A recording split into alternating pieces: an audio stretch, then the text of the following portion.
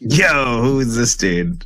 No, it's a Machine Lies, dude. He's dope. I don't know who this dude is. What's up, Machine Lies? He's in the debate sphere. Can't hear you, bro. Can't hear you, bro. The debatosphere. Yeah. I think he's a Muslim or something. It's Rob Zombie, everyone. Yeah. He's a smart dude.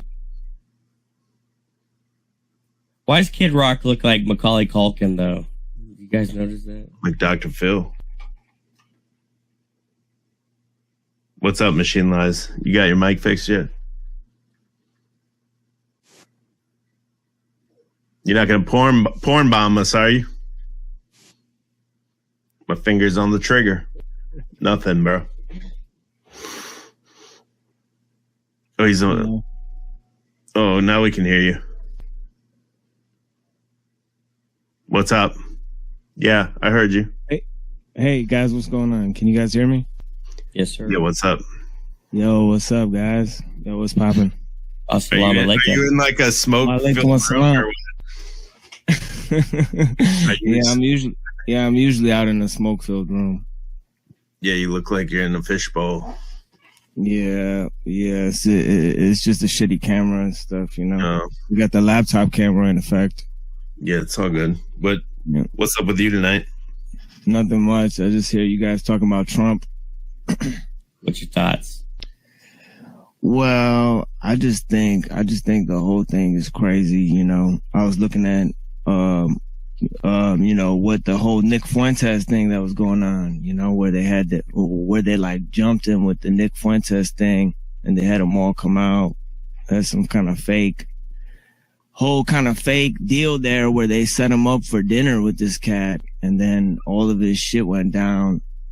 You know, I think it was all on purpose. You know what I mean? I'm not in the loop on that. So what? Fuentes was supposed to have a dinner with Trump, or what?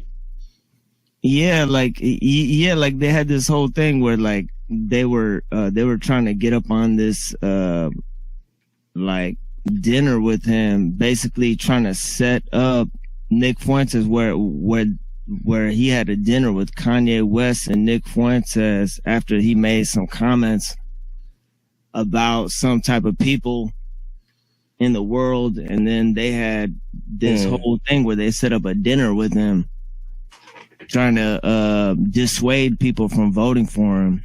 So I just thought that was extremely strange, you know, how that happened, how they set him up. And I was thinking that the whole insurrection thing looked kind of crazy too, because like it just seemed like how they had Alex Jones and Nick Fuentes like telling people to come in, and then later they just told them like, yo, like you can't, like I don't know. I just think it's weird that Nick Fuentes and Alex Jones and Trump didn't really get in trouble for that, you know, even though they told people to storm the White House. It's kind of weird. Mm-hmm. Well, Alex Jones, his boy did get somewhat in trouble. They indicted. I think he would. What's his name? Alex Jones' second hand guy. Owen Schroyer. Owen Schroyer. See, I think Owen Schroyer was the real Q shaman. I think he was the real guy on the scene doing that during that day. But like he did get called out for that. Yeah. Oh, I didn't even know about that. That he went to jail or something happened to Owen Schroyer. He got brought up in an investigation. I don't know if he did. I don't think he did any jail time. I mean, is the Q shaman the guy they say was the Q shaman, the Buffalo shaman? He's still in jail, right? I think he just got out the same day as Trump got the arraignment or whatever. I'm not even familiar with this guy's actions. It seemed like this dude, I had never heard of him before this event actually took place. I don't know. Did you guys ever hear of this guy before that shit even happened? We're the Buffalo shaman guy? Owen Schroyer dude who is on InfoWars.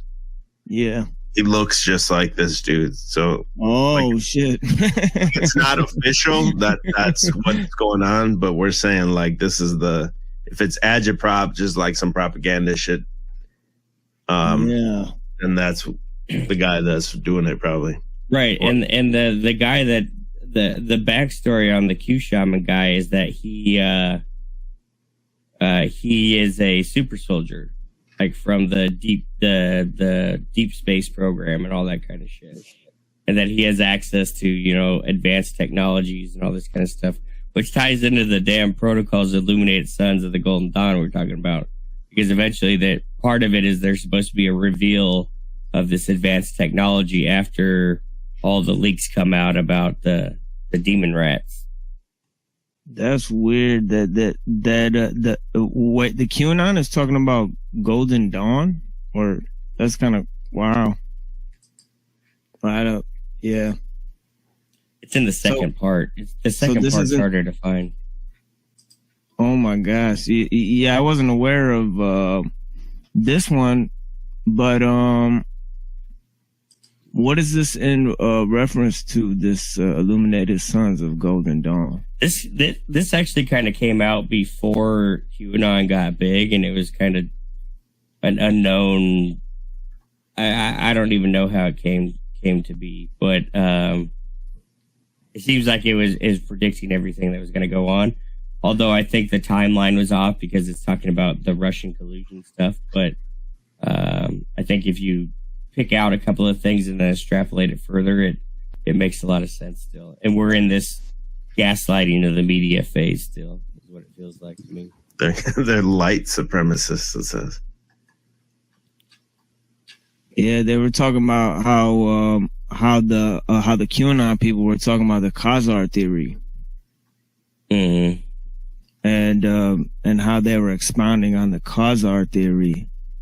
And that's pretty weird from one angle, that they're expanding on the Khazar theory, and then they're talking about Golden Dawn from another angle. And I don't know, it all just kind of sounds like it's stemming from the esoteric Hitlerism, which, like, yeah, it's definitely got those vibes. Yeah, it's got those like Black Sun. Like Black Sun and all this flat earth stuff is like coming from the Black Sun mythology, and all this stuff is coming from like hollow earth and like reptilians and stuff. They all have all that shit in there, you know, with Edward Bulwer Lytton and Primal Jihad. I actually said that on IPS's stream before, and he called me an idiot for saying that Owen Schroyer was the Q shaman. And then a few weeks later, then he was running with the theory that Q shaman was Owen Schroyer, after saying I was an idiot for even suggesting that. So that's where that comes from. 100%. Who the fuck is Primal Jihad? That seems like somebody I should be familiar with. Primal Jihad. Swing through, Primal. Yeah, Primal Jihad unit. He calls in sometimes. Yeah, no. We have ideas of who he might be, but that's all kind of up in the air now at this point. Yeah, well, and then, you know, it's kind of weird too, like with Fuente's group kind of identifying with that kind of neo-Nazi kind of vibe. Yeah, for sure. Yeah, they got that in there. You talking about this one machine, like this type of, with the black sun underneath the earth and everything? The hollow earth. Yeah, the hollow earth theory is. Oh shit. Because they follow Edward Bulwer Lytton and all this shit with the Vril. Live under, like, the reptilian cats live underground, and they follow like an inverted earth that's under the crust, surviving off a second sun, which they call the black sun. So when you see a picture of a fucking black sun, it's like from their like mythology and shit, because a black sun is like what they think exists under the earth, like a second sun and shit. Yeah, that's the thing. That's the thing right there. Yeah, and then like the center of the earth would be like, or what, like he showed, the compact disc would be the flat earth model. That would be where Shambhala exists. The North Star at the very top. Yeah, because they say if you go inside the Xinjiang mountains, you can go inside the earth from the fucking Xinjiang mountains, and that's where a secret civilization exists underneath the earth. And that's why in Tibet, they followed that shit where they got the black sun. In Tibet, they got all that same shit where they got, where the Tibetan Buddhists, they follow a version of that. Isn't it kind of weird that Jim Bob's hat looks just like that fucking diagram on the screen right now? It's facts.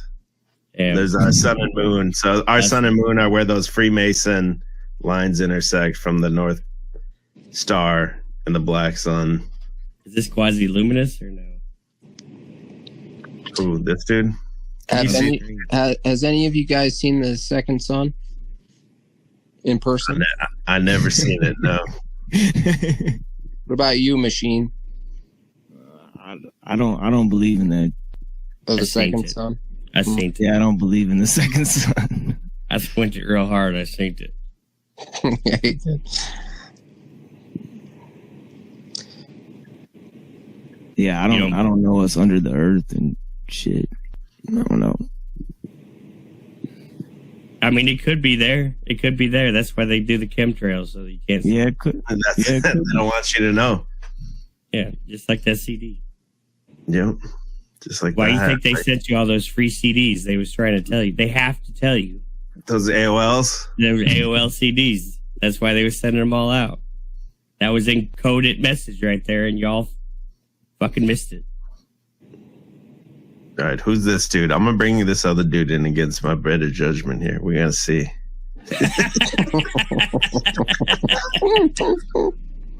What's up, Cecil? What's up? You got clothes on? Yeah. Okay. What's good? Oh, I heard you guys talking about like Nazi esoteric theories and stuff like that, and wanted to put my 2 cents in. Yeah, go ahead. So white people are actually from another planet. I thought they were created by Yakub. I don't know who that guy is. Honestly, I wish we could go back to our home planet, but that's besides the point. We're from this planet called Aldebaran, which is circling, where is it? Alpha Tauri is the brightest star in the Taurus constellation, and Aldebaran is circling out Alpha Tauri. Yeah, that's how it goes.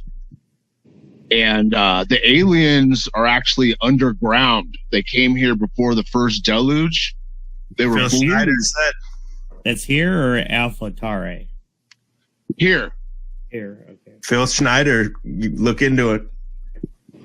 Well, there was this book. You probably heard of like the Vril Society and Vril and all that stuff, right? Does that ring a bell at all? Yeah. Okay, so when we were back on Aldebaran, the star was dying because Alpha Tauri is a red star, right? So right, yeah. They were all How did we lose all this technology, Cecil? They still have it. It's just they live underground. There's this book called Vril, The Power of the Coming Race, and they describe they had like teleportation and hovering and all type of stuff. It was written like sunlight. No, they create artificial suns under there. That is actually part of the thing that we were just talking about. That illuminated protocols illuminated sons of golden dawn. They talk about the underground facilities and that in the second. Who creates the suns though? The Greys or like? No, the Greys are supposed to be like us from the future. They're coming back to get like, because they went into an evolutionary cul-de-sac and they can't get out, so they need to like their old genetics, which is us, to get back out. Cecil, you're horizontal, right?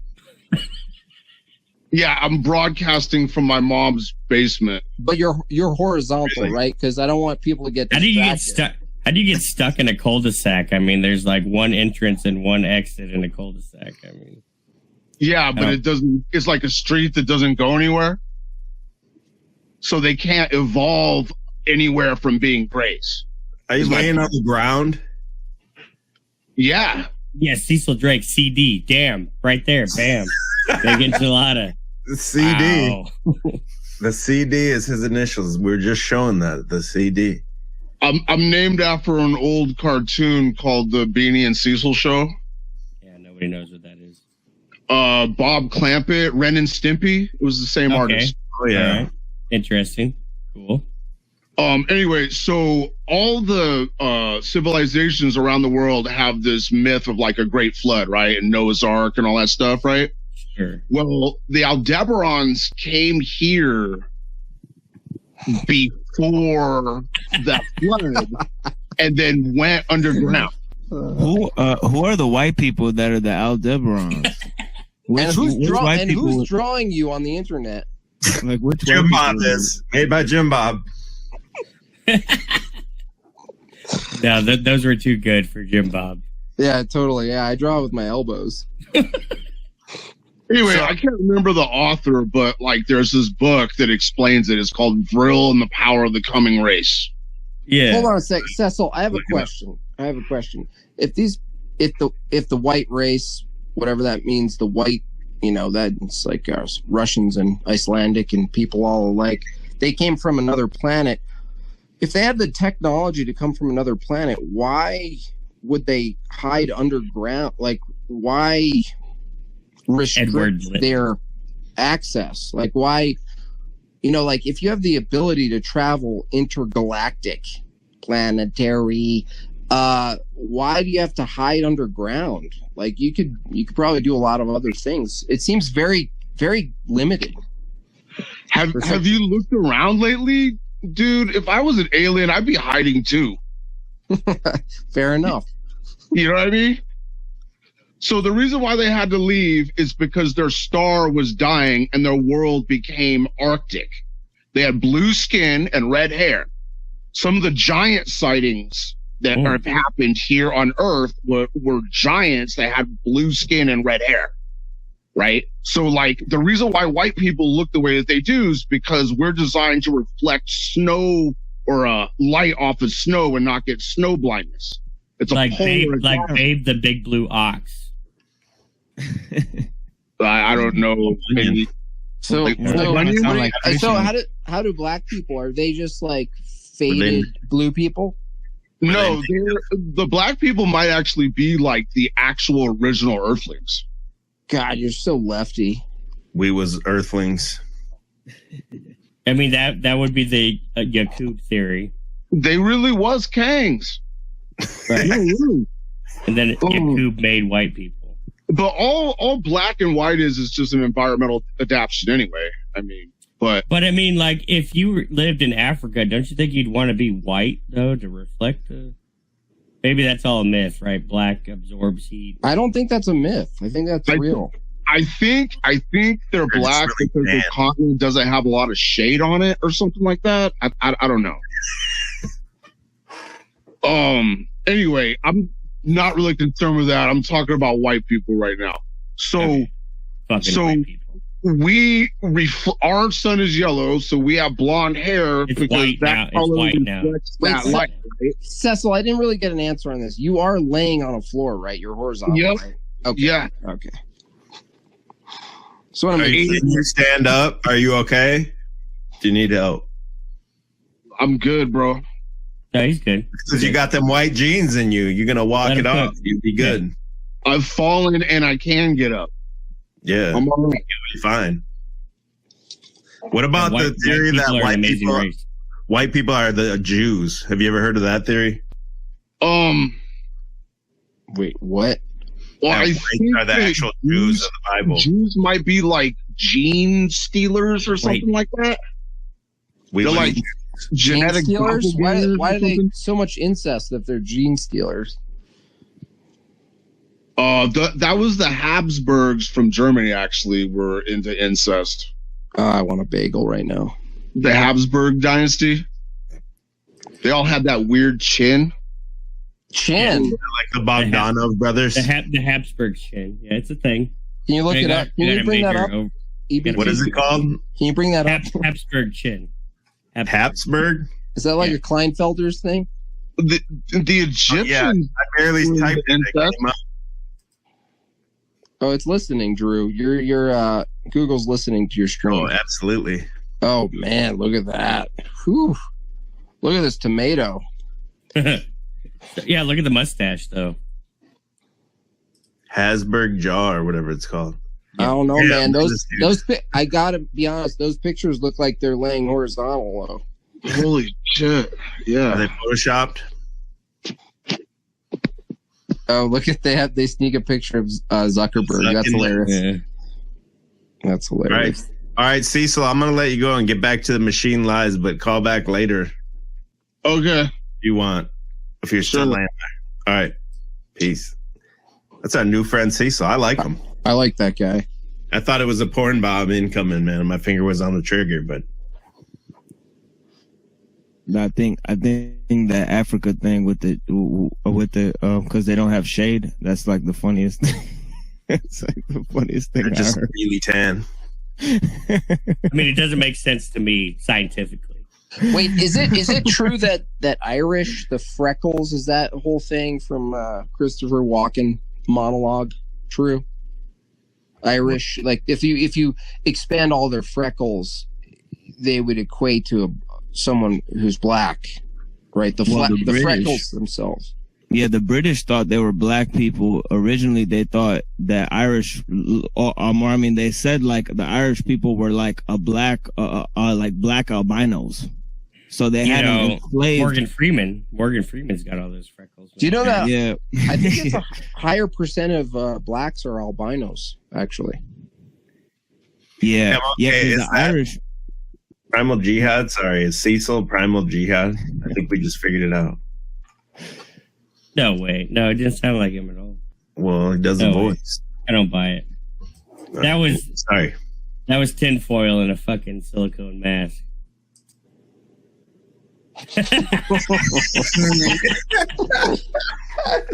This dude's made the whole stream.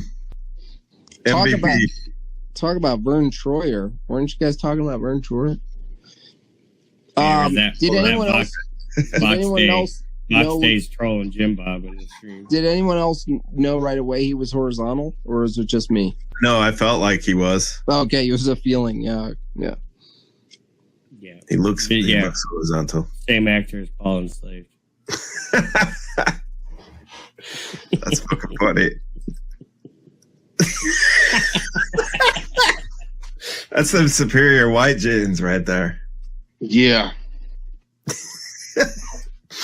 Hold on, we're gonna keep it serious here. We got heavyweights in the house. We got our boy, made by Jim Bob, big YouTube heavyweight, and Yeah, Machine yeah. Lies. I'm sorry, I've never heard of you, but EBT knew you though, so Oh, he's I mean- he's a heavyweight Thank too. you, EBT. that means you're somebody out here for sure. Yeah, thank you, EBT. Wait, no. He's kind of a Machine slow. He's kind of a slow burner. He comes out Where's- kind of as where- a burnout, but he actually is a very smart, intelligent guy. Wait, can you tell Thank us the you. backstory of the dude who's always next to you, who's silently, awkwardly standing in the background about 3 feet Yeah, that behind is you? weird. Yeah. That's my 16-year-old brother. So what? Yeah, but what's the deal with him just standing there and watching as you Well, debate people? I can't press the buttons on the computer, figure out how the fuck to do all that stuff, connect my microphone. That's why when I came on here, I just honestly I selected every option for the microphone until the shit worked. He's your I'm on tech the support. StreamYard. He's your tech support. Yeah, he's my tech support. Yeah, see. I can't run the computer. Gotcha. This is actually his laptop and shit. Yeah. So, So he's going to be the successful brother. well, I don't know. I don't think. People calling me out, but I'm telling you, he's a slow burn guy. But he's Well, Someone I don't else in think the chat said technology. the same thing. I don't know. I don't think technology and success are the same thing. You know. That's true. I'll give you that. Yeah, technology is like, in a lot of ways, it's the opposite of success because the machine just does shit for you. You don't gotta fucking do shit. So it constitutes like a loss of total like skills and shit. Are you that a Ted the Kaczynski origin? fan? Are you Ted Is that the Kaczynski origin fan? of your name? Yeah, exactly. Yeah, yeah, yeah. That's the You're origin. down with Theodore Kaczynski, Industrial Revolution. thought I'm his not down with analysis his was right. actions, but I'm down with the philosophy for real. Yeah, me too. I'm with you there. I think he Yeah. he didn't find the solution. Do you think that he Yeah. actually wrote that manifesto? That was Chat GPT. The OG. Probably He was made like it. an early version of it. No, I think he wrote that. I mean, if you read it, you can get the concepts, but the way it's written is kind of immature, like a really like moody 10th grader. Like Well, if I you know. Well, I reread know it, for a fact he wrote it. How do you know because for a fact? because I talked to Dr. Scribina. He's like he basically taught me everything I know about philosophy, and he actually has like pages of handwritten letters by Ted Kaczynski. How does that Like prove that he wrote it though? Just like a lot of the ideas in the manifesto, he's able to explain like the proto ideas behind those, like to where like I would believe that he wrote it because nobody else would be able to explain ideas that were so original and based on other stuff, you know, to where like he's able to explain his ideas very clearly. So I think that he definitely had something to do with it. And then the only reason they caught him was because because somebody had identified his writings. So I think for those two reasons, I would suppose that he wrote it. Do you know who Terrence McKenna is? You look like you'd know Terrence McKenna. Oh yeah, yeah, I know Terrence McKenna. Really? Yeah. What about the theory that Theodore Kaczynski and Terrence McKenna are played by the same actor? Have you ever heard that theory? no, they don't even have the same nose. They have the same They- voice. They have the same voice. Yeah. It's Yeah, pretty but that crazy. doesn't make the same person. I mean, what do you just Yeah, negate fake their- nose, fake prosthetic nose. Dude. Oh, Come on. that's Yeah. why. They're both on the cover of magazines at the supermarket. It's like counterculture psyops, basically. I don't know. That's like now today with prosthetics and like deep fake stuff. Those are better theories for like now and the future. But then it just seems like way too much. Unless investment. they had it 40 years ago, and they're just Exactly. telling us. But Well, what's the play though? Like, why do Yeah. that? If you can accomplish your goal without that, why would you do it? Like the question is, could you accomplish your goal Just without sell magazines. They're still on the cover of magazines today to So just have like TV shows about them and everything like that. And So to put multi- these ideas in the Sporting zeitgeist. and entertainment. Yeah, they have to. Well, make their I mark. think they're both important for different reasons. Like Terrence McKenna is important because he's like a transhumanist, and then McKenna is important for the opposite reason because he's like Right. against transhumanism. Exactly. the subvert. And if it is the same guy, that would be kind of the joke of the whole thing. Right. Is they're Yeah, such The opposite dialectic. extremes. Yeah. Yeah. the dialect. yeah.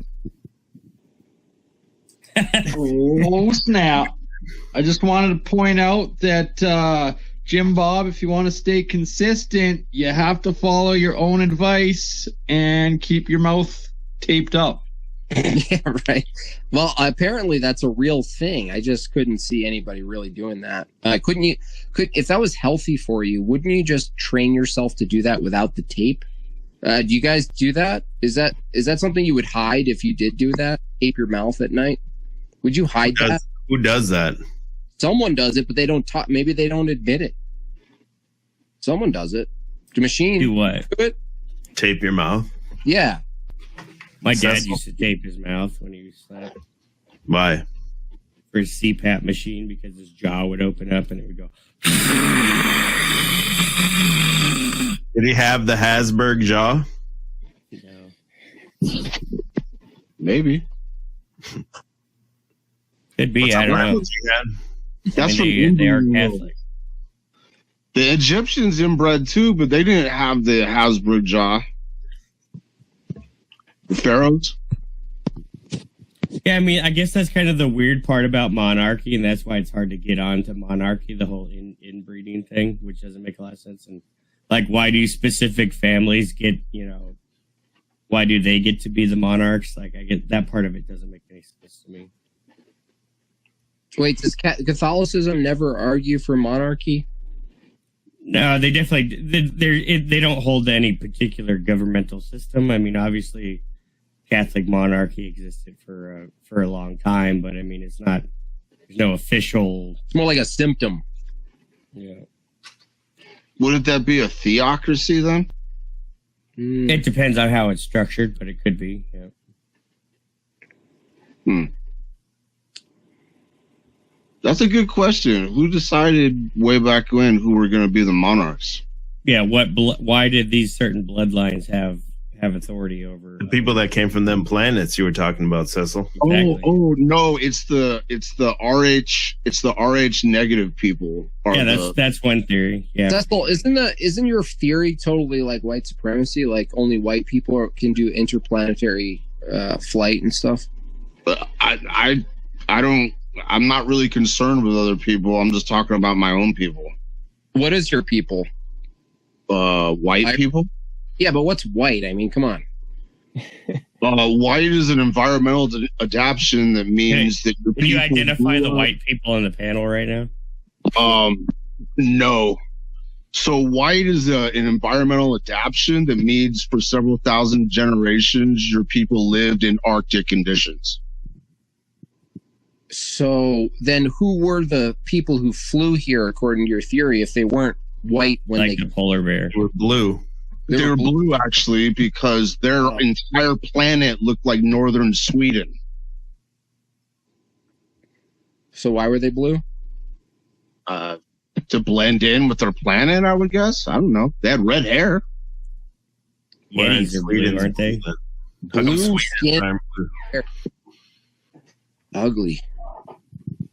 Yeah, I've heard about giants that live under the ground that fit that profile actually. Yeah, like in Afghanistan and stuff. Yeah. And they had life extension technology, and they were the ones that gave the Nazis the UFO technology. Yeah, Vermonis. Now what are they doing? Just protesting and stuff? Pushing I think they might still live underground, but they have advanced mind control tech, and they can like control people up here. Are they controlling you? I guess that's weird. Blue people or white people? I guess that's kind of where I'm lost on that. Well, my whole theory they is look like creatures. if you were going to take over a planet and try to sap it for its resources, why would you have like workers running around in spacesuits when you could just genetically alter the fauna that was already here to do it for you? I just think that if you have the ability to fly, to go interplanetary, transportation, which I don't even believe in, but if I granted it, then you wouldn't really be excited about the resources on Earth necessarily. You just be like, there's those things that we know, and we know the rock there, and they have that oil stuff. That's interesting. What if it's dimensional though, and not planetary? Well, Yeah, I think you missed the part where I was explaining that like their star was dying and their planet was getting cold and it was getting to the point where it couldn't sustain life anymore. So they needed Portland. Actually, they went underground because it's warm down there like pretty much all the time, and they don't have to worry about seasons. I mean, but I've been in caves, and caves are usually like kind of like at 50 degrees or so. They're not like warm. Damp too. There it is. Yakub. Not blue, but Peace be upon him. This is the guy that created white people right here, Yakub. It was Black Trump, but oh no, looks so. The nutsack head. yeah, he's the master scientist, and he basically made us in test tubes. I don't know. Aliens. I honestly, out of the panel right now, who actually thinks aliens are legit real? Not like, oh, let's play a game and let's pretend and it'll be fun to think of it. Who actually thinks that the aliens are real? Go Hollow Earth. Yeah. Not so him, Cecil. What about you, EBT?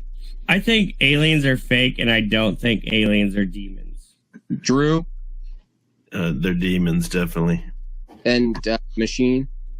It's the same thing as like angels, because angels have superior technology, and people mistake them for So we angels. mistake them for demons. So EBT disagrees with you. Drew, I agree with Drew and you. I think that what we perceive as alien would be demonic, some other demonic shit. But I mean, I don't know how we would be able to perceive demonic entities. Well, demons could be like an interdimensional invasion. I mean, I just say that aliens in general is just an entire fiction. It's not real. As it's defined, right. But I'm saying, like, if we misinterpret what is called an alien, but it's something else, you can see. I don't see how it could be a demon, though. Oh, okay. So, like, things in the heavens... they don't exist in the material realm, like in a physical form like that. A demon. Yeah. Don't you think you could sense it though? Like maybe, and then your mind kind of like fills in blanks. Demons would be preternatural, right? They don't exist in this realm in a physical body or anything. Could they host someone? That could be a possibility. Someone could host them. So could someone who's hosted by a demon occur as an alien or what they call like a reptilian or something? I don't know. That would be kind of like sci-fi to me. I don't know how I would justify that theologically. Have you seen yourself drunk, like really drunk? Yeah, usually every time I go on the internet. Yeah.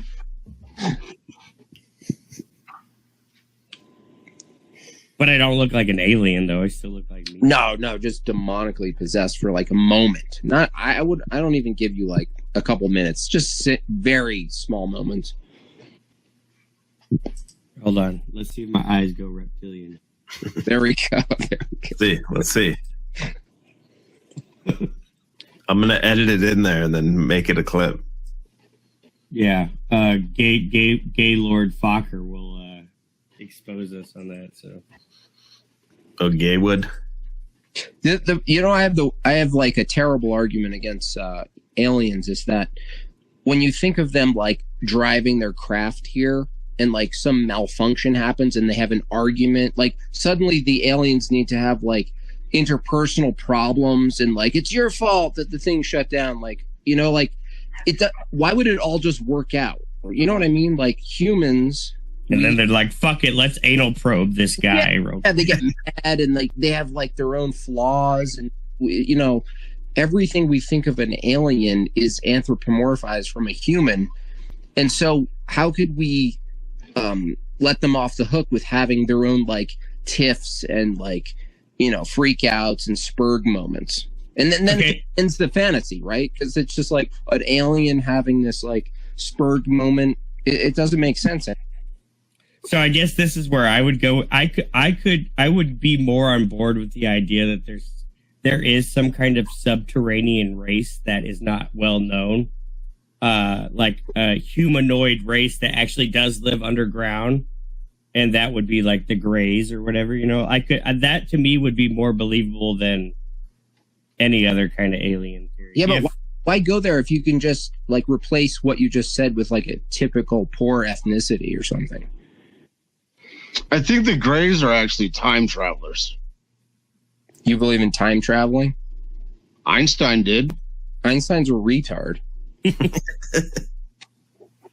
I mean, everybody knows him for E = MC squared, but nobody really knows about him. He was a patent clerk. I mean, to say that Einstein believed in time travel is kind of like convoluted, right? Because I mean, he would think that there was time dilation or whatever, a difference in space time or whatever, but not necessarily like time traveling, though. But he was like you could go out in space and come back, and that you would be a different age or whatever. The closer you get to speed of light, time slows down for you, right, or something like that.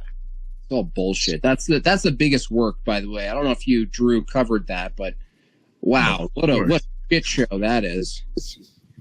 See, and that doesn't make a lot of sense to me. Like, I mean, like they say it's like the atomic clock, right? If you put a clock in an airplane, you fly around at a higher altitude, and the clock on the Earth is a different time than the clock above. Like, I don't know if that actually works like on a mechanical clock, if the time dilation or whatever affects a mechanical clock, or if that's specifically based on an atomic clock, which is based on the structured decay of a particular element or whatever. But either way, I think that's bullshit. But yeah, because you'd be talking about a mechanism, and if the mechanism changed between altitudes, you'd be talking about some physical cause It could be temperature. I mean, you'd have to maintain the temperature and all these other variables. It couldn't be time itself as a concept. That's like saying time as a concept has causal relations with objects, which is insane. Mechanical objects, right? Yeah, it wouldn't make any sense. But everyone accepted it because Einstein had fluffy hair, and he stuck his tongue out. Yeah, he's what you would think a scientist. Brain. Yeah, exactly, Drew. He's like, who's the modern scientist? The same trick is who's the dude who's, I don't know if he went to jail. Who's the crypto guy recently with the big hair? Who did the big scam?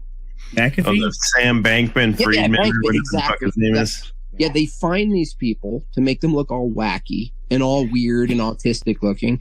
And then the normies go, oh, he's weird and different and smart and I shouldn't question him.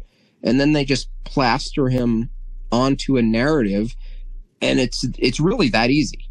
It really is that easy to sell. I think it's a look to get you to remember what they look like. You might not know his name, but you're like, okay, I remember that hair, kind of look. Yeah. Or Helen Keller just being like, you're like, whoa. Yeah, Stephen Hawking. Like, oh. The wrench in that works, though, is that Einstein was very critical of quantum physics. So, then they went towards the avenue of promoting quantum physics, even though Einstein was totally against it. And now it's incompatible. And that's where that whole, that common quote you always hear about, insanity is doing the same thing over again, expecting the same results. That's Einstein talking about quantum physics. Yeah, Einstein is a fraud, but the real one that's hard for people to get is Newton. Newton was a huge fraud. Oh yeah, yeah.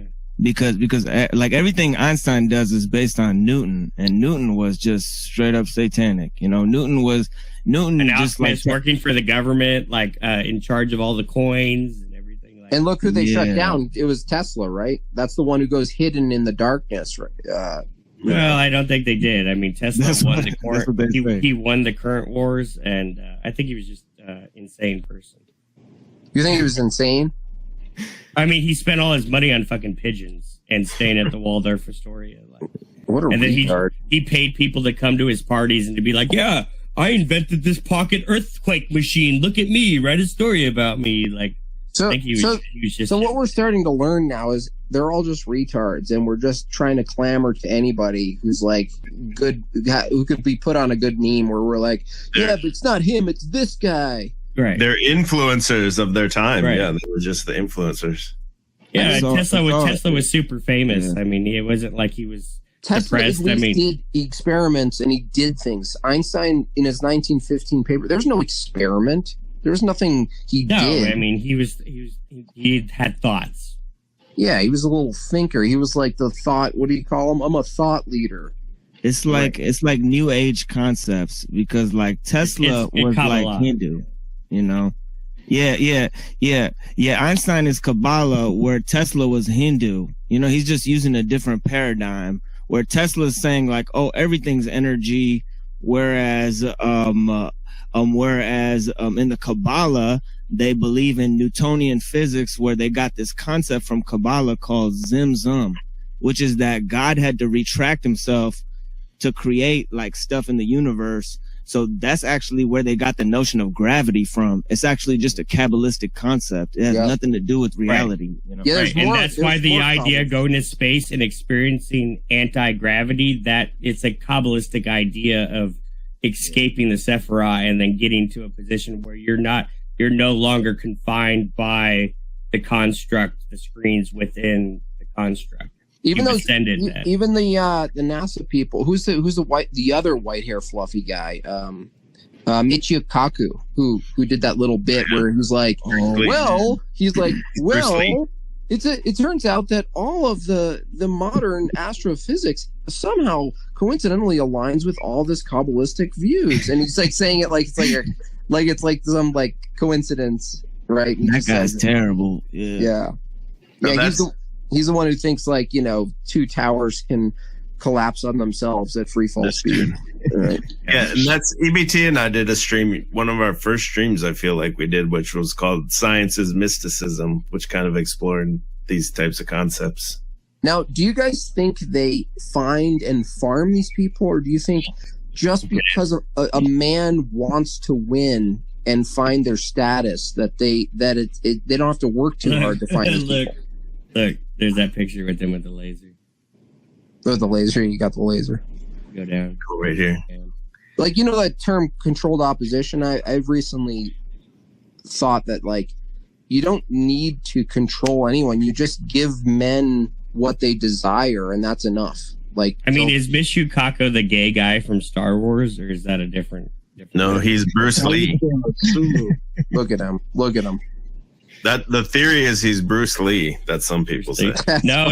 He's the guy from Kill Bill that hung him, that choked himself by masturbating. He has the same philosophy type shit as Drew. You literally have a series, like a Netflix series, under your belt, and you don't even know it. Where the concept, the premise is that this guy is that guy, and he already exists. Yeah, that's already. What is it? Yeah, actor-based reality. Actor-based reality. Oh, look it up. There's like everyone's. Oh no, but it's not like a good show or anything. It's not like it's like not made, right? Oh, you're saying like a fictional show? Yeah, like actually, like like it's becomes a thing. Like totally could be.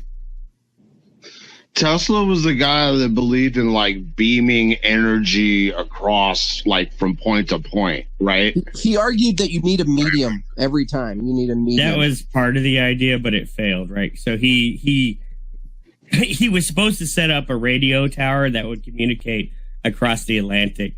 He was competing with Marconi. And he got money to do this. And then he got involved in all these weird kind of crazy theories that he was going to do wireless transmission of power or whatever. And then he failed to do the first thing that he was supposed to do. And Marconi actually used his patents and put them into practice and made it a practical, usable technology. And it left Tesla, bankrupt. Not bankrupt. The guy was rich. Okay. Like Westinghouse and everything gave him tons of money.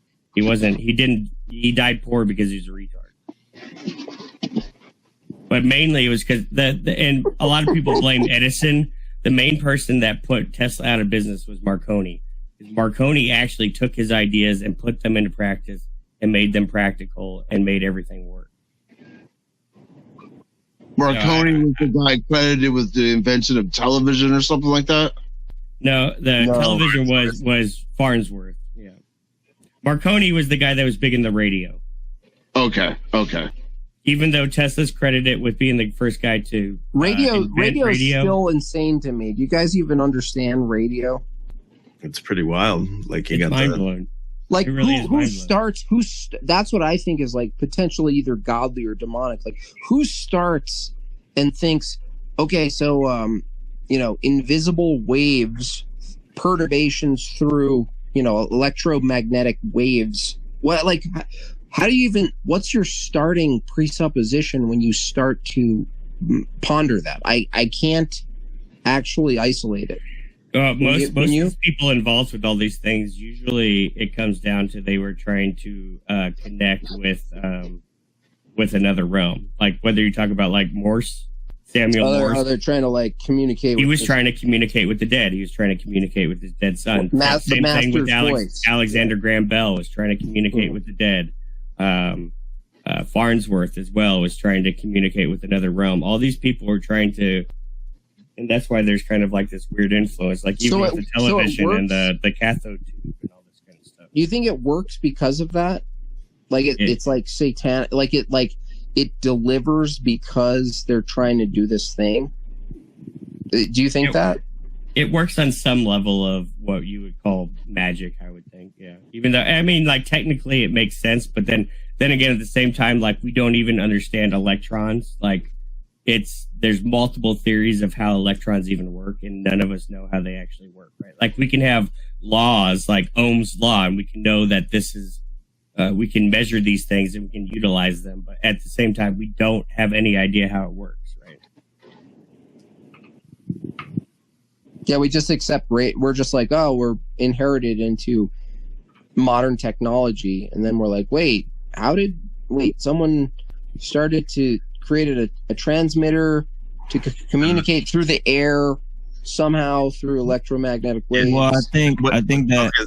Go ahead. Yeah. I was just going to say that kind of leads into your name then, right? Machine Lies. Well, Well, I was going to It say is a lie that because it's like this voice coming. This is not my voice. This is an electronic interpretation of my voice. Yeah, so you're thinner and everything, right? Yeah, it's like if you create a process outside of the human body, like that's autonomous to like the human body, then it's going to become, I think, like taken over by like malevolent forces in the world, because I think there are malevolent forces already at work in the world. And then nobody really guides innovation, like human innovation. A lot of times, like the shit happens by accident. So like, what is innovation? And nobody knows if the next thing they're going to invent is actually going to be something very destructive. And that's why they call it innovation. If if somebody knew how they were going to invent things, then there would be no inventions, because you would have a process on how to discover things. That's why the scientific process is like open-ended, and that's why it's fucking dangerous, because the next innovation could destroy everything. That's why they should be careful when they promote innovation just for the sake of innovation, because like innovation isn't like an end value, because progress is a mixed bag. You never really know what you're going to get with progress. And when you do put things out there and you put yourself out there for certain malevolent forces, will capitalize on that and try to cut in and guide those energies towards something. Because here they're just trying to invent things for the sake of science and for the sake of improvement. The major driving force behind all innovation over the last 1,000, 2,000 years has been warfare. That's the core of it. Yeah, warfare, offensive and defensive, though, like both. So it's like, yeah, the microwave ovens came from radar tech from the battle. Yeah, Cecil. But why aren't these little blue people in the Earth helping? Why are they just watching? They're waiting for the next Phoenix event. They're not helping. They're just watching us do fucking shit. I mean, I don't know, man. They're more advanced than us. I can't really say. I can't really speak for them. Bastards. They have anti-gravity technology. Gravity doesn't exist, really. So you take a solid forged disc and you spin it at about 1,400 RPMs using electromagnets. And that's the drive engine for their flying saucers that the Germans named. That's how a CD works. A what? EBT? A what? No, like a disc. No, I'm sorry, a ring. It's a ring, like the rings of Saturn. That's why if you try to like get electromagnets, they ask you like, what do you want those for? Because you can use them to make like fuelless or exhaustless spacecraft and shit. This comment too here, whoops, it said chip manufacturing is crazy too. I don't know if you guys ever looked into this. It's fucking insane. And what the thing with chips too is we're also on like the back end of that. What's the theory that like technology doubles Morse code, Moore's law, right? Yeah. We're at the opposite curve of Moore's law now, to where like they're saying Moore's law is not a law anymore. Like we're getting stagnate on that. Moore's trend, Moore's trend. They already have all the technology. They're just not giving it to us. They just give us Netflix and shit, so we don't like pay attention. Like bad on, like woke Skeletor, bad on purpose kind of stuff. Wait, EBT, I want to just like go further on that. What you're saying is that Moore's law, the trend of transit, like, you know, transistors and communication and the hardware and the speed get smaller and faster over time. The law of accelerating returns. But we've hit a moment where what you're saying is that we've hit a moment where it's reversing because is it because we can't transfer it into practicality, or there's the processing speed isn't there for what can be done with it? Like what's the hold up? That's hard to say. That I guess that would be hard to say. And I don't know what the consensus is in the industries of why we're hitting this wall at this point where we can no longer get further. I think you mean, and like really it's unbelievable where we're at this point anyways, you know, that we can create so many switches on such a small footprint. Can't go to the moon though. Right. I guess it's kind of like the problem, you know, like how they say you can't fold piece of paper more than 7 times or whatever. Like, I kind of feel like that. It's kind of like that conundrum. Gotcha. Yeah, that makes sense.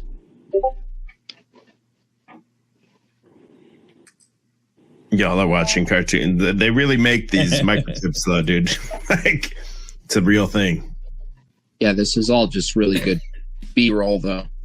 What about origami, though? There's got to be a point where origami you can't fold anymore, like what EBT is saying, right? Like, there's a point at which you just can't, like, you theoretically can, like, the space is there, but the hardware can't allow for what's theoretically possible because it's limiting, because the paper has there's a video about it, but they use a hydraulic press to do it. For origami? No, to fold the paper. Dude, origami, you know, what do you call vending machine would be a really good idea.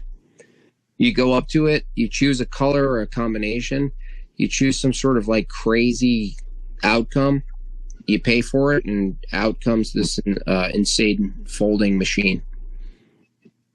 They probably have it in Korea. They sell women's underwear in vending machines in Japan. Are they That new used? post office truck looks weird. Did you see that? Do they sell? Is it used underwear? It's probably dudes. I've never been there, but I just heard about it.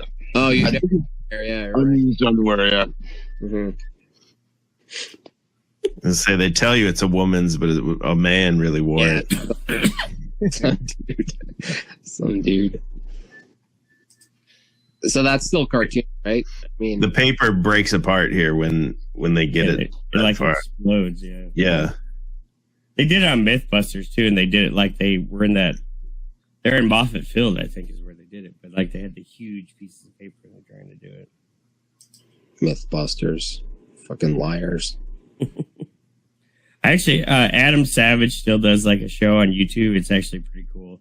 He just like creates stuff. Like he just does shows where he just builds on like simple stuff. Wait, what's the? This is folding, but not origami. They're showing how many times you can fold a piece of paper and just keep doing it, right? Hydraulic press. Okay. Eventually, the paper just like explodes.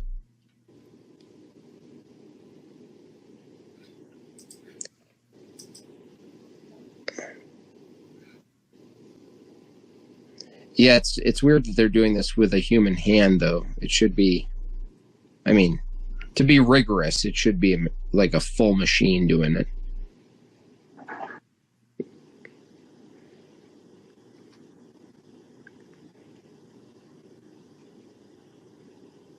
Just like disintegrated then. Mhm.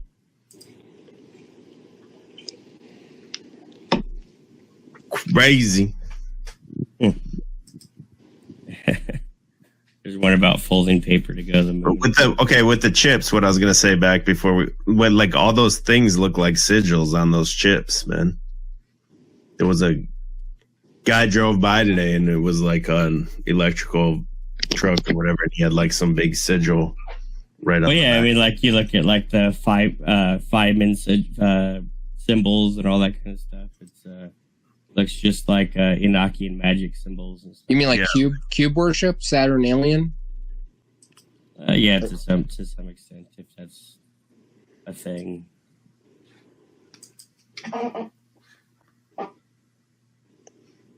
It's definitely. I mean, it's one of those things. I mean, like obviously they do it to some extent, but it's still unbelievable to think about it.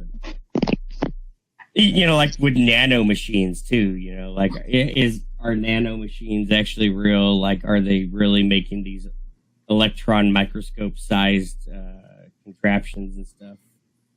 I think they make it. I think what the problem ends up being is like the application. Like, is there a demand? Is it practical? And like Machine said, is that these people developing stuff never really thinking ethically, like at any level. They're just going like, can we do X? And who cares what the consequence is? I'll even give them credit. A lot of people, including us, we can't even imagine some of the unintended consequences of some of the things being made. Like we don't like, we can't think like that. Like Right. we're not capable of actually thinking that to that level. So we just make stuff, and then we're like, oh, whoops. You know, oh fuck, I made a pizza ring. Fuck, right? It's like you don't we can't have that much foresight. It's impossible. So we can't do it. But the answer isn't that we stop either. So we're in this weird bind of like we'd all be lying if we weren't as much in awe with the tech and how we might be able to use it, and also in horror of what it might mean about the future. But we never choose one or the other, or else we'd be hypocrites, because we're using it. Look at us. Like, we're just like hanging out. We don't even know the fuck where you guys live, but we're all hanging out here. So. Right. What do you guys know anything about quantum computer, or is that just bullshit? I don't understand it, honestly. I think it's bullshit because they show you and it looks like something a fucking crackhead glued together. Like, does anyone know the general gist? I mean, machine or the horizontal man? The chips are like in like liquid nitrogen or something, because the CPU is like, it gets pull up so IBM hot Q. it's in liquid nitrogen or some shit like that, right? IBM Q literally looks like a crackhead chandelier that somebody glued together. Like, there's no way that's a fucking quantum computer. So they always use animation. This is the problem. We're just like, what is this? And then they show us a cartoon, and we're like, oh, I get it. I mean, just the general concept is just basically like the computer now has like 0 and 1. And right. It like works on a different level where it's not. Yeah, it's exactly. not It just got like another number on it. Like, it's got like 2 on it or something, you know, or like, you know, it's got like 0, 1, and 2. But when they show the actual machine, there's no way it's an actual computer. It's literally just some shit glued. Yeah, it's just it's some shit glued to each other. It's like some like the modern day moon rover. Yeah, that's not a fucking computer. It doesn't do anything. Look at that. It's a piece of jewelry. It's like that terrible jewelry you see at the farmer's market where they wire wrap and they're like, hey, man. It's like, welcome to Santa Fe or whatever. You know, But computing's real. Like, you know, like, so that's where it gets weird is that you go, that's not real. That's not doing That's just like a little spaceship. That's like a sculpture. Yeah.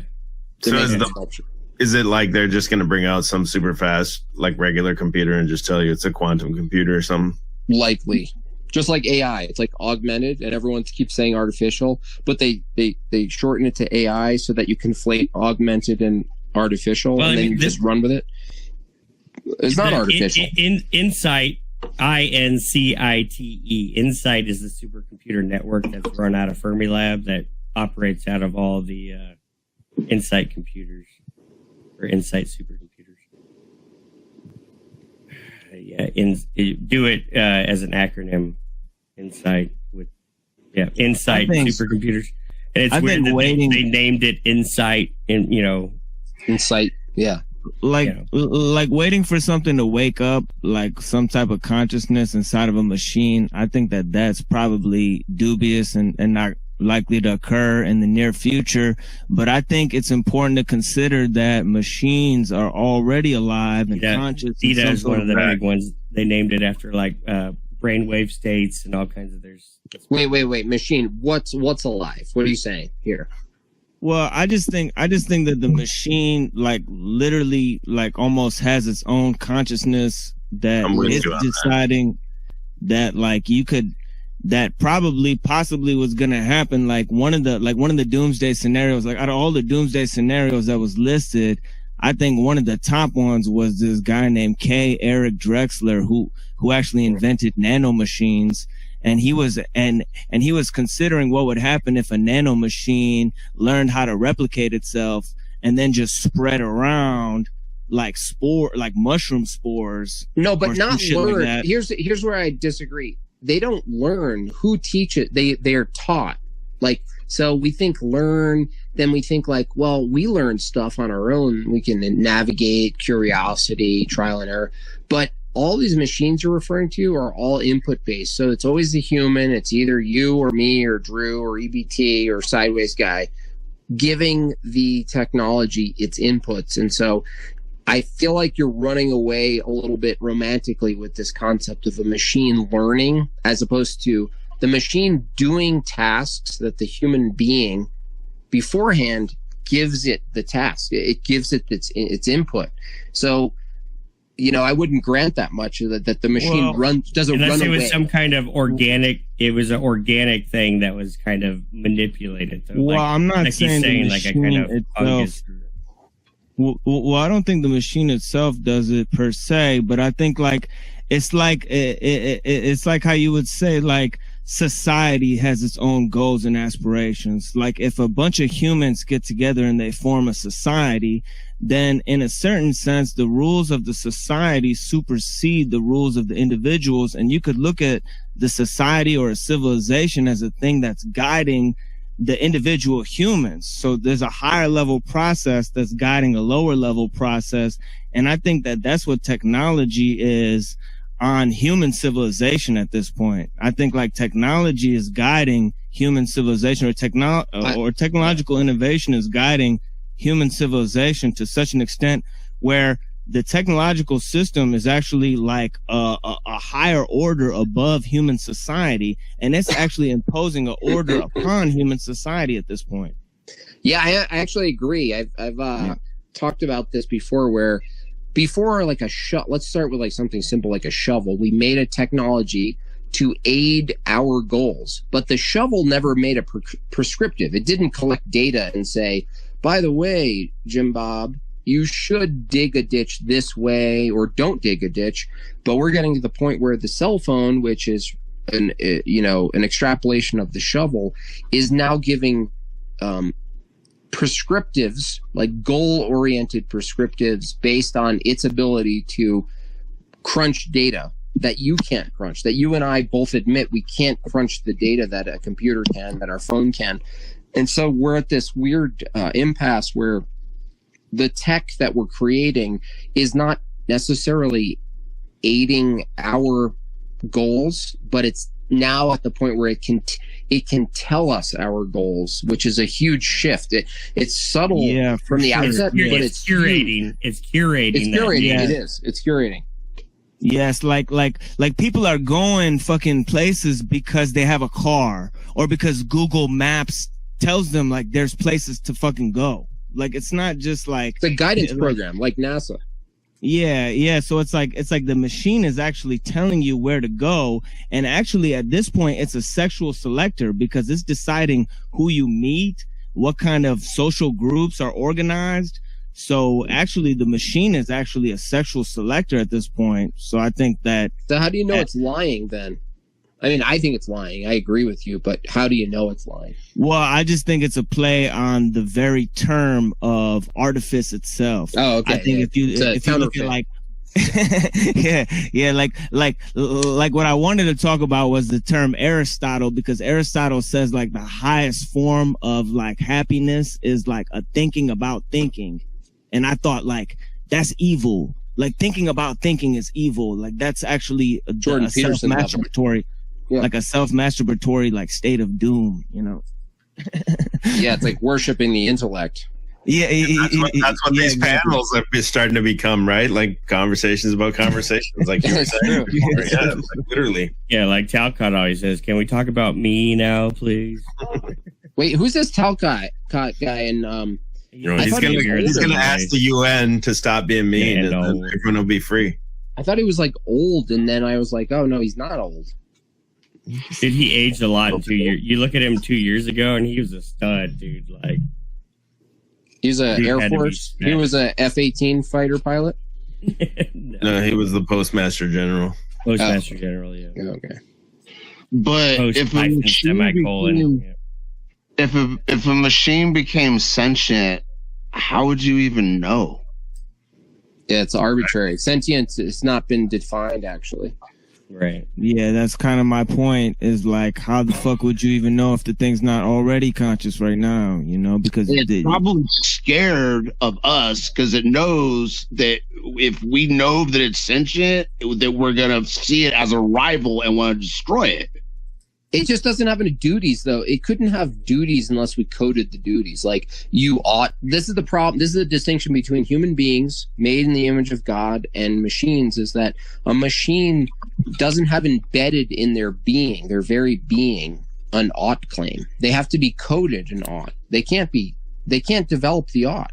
They can't justify the ought.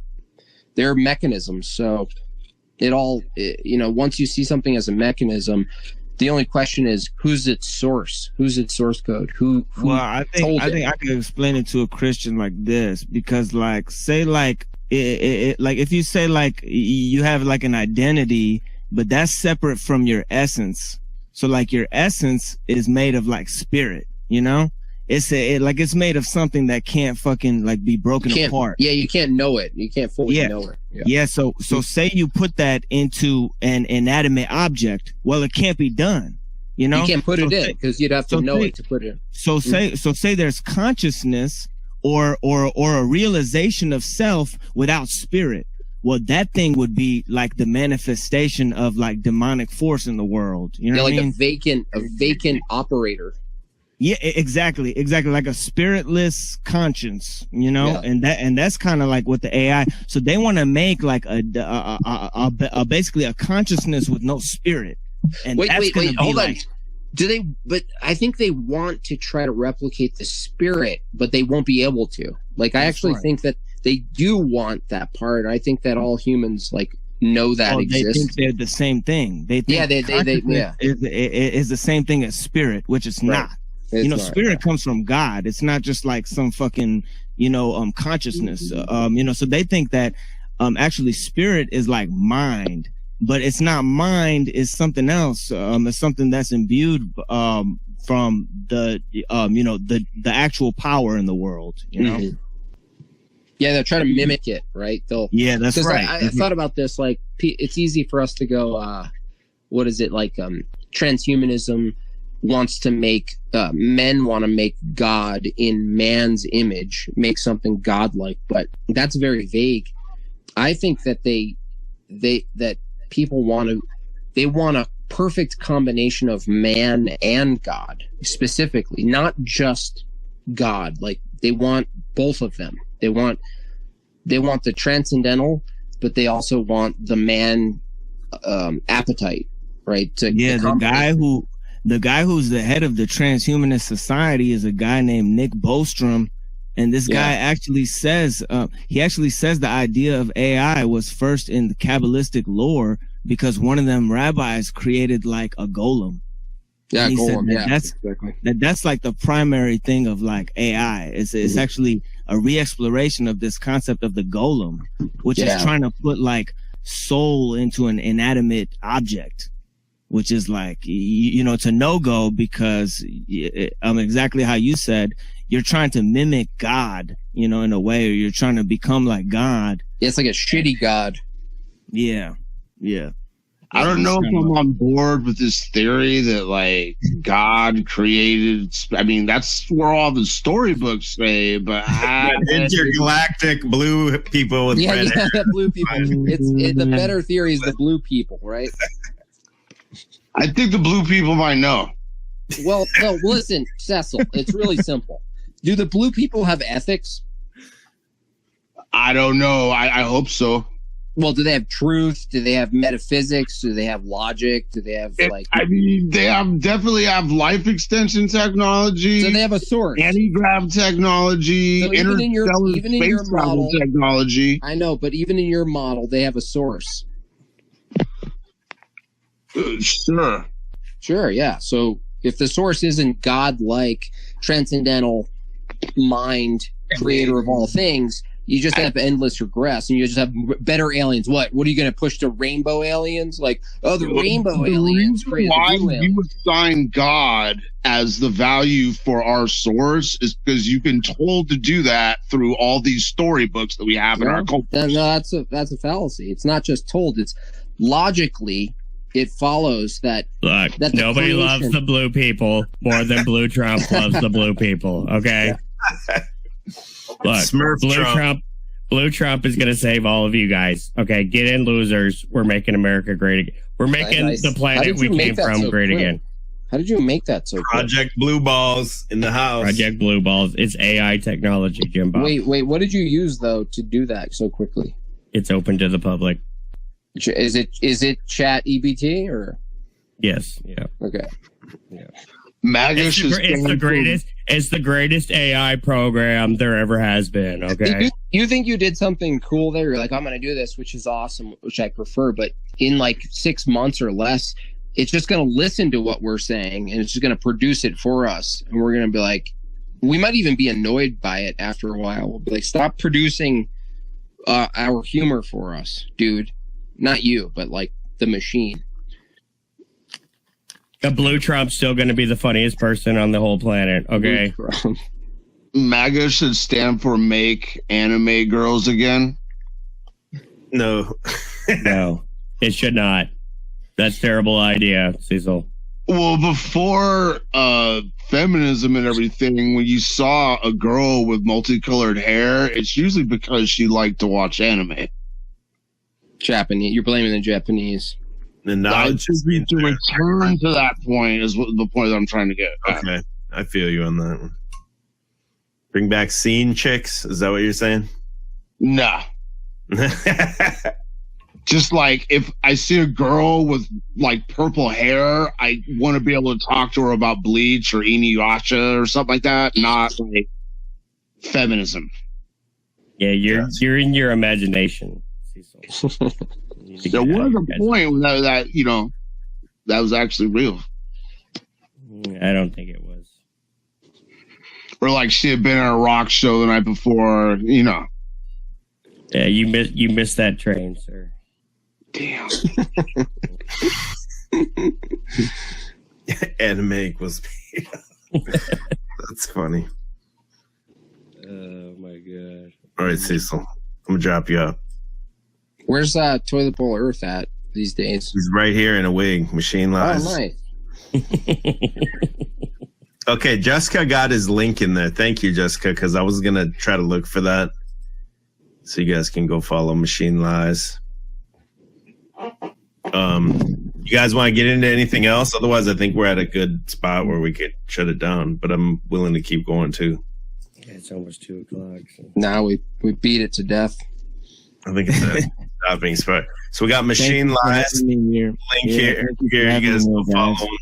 Everyone knows Jim Bob, EBT. Make sure you follow all these people. Yeah, Jim Bob was a good talk.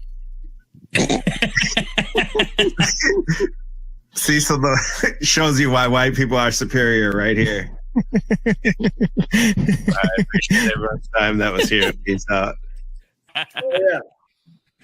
Oh, I think Planet X was like the first thing that I ever heard about an alternate planet theory. Mm-hmm. And Nibiru and Nemesis came later. But Planet X was based off of, yeah, there might be an extra planet on the outside of the solar system that nobody else knows about or something like that. And then it all started melting together. Well, space is fake, so Nibiru is automatically auto-hoaxed. We auto-hoax it, yeah. See, okay, Machine Lies. I thought you just had a shitty webcam. I didn't realize you were just in a fishbowl all day. Ooh. Nah, dude, this guy's bonged up, dude. You're such a bong man. Look at this guy, man. What's up, Toilet Bowl? Oh, yeah, it's good. What's up, man? Yeah, what's up? Salute. Oh, yeah, 420 stream. Yeah, thank you for joining. Do your thing. Machine Lies, you know anything about this dang on Nibiru? Oh yeah, that shit is all about subverting the religion, you know, turning it into a narrative of genetic engineering and shit. Right, yeah, that is a big part of it. Right? Yeah, which could lead us into the Pleiadians. Is that how you pronounce it? That's what's in the hand. That's what's in the handbag. You know, that's what the dip in the pineal gland in the handbag. Yeah, pine cone in the little handbag. Yeah, it's a little bucket. It's a bucket technically, but a lot of people. It's a phone, dog. Don't you get it? The phone's got everything in it. Well, that's what Archaic says is that it's a tablet bag. That's where they put their. Are you that's where talking they about put the their pail? space. Yeah, the pail they carry. Yeah. What's her name talks about that? Who Quantum of Conscious talks about all the time. The girl, I forget her name. She sounds portly. What's her name? Vanessa Graceful. Vanessa VA. Okay. Oh. Yeah. She sounds phone sexy, is what I should have said. Talking about this thing right here. Yeah. These types of drawings where they all have the bag. I swear it's a phone, dog. Well, a lot of times No, the they were images saying get these are dudes wearing purses. You could tell. Look at that. I'm just kidding. Go ahead, man. It's a merce. Yeah, some of these don't even come from the regions that some of these theorists out there claim that they even come from. But this shit was 3D printed, dog. Auto hoax done. See how easy that is? What's going on with his leg here? I'm a truther.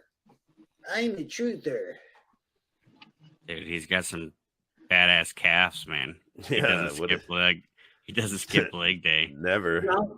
John Levi would be like, those calves were not made naturally at 33 BPM, bro.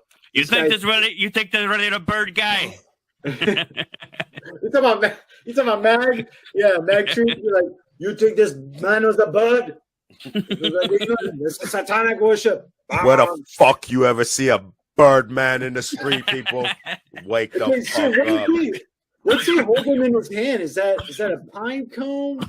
Yeah, it's the pine cone. Adderall? Is that an Adderall pill he's got in his hand? It's your pineal. It's your pine corn gland. Yeah, he's got a Rolex on too. Put the lotion in the purse, or it gets the death ray again. It's always the eagle that's sort of anthropomorphized. It's like he's strapped the up. head, right? It's like he's strapped up like some Mexican warrior with some bandoliers over him and stuff. Yeah. He's got and he got two Rolexes. Look at his bicep. That's where he's got the Ouroboros heroin rope. You know what I'm saying? He's getting his veins jacked up so he can get some Cecil blue blood in his veins. He's tying them up like the Ultimate Warrior, dude. Getting the veins pumping. He's ripped. Sometimes I like to think that we're just looking at the old entertainment of these people. Like this was like the Marvel comet. This was never actually a god. Like nobody actually believed any of this shit. Like it wasn't really a god. It wasn't religion. It was literally just like the action figures of their time, and then we misconstrue it to be the whole religion and shit. He's just we just build it up into something way less. Like the pail and the pine cone, they probably sold that to every fucking kid in Babylon. Right. You know, I'm Birdman. Right? You had to have the toys and shit, right? Yeah. Sick mohawk. Yeah, it's always the eagle being the head, like the griffin and whatnot. It's always the eagle being that, assuming the head as a human would be. You know what I mean? It's always an eagle. It's always a bird, right? Birds aren't real. Birds. Bam. Watching you. That should have been B. Is that? Yeah, B? I think part of the whole narrative was that animals were created by humans or some shit like that. Like actually, animals came from different aspects of human beings, where they would make humans.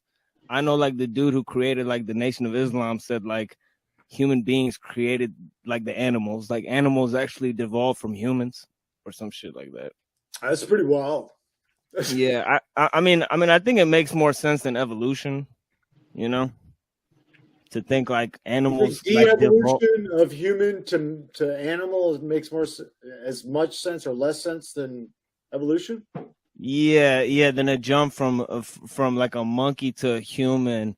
I would rather go the other way. That they left monkeys alone, like humans alone in a cave, and they just fucking turned into monkeys after a while or some shit. That actually makes more sense than evolution, to be honest.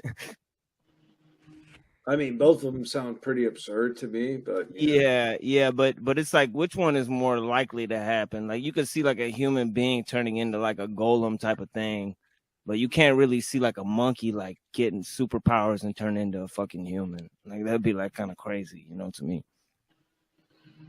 Right, which is an argument of evolution and because there's still monkeys. If we evolve from monkeys, that means we shed the old way of how we were into this new form. So they can't explain why the old form remains if this is an evolving state. If this is what evolution purports itself to be, we should be in the evolved state, and the rest is like sort of shedding skin like a snake would. You know, I mean, this is our old former self.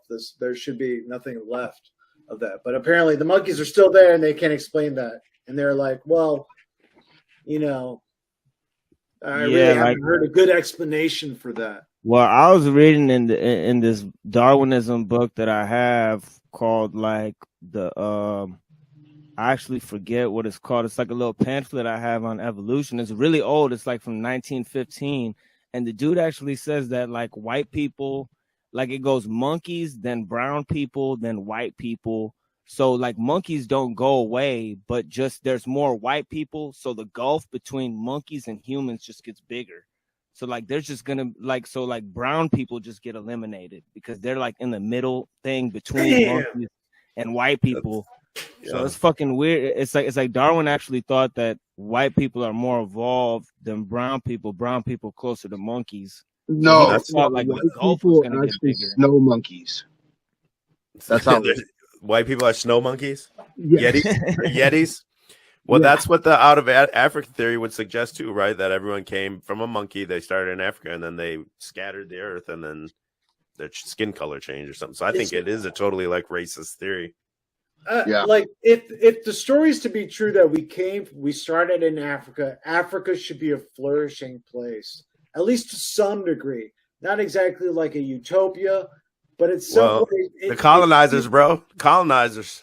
It makes no sense. It makes no sense to me that if that's the cradle and where all this innovation started from, that there is no remnants of this anywhere to be found. And I'm just lost. Someone could help me with that. I'm retarded. I'm Indian, and I think it's India because it's like, if you look at India, if you go south of India, there's fucking Indian people with African genes. And if you go to like northern Pakistan, you have like fucking Indian people that just look like white people. And then there's fucking Indian people in Malaysia and shit that look like fucking Asian people. So how the fuck would they explain Indians? Because Indians are literally like mixed with every fucking race on earth, you know? If you look at, I believe India is actually considered to be like the African subcontinent or something like that. That's why there's elephants both in the only two places you find elephants are in Africa and India. Yeah, because India used to be a part of the continent of Africa and then it split apart or something like that. Yeah, that makes sense. Is that part of like Pangea?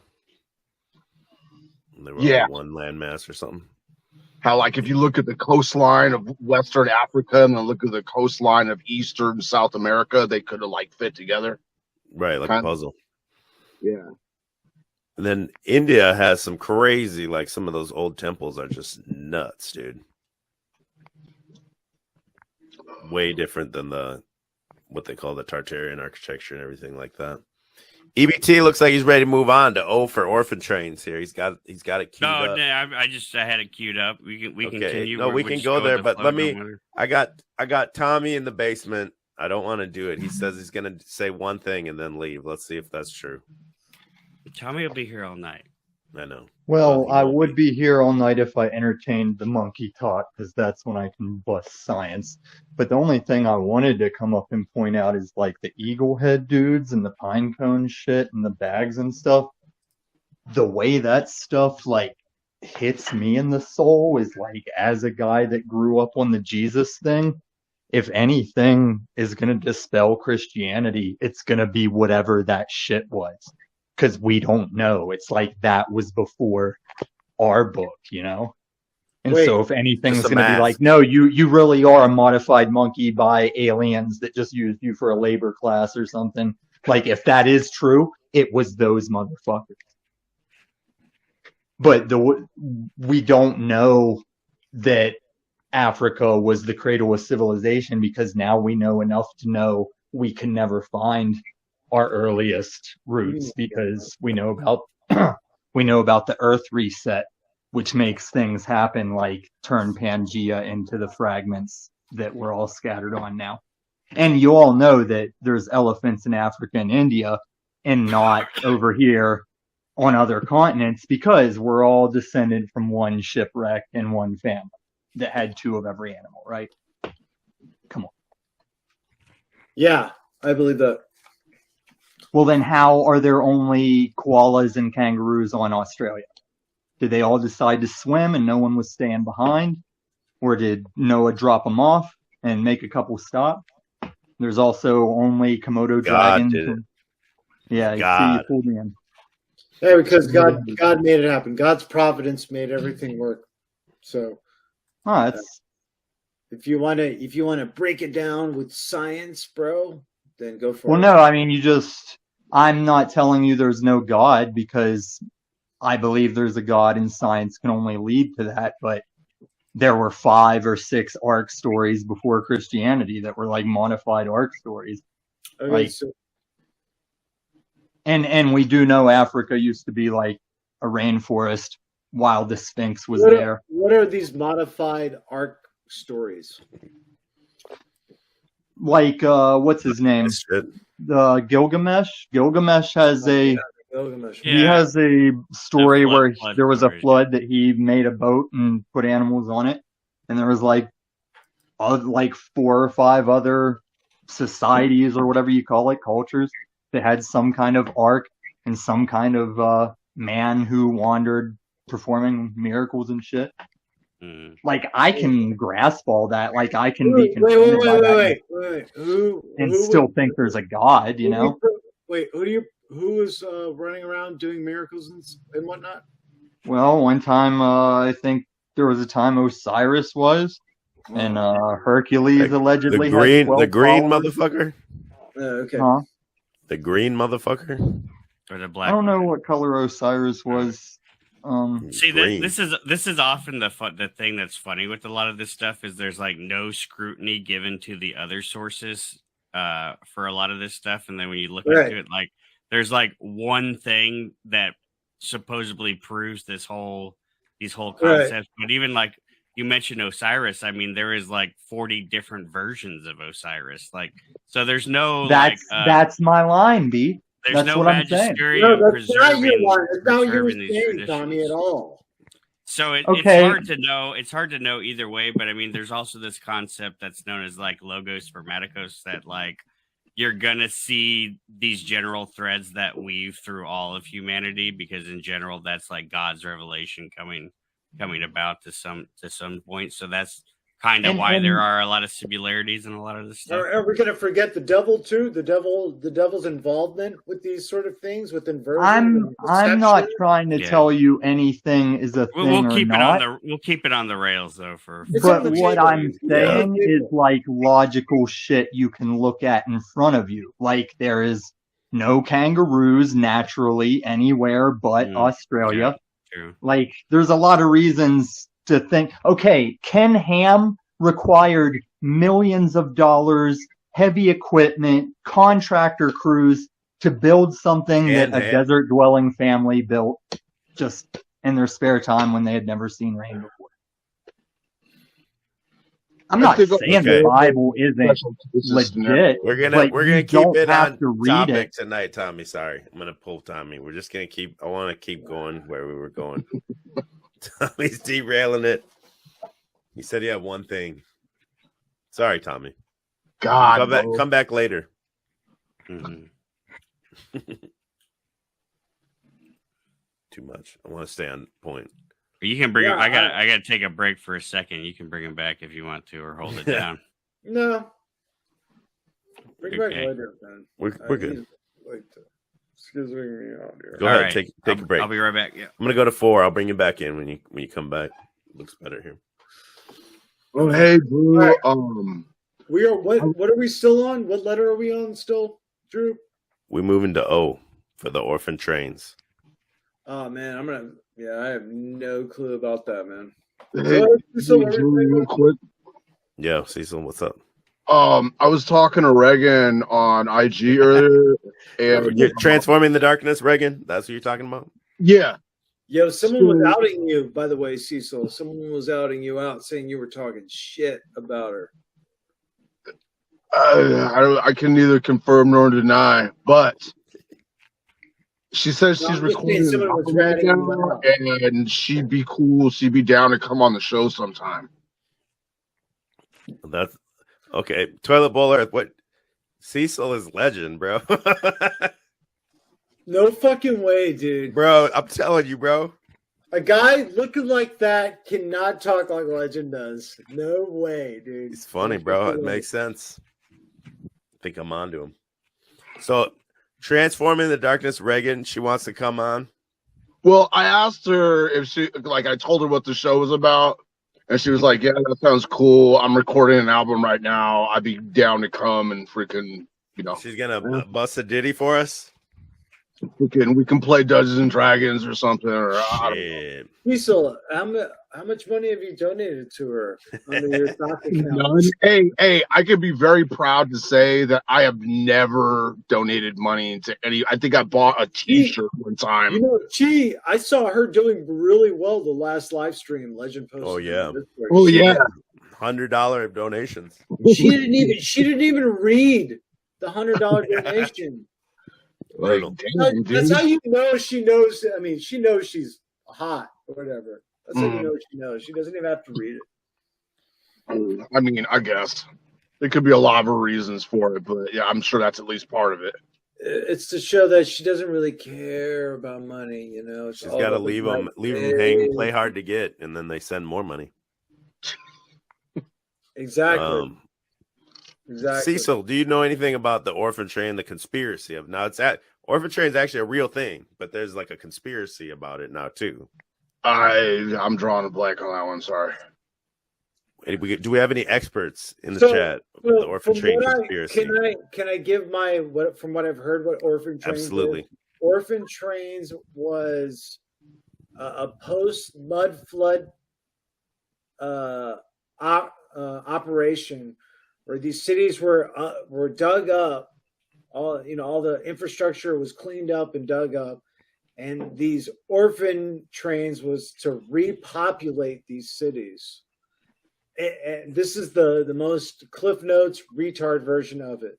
Am I getting close? I believe that. Yes, that's my take. In general, that's kind of close. And it's to have slave labor or like child labor all over the realm. When I think of Orphan Trains, I'm thinking Hollow Earth, shuttling people through the Earth to the surface. Well, it didn't necessarily have to be slave labor. It's just that they were, easy to mold, and they had no idea of what was the history before or what they were doing. Like there's some really huge loopholes in the entire way.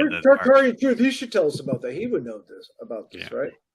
But the Orphan Train did exist, and I think a lot, and looking into that in itself is a super interesting topic about, like, for one, what conditions led to there being so many orphans and what they would call foundlings, infants that were being abandoned and stuff like that. But yeah, you got to take a lot of it into consideration. Plus, there's only a few 100,000 over many years of children that were transported on these quote unquote orphan trains, and like one orphan train would have like 20 to 40 kids on it. So it wasn't like it was a entire train of thousands and thousands of kids all the time. So it was like, like what about like war? You know what I mean? Like, oh wait, I have heard something about this. Go ahead. Children whose parents were killed in war.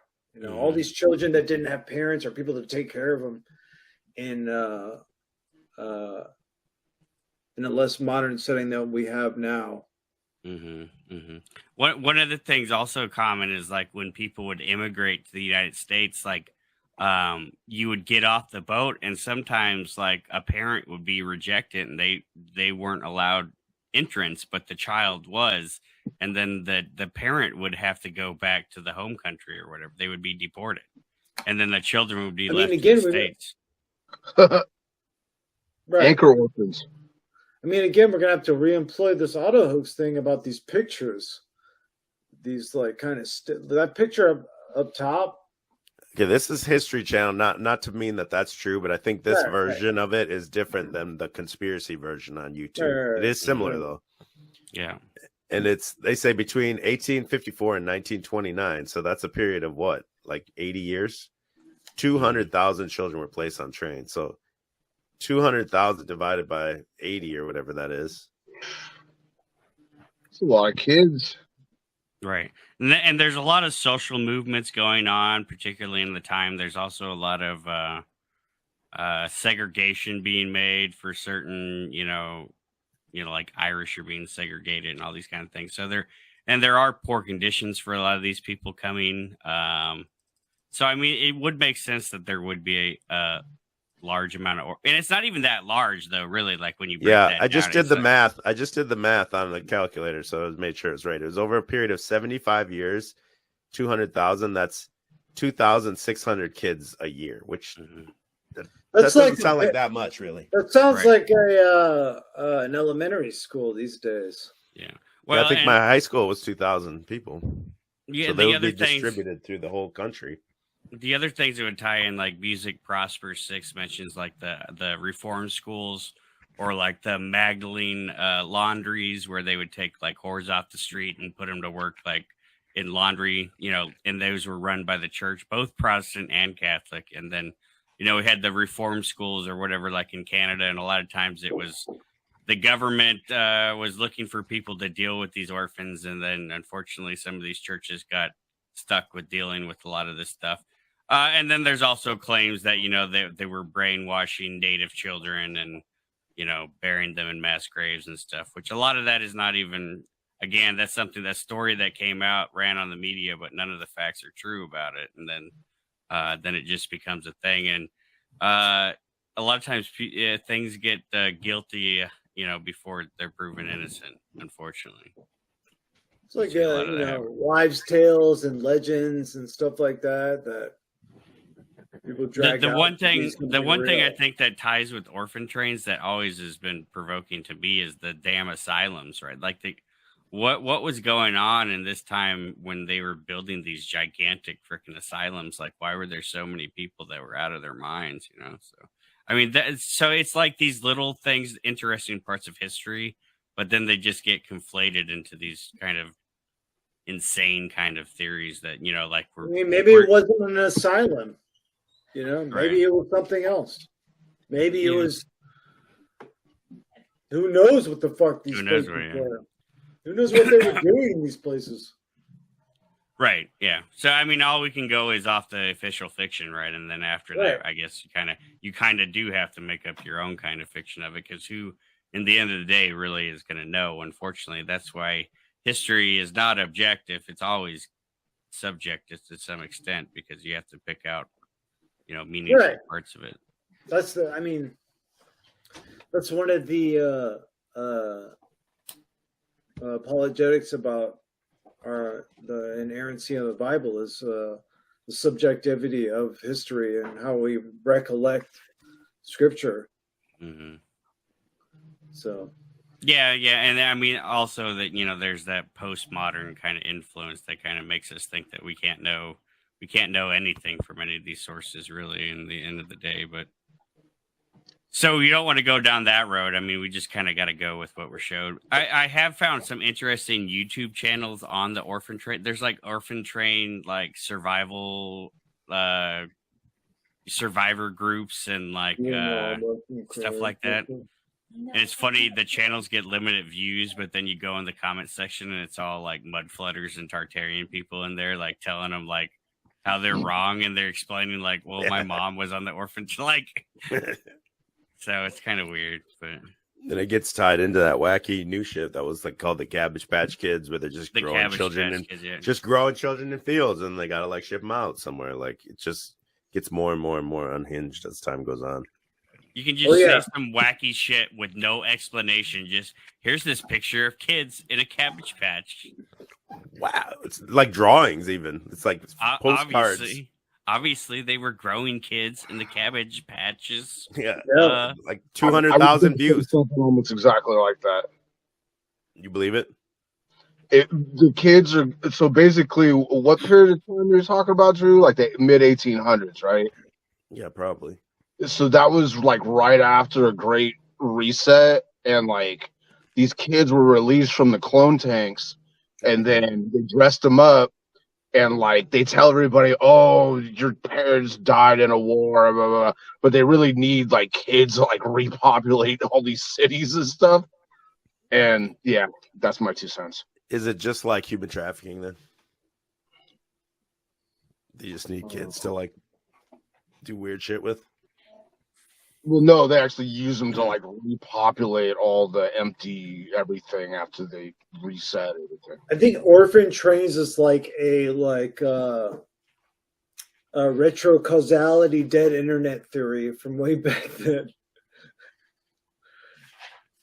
They use amnesiacs, or they give people amnesia. I don't know if I communicated that right. Bushwhacking says he's got a video on it. You want to jump in here and give us the TLDR, dude? We're trying to get the experts in the field, man. Yeah, don't know anything about it. So if someone, I just put the link in the chat, but don't come in just to shoot the shit. You got to know about the topics we're talking about. We're going to move from different letter to different letter. Mm-hmm. Yeah, I mean, like, and I've yet to really see any. I haven't seen Bushwhacking's video. I'll have to check it out. But most of the stuff's very surface level. I don't see a lot of the deep dives going into like who were the philanthropists that were like funding all these societies and what were, you know, all the social conditions that were in general just creating this orphan train. If we just take it as is real in general, right? So. It sounds like Dee Dee's about to drop some heat. She wants to, and I'm encouraging her. Tell her to jump in. Yo, jump in. Jump in, Dee Dee. Just, you can talk. My mic is here. Dee Dee has the NPR voice herself. Yeah, Dee Dee has a very beautiful voice. Very radio voice. That's my baby.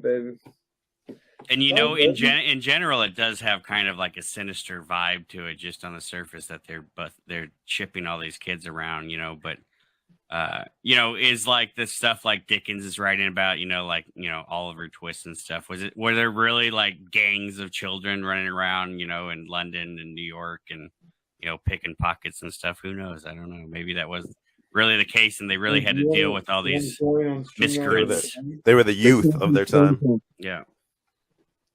Yeah, I mean, it just sounds like an extension of like human trafficking, or like maybe what human trafficking was back in the day, because they also had a child labor aspect to it. So they just extended it to that shit. I could believe in orphan trains if it's just like kids being transported around in like human trafficking to go work in like factories and shit because that was legal or some shit. I don't know. Yeah. Yeah, I don't deny that there's definitely a very sinister aspect behind the whole thing in the actual official narrative. But the idea that these kids, they were shipping hundreds of thousands of kids to like repopulate these cities, that to me, from a reset. Yeah, from a reset, I have not seen any convincing evidence of that personally. It was a rumor that I heard somewhere. At this point, I'd be for child labor compared to sending these kids to these schools all day. If these kids are fighting the teacher and everything at school, there's damn transgender everything in the school, damn masks and everything. Right. You'd be better off working on a damn factory line somewhere, little kid. It's like school makes you dumber now instead of smarter. Right. Yeah, my little brother drew a snowman with a gun on his math assignment, and they had the police come to our house. No fucking way. Yeah. They had the police come to the house and talk to him, like, and ask him like if he's like violent, because like it was a math assignment, and I guess like you could draw whatever, and he drew a snowman, but he drew like a gangster snowman with like a gun. Jeez. And it's obviously like a joke, like gangster, you know, like a cartoonish like gangster. Like, right. You know, but they're like, is your dad the snowman? Damn.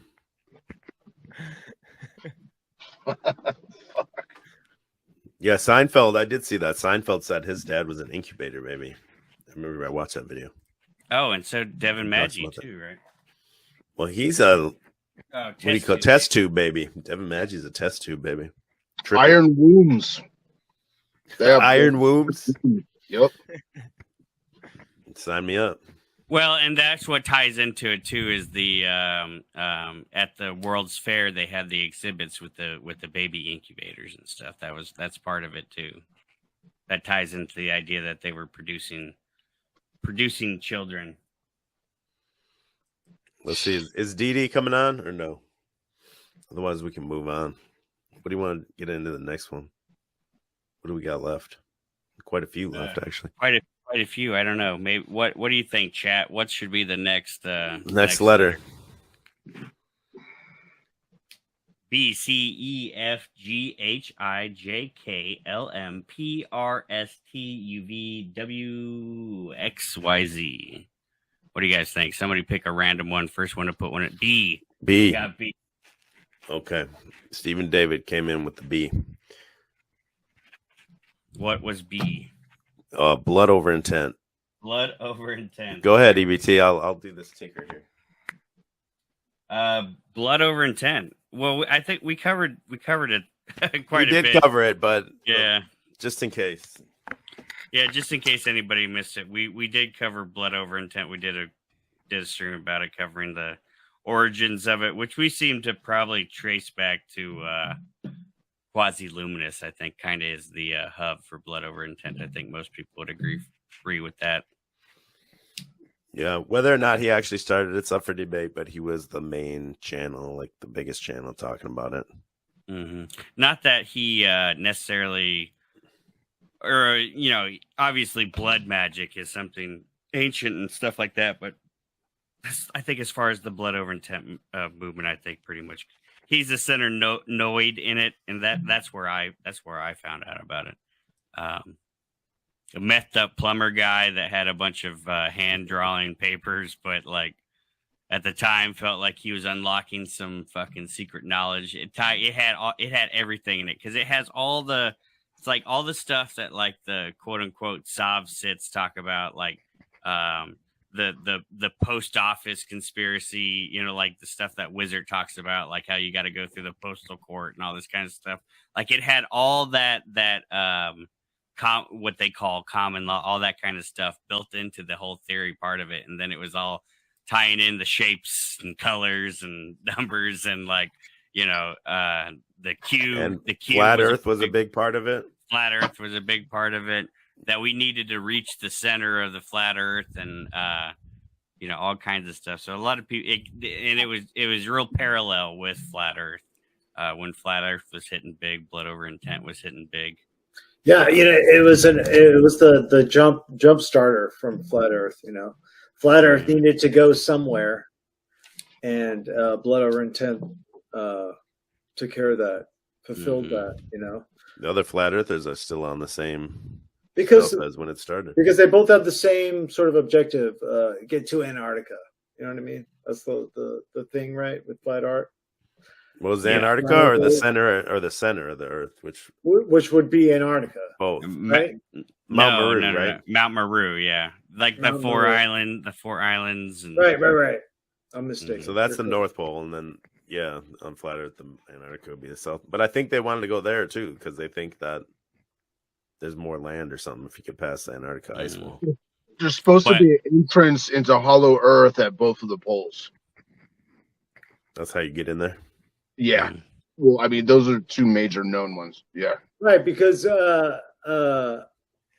Quasi-Luminous's explanation of Aurora Borealis was, so the Earth is a disk, and he uses the division symbol, in math, the division symbol in math. So he uses that. He's like, the black sun is at the bottom, the sun is above the disk. We live on a disk realm that spins like a CD. He always used like weird CD, topical things that we would relate to.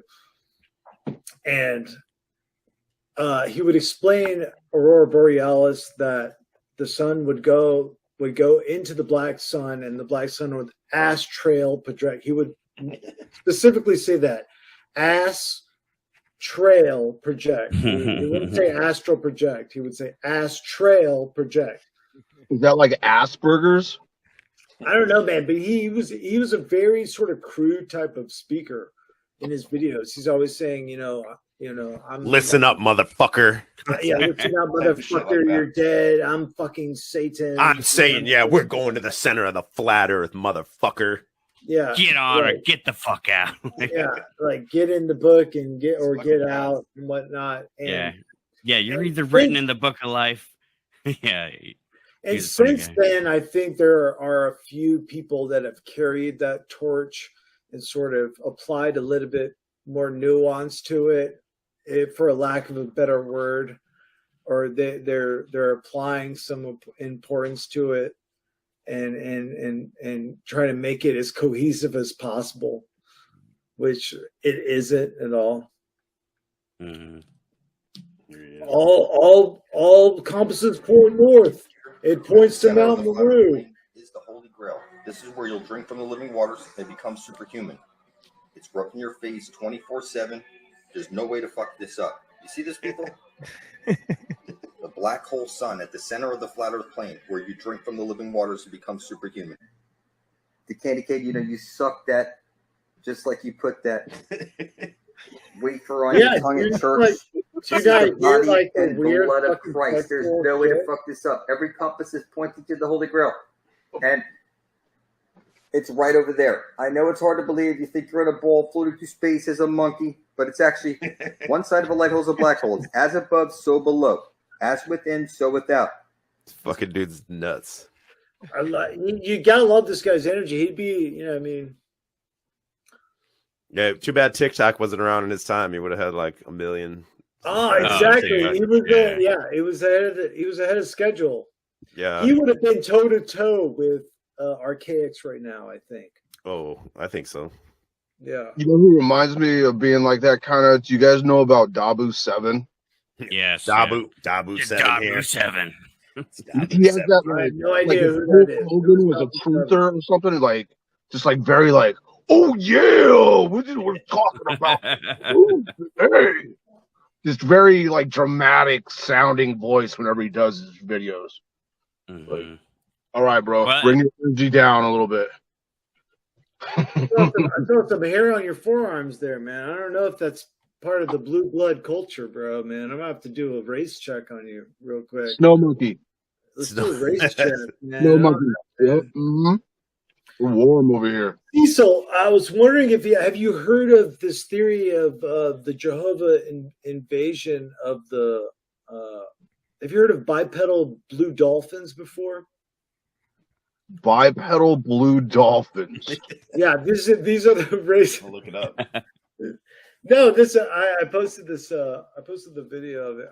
Maybe I could find it and post. I heard this theory that dolphins have like evolved into like this perfect race and like don't give a shit about anybody else, including humans, and like we're all naturally associated with it. That might be why, like, they sort of anthropomorphized humans and dolphins together. That's but let me find it. Yeah, I'm trying to find it. For you guys. It's hard to find, man. I'm pretty sure that account's been deleted. Find it in. Here, I'll look in the Discord. Hold on.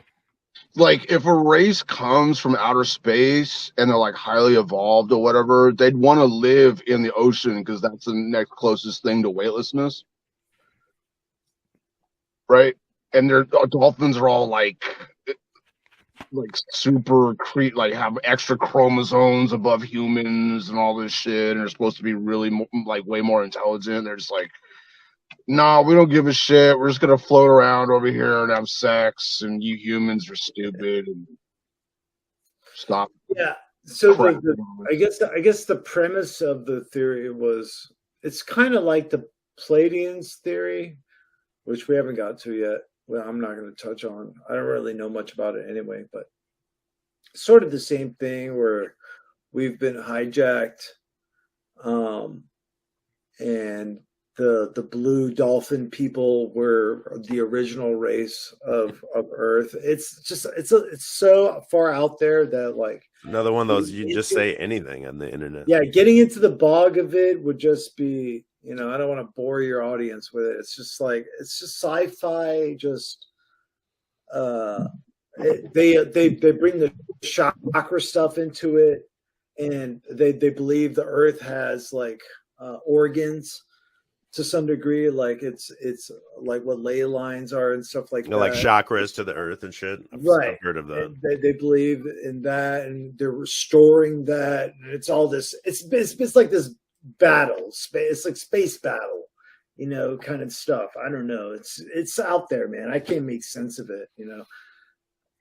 So long if I can't make sense of it, it's hard. It's going to be hard for me to explain it to you. So, Cecil, you knew about Hollow Earth, right? I know a little bit about it.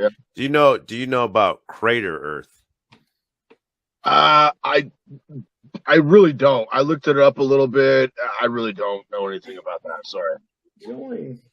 Somebody in the chat has to be a Crater Earth expert. Dee wants to join, and I'm trying to get her to join because she wants to talk about Crater Earth. Oh, please get her on. We're dying right now. Yeah, we need an expert on this one. If she doesn't want a cam or whatever, she don't have to. If she's worried about that or whatever. So famously, we did have the interaction with the fake Crater Earth guy. Yeah, Commander Lou.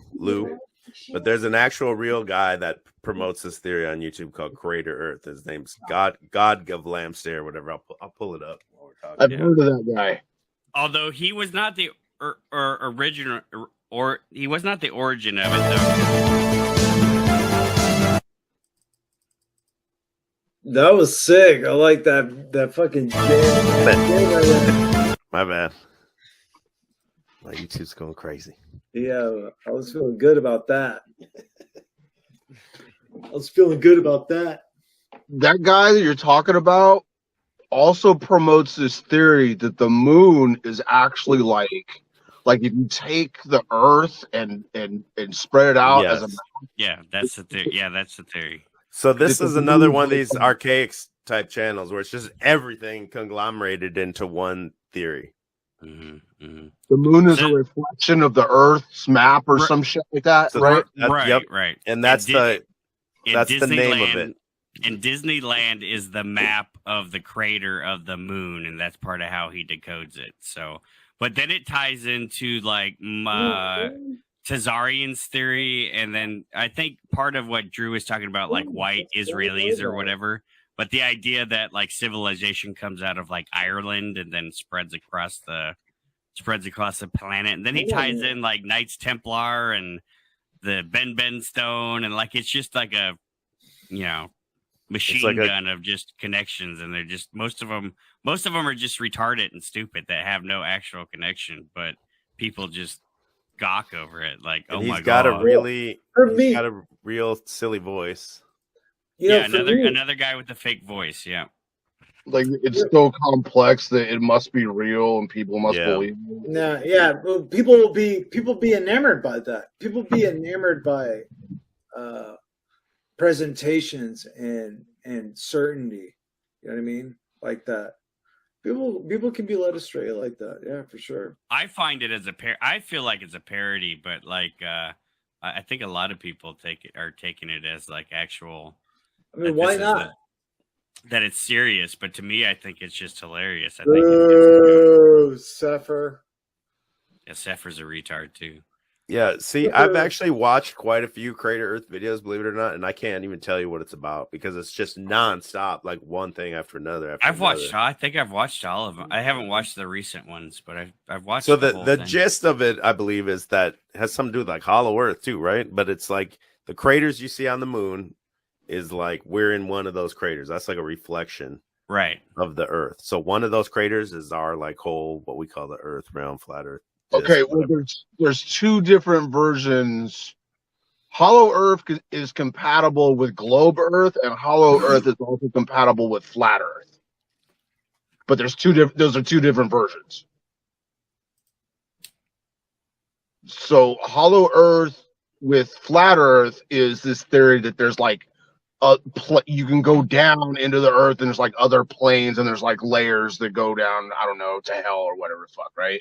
And then obviously the classical Hollow Earth is like Globe Earth, but then there's like massive caverns and other civilizations and stuff like that that are inside the planet. I think isn't that part of it? Because he ties in like bug people and stuff. I think at some Yeah, he has point, like and then, underground, like there's ways to traverse through like tunnels underground to the other Yeah, realms or craters or whatever. and whatnot, living under there, basically. Okay, I think we got an expert in the house here. on All right, Crater I'm Earth. here. Are you a I'm Crater? not an expert. You're not a Crater Earth expert? Oh, I mean, I haven't watched super recently, but I got the gist and kind of gave up. Can you give us the gist? Because that's what's hard for me to. I mean, you guys pretty much got the beginning bits of it, with the moon being a reflection of the map of the crater, and every time a rocket is shot up into space, it's not going into space, but it's going to another crater. And like all the billionaires are trying to build up the other craters as paradises so that, you know, we're left in garbage and they get the nice land.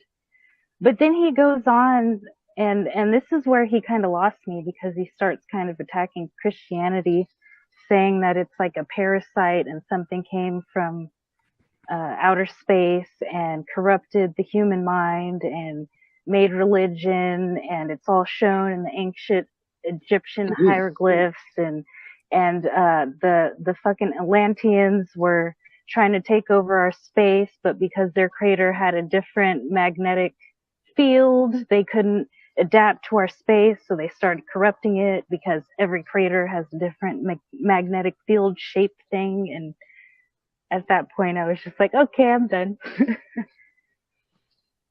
Yeah, it becomes way too much, and it's just I really mean, flimsy connections on some of it. Like, this sounds like this, so that means this proves this. It starts to make sense and until he starts trying to break down the Bible and like completely change the chronological history of the events that happened in the Bible and their correlations with like other events in regular, you know, textbook history, school history. And it kind of gets muddled. I think he just went off the rails with it. Yeah, I thought it got real crazy when he was breaking down like the Knights Templar, the Teutonic Knights, and then the Knights Hospitaller, and then he was like trying to connect those through modern lines. But then he was like connecting all these things that didn't have anything to do. If you actually know the history of those things, like they were so wild, way out there connections that were like, that's obviously wrong. And it was like, this can't be serious.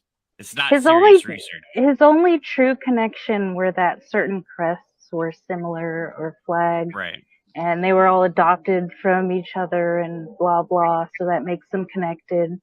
But I don't know. He lost me after he tried to go into that realm. The production it was a fun value fantasy with the, you know, he was digging into satellite feeds and saying, look at that shape. Doesn't that look familiar? You know, that was all cool. And then he started digging into the Knights Templar and the different flags and, you know, tearing apart Bible. I couldn't do it anymore. I just looked right before I came to see if he was still uploading, and, you know, I haven't watched in like a year, and I'm surprised to see that he's still finding shit to talk about. Mm-hmm. Yeah, I think at a certain point, it just becomes, I need to make another video, so you can just incorporate more and more into the fantasy of it. But there's so much that goes into his videos, though. I mean, like there must be so much time he puts into each one of those videos. All the animations and everything, like it's really high. He makes the animations himself, right? Yeah.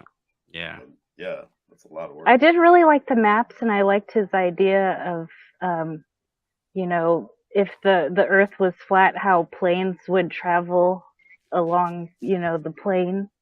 Do you know the Disney aspect of it? That's a big part of it. I remember the Disney. Yeah, the Disney map is supposed to be the map of like our crater, they're the ones that know how to get to the other craters, and they're like orchestrating everything and trying to control everything so that, you know, they can be greedy over the luscious space that is unclaimed in the other craters.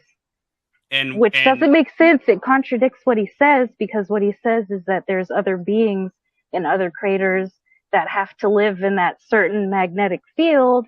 So if we were to go over there, then we wouldn't be able to cope with whatever the hell's going on over there. And it kind of falls apart. And is shout out to his birthday's today, but Hitler is Disney, correct, in his theory, or am I believe that one. Mm-hmm. Yeah. I do believe that one too.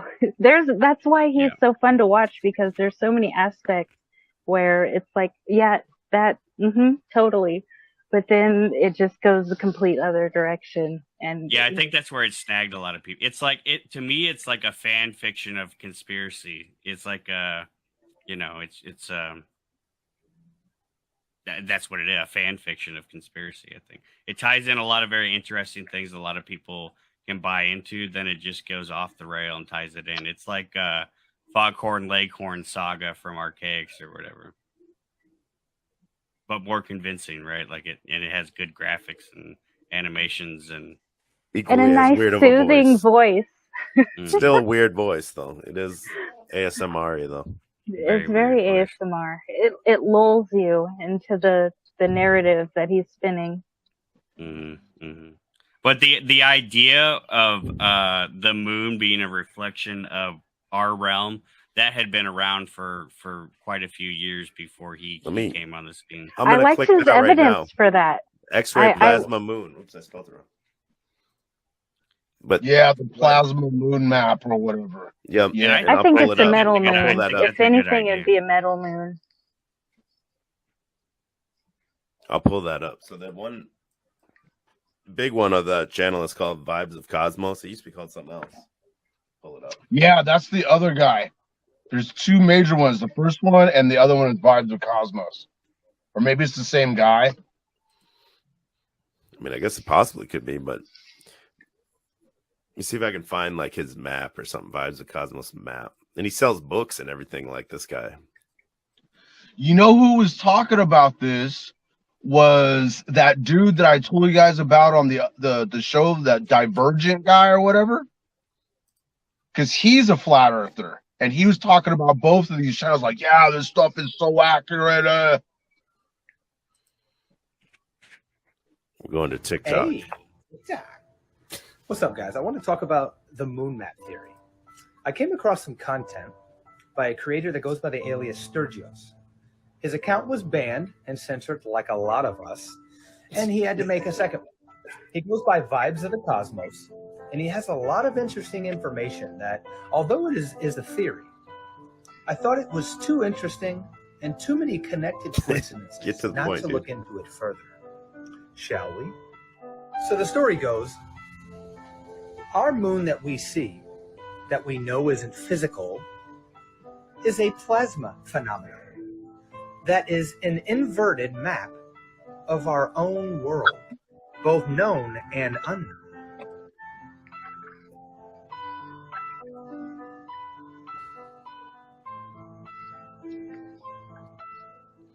Oh my God, the TikTok is so cringe.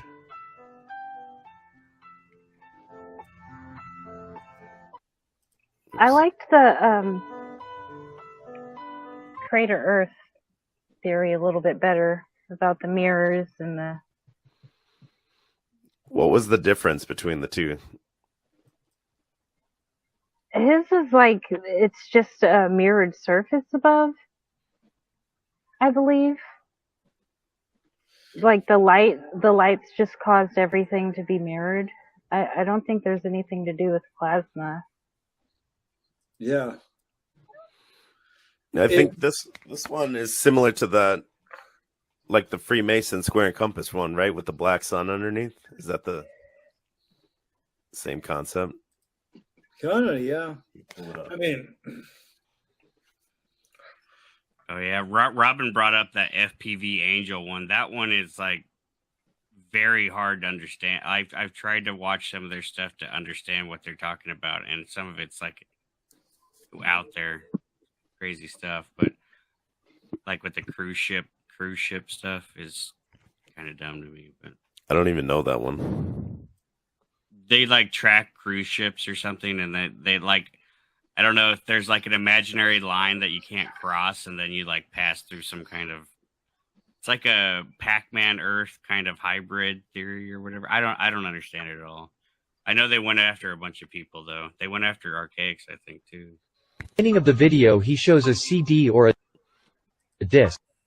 I think the vibes of Cosmos kind of is a part of this, where there's like a black sun underneath emanating. Right. Yeah, that's quasi-luminous. It's quasi-luminous stuff, right? And that's the X. So the X-ray is what you're seeing in vibes of Cosmos. You're seeing a literal X-ray up in the sky of the entire realm, where we're just in a small portion of one of those craters. So I'm not sure, but I think I heard quasi-luminous in one video talk in that sort of sovereign citizen, like, oh, 100% he does, yeah. Declaration of he goes who into I all am that. and my being. Yeah. That's the whole point of doing the contract for blood over intent, because because it all has to do with trust law and maritime law. That was all part of the whole theory. Yeah, because he believes, when they have your kid and they put your kid's foot on the ink pad and put it on their paper, that their soul is sold. Right. Yeah. Did you all that see stuff, that? all the Jordan Maxwell stuff, it all ties in with that. Yeah. Yeah. All these videos about. Oh, shout out to Aphrodite Rosestar. She's in here now, but we're past B. You're late, ma'am. Yeah. Sorry. Blood over intent. Sick satanic black magic. Sorry, man. We're gonna have to go no to that, and I'm gonna pray for you.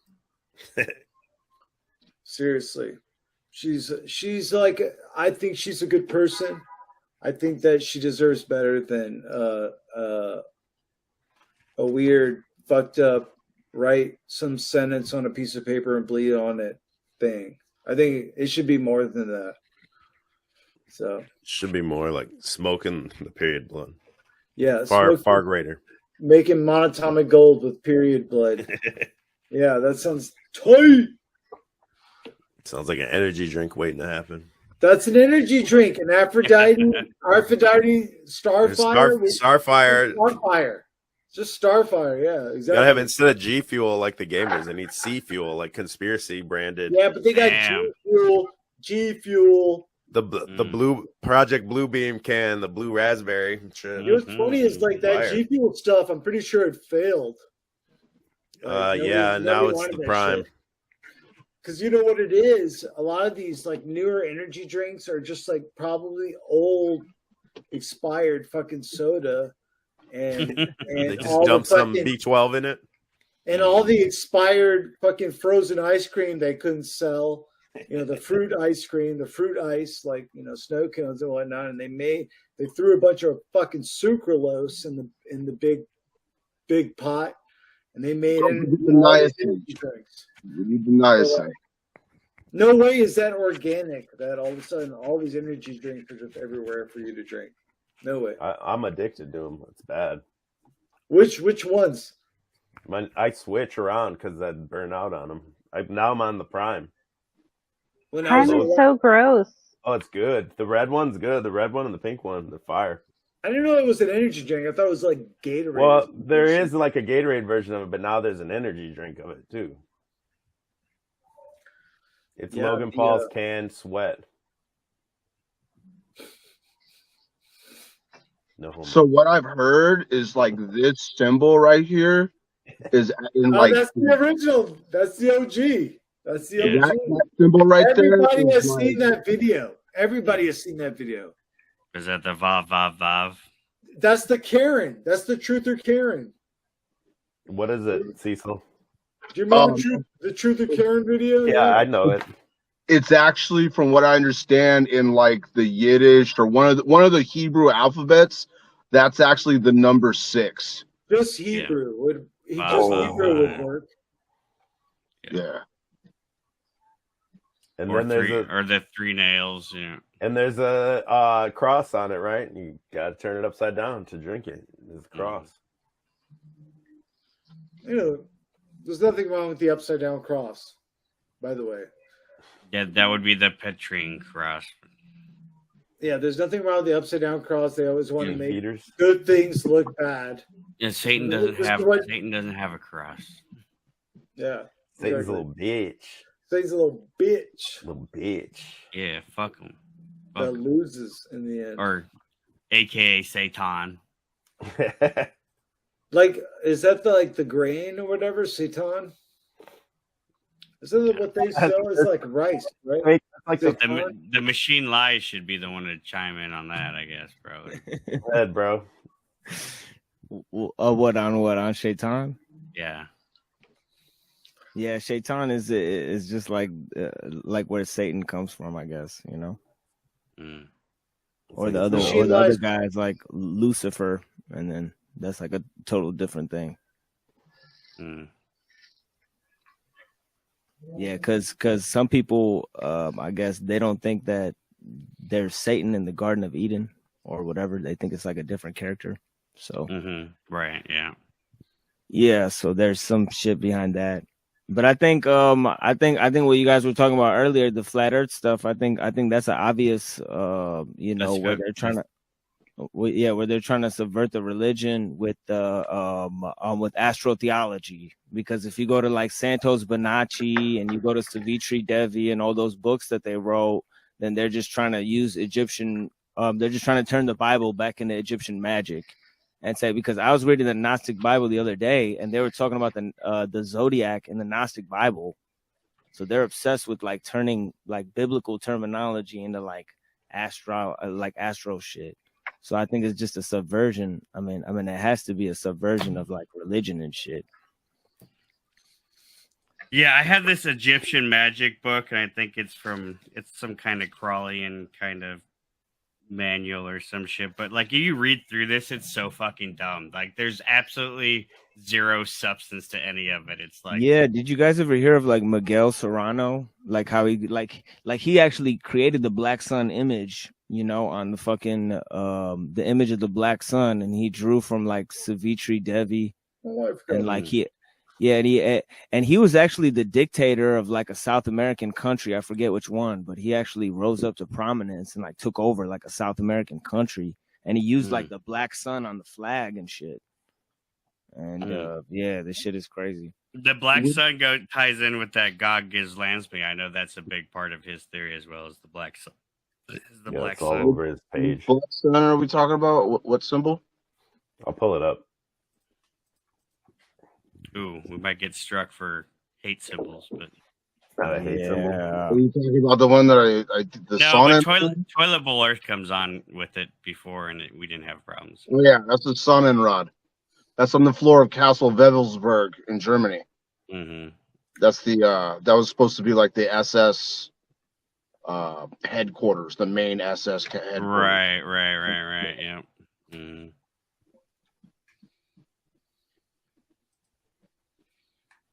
You got one of these yet, Cecil? One of these jackets? Was that a flight jacket? Oh no. We'll get you one. So what was the next letter we were attacking? What was the next letter? We were on Flat Earth. I don't know how long we want to stay on Flat Earth. Flat Earth done. Vril. Yeah, Cecil knows all about the Vril. No, nothing about Vril. Yeah, that goes right to it. Yeah. Cecil knows all about the Vril. Vril is like some Blavatsky black magic race. It's white people version of like prana or chi, right? And so like not a lot of people know about this, but the Nazis actually had this society called the Vril Society, and it was all females. The leader was supposed to be this chick named Maria Orsic or something like that, and they were supposedly in contact with this race of people that were supposed to be on the white homeworld, and they were like blue and stuff, and they had race or life extension technology and anti-grav and all this stuff, and they were able to come here, and that's where the Nazis got the schematics for the Foo Fighters or the UFOs that they later named Hanabu. And so basically it's just like Nazi version of like what all the Buddhists are capable of doing through chi and all that kind of stuff. It's just not like they suppressed it heavily, but the Nazis actually had their own religion on the highest levels. Like Hitler was a devout Catholic, but the Vril Society was something that they followed by, and it led them down to Antarctica, and that's how they were able to get into Hollow Earth. And what did it have to do with the long hair? I know that was part of it. The Aryan girls, was that their connection to it or something? Their long hair. So, Yo, I don't know if how much you know. That chick looks like my aunt. Do you know about like how Franciscan monks would like shave the hair away from the frontal lobe of their head? Like, I don't know if you've ever seen pictures of that, but they believe that like hair is like an actual antenna into our nervous system. And so they would shave, Franciscan monks would shave hair away from the front of their head because they didn't want demons to be able to like transmit into their brains or whatever. Well, all these girls, these witches or whatever, they're called Vilrinen or whatever. It's really hard to say, but their hair was like an antenna. That's because, you know, every single nerve, or not every nerve, but all the hairs are connected to a nerve ending. And it's like an antenna system that they could connect or communicate through. Could I say something? I'm sorry? Could I just add to it? Yeah. Sure. Well, Hitler was definitely great guy, but he was really into these occult things. He really believed in supernatural, alien, whatever you want to put it. Astrology and all that. Yeah, all that. Looking for any information he can, and sometimes he could find information, and he had the best engineers. But on other times, he could be duped by people that were just saying outlandish things. And you had to remember, in that time, there were spies, there were people with misinformation. I'm up in the air on the Vril Society. Also, like 80% of Germany is on methamphetamine at this time through Pervitin. Like, it was very common for everybody. Everybody in the country was on this drug. Got to keep working. Yeah. But that stuff was not like the meth that they have today. It was not anywhere near as strong as the shit. No, it was Adderall. Essentially, that's what Adderall is, methamphetamine. So, like, they did have medical cocaine, medical. Well, our dexedrine technically is methamphetamine, and then Adderall would be dextromethamphetamine. So, like, when they got a Luftwaffe pilot, they shot down a Luftwaffe pilot in England, and he had a bottle of Pervitin, and that's where they got it, and they resynthesized it, and then Americans made what was called dexedrine, which is what became Adderall. But yeah, the entire country was on this stuff. So, and then you see this in the engineering in the country too. You know, like superly overcomplicating stuff that even though it was brilliant engineering, but they couldn't produce enough of it. You know, True. Well, they were brilliant. Go back to that previous screen you had. I don't know what you had before that. Guy's fucking face. There's just too many. Look at that guy's face. It's sick. We'll get there. There was just too many stories of they wanted to capitalize on the victimhood narrative, so they put too many of those in. But no doubt that a lot were brilliant, or we wouldn't have took them.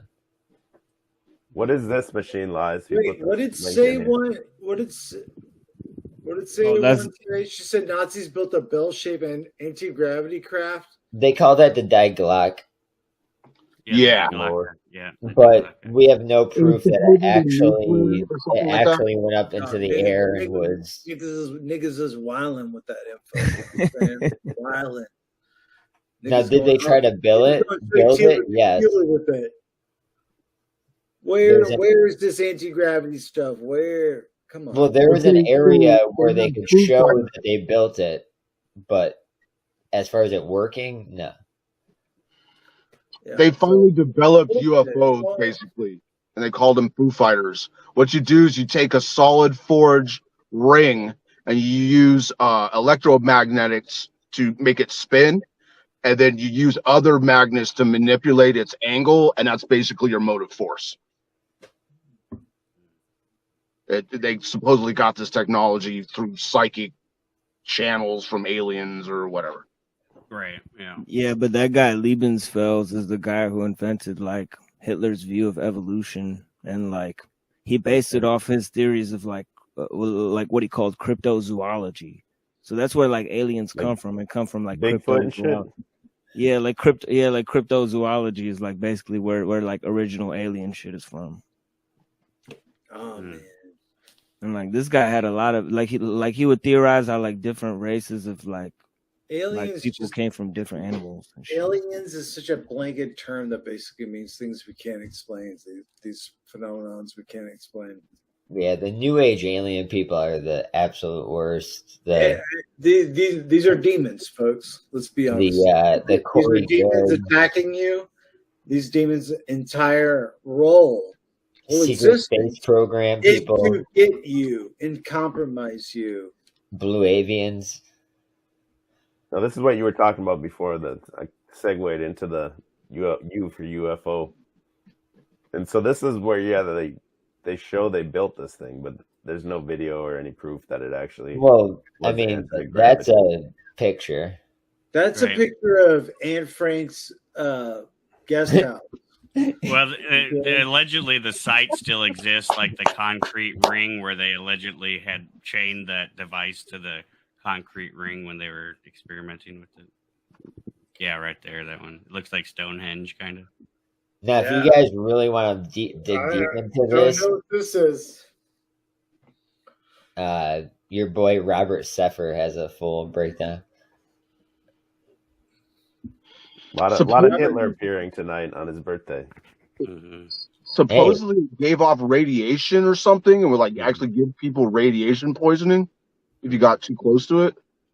Well, and like even just on the basic level, they had so much advanced engineering, whether it was self-guided rockets with the V2 or the V1, the jet engine, from BMW, and some of the stuff that Mercedes was doing. I mean, they were ahead of their time on everything that they had, really. But some of it was just so overly complicated, they just couldn't mass produce it. Like, right. Yeah. Well, I mean, come on, dude. You look at their tanks. I mean, we did to them with the Sherman tank what China is doing to us today with the automotive. This mass-produced, cheap, simple shit. And also they had the synthetic fuel, but part of that was major flaws in some of the simple engineering, like the Messerschmitt engine. They couldn't get it to run because they couldn't get appropriate lining in the fuel tanks to deal with their synthetic fuel that they had to produce. Yeah. And you got to think about the propulsion system. I mean, there's a lot that goes into it. With all the tech they had, to not have footage or, some evidence that it actually went up a little bit, it's suspect. So they said, fuck this shit. We're going to build a fleet of massive cargo submarines and move down to South America. That's one option, but also if you had Univron Braun and you had, rocket knowledge, I would think you'd want to be on the cutting edge of that other than a Bell. No, yeah, I'm pretty sure the Germans had submarine technology ready to go. Oh, for sure. Yeah. The U-boats. Yeah. U-boats, yeah. The U-boats were devastating. I mean, they were wiping out the whole. So you tell me these guys didn't have an escape plan if shit goes hairy? Exactly. They made a basically perfect society where everything. Sorry. Everyone was in line. Yeah, there's full German towns in South America, like Oktoberfest, the whole villages. Well, and then also, like when we were pulling up the Black Sun images, they showed the New Mexico logo, and there's also full German towns in New Mexico and Arizona and stuff like that as well. And that ties into that whole there's that I can't think of what it is now. I know somebody in the chat probably knows, but there's like the airship communities or whatever that existed there in South America, and I can't remember what that shit's called. I would like to ask I Machine know what Lies. you're talking about too. Hold on, Machine Lies. What do you know about like UFOs? You know anything about it? Well, I just know that it's just basically just demonology, just translated to fucking, because they already had like Ars Goetia and stuff, so all the different races of aliens just comes from fucking demons and shit. Have you ever had a personal experience with maybe a possible extraterrestrial, so to speak? I mean, I've definitely talked to like demon possessed people, so I know like people that are demon possessed, like think they've talked to aliens. You know, I don't think it's a stretch, you know, because like it's like in schizophrenia they call it like a source monitoring error, where it's like you know like I've talked to people, like my wife has like epilepsy and shit, and sometimes if she's having like an epileptic like thing, she'll think like the TV's like giving her messages and shit, and like you know, so it's just like a type of thing where, you know, people think like they're getting a message from something, but they're not able to determine the source of where it's coming from. So it's like a source monitoring error type of situation or whatever. And it seemed like you'd have that more and more with technology, because you don't really know like if shit on the information on the TV, like shit is catered more and more to speak directly to you. So like you could be talking about something in a room and then it pops up on the fucking ads on the TV and shit. So like, you know, so yeah, so I just really hate like David Wilcock's secret space programs where they're communicating with him, going on trips and all this other shit. Ooh, that should have been one secret space program. Did you guys did you guys ever see Nasim Haramein? Oh man, I was huge into that guy for a couple years. Yeah, that was I loved that fucking dude until I you guys seen Austin Steinbart? I don't know who that is. Who's this guy you guys were talking about? Yeah, I was going to bring up Steinbart when we were on Q. We were talking about Nasim Haramein. He's like this hippie, like stoner type dude, and he presents himself as like a physicist. So Machine Lies, I don't know if you know this, but I've done little deep dive into him before, and I determined that the person that writes his white papers with him and everything, her name is Dr. Elizabeth Rauscher, and she has a long history with like electromagnetic frequencies being used for mind control. So I feel like, to me, I got like so sucked into that dude. I feel like there's something in those videos that's like Steinbart gets you into it. Yeah. No, this other dude in Haramein. What's good, Machine Lies? I know I just talked to you before, but I didn't say what's up. What's going on, dude? Yeah. Who's the guy you guys were talking about? I got kicked out of Crucible's Discord after I left here. Yo, Croco. Yeah, we were talking about how he got banned from the Discord there. Croco, once you came up, man, you got your Latino girl all butt naked in the background or something. What happened to D? She's right here. She vanished. Nah, dropped her or something. She's not around tonight. I gotta work. She was on. Oh shit! Yeah, I let my women do her. I'm a fucking moron. We're not going to deny that. No, I wasn't asking you to. Has anyone seen a UFO? I've never even seen one. No, the only weird paranormal experience I gave on your show. I gave that one UFO experience I had there on Indianapolis on 465 that one time.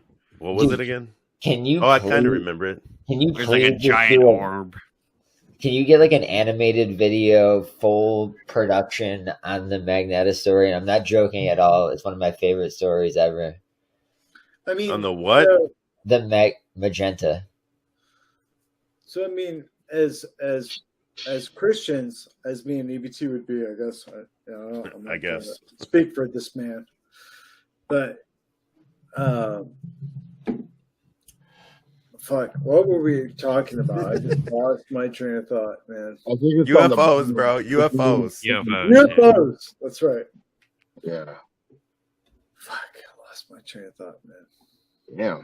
Christians and UFOs. No. Are you gonna go Seraphim Rose, UFO aliens or demons? Is that where we're going, or no? Okay. I'd rather not. I apologize, guys. I apologize. It's all good. I had a thought. It was like there, and I just lost it. Well, you guys ever hear of Marcion?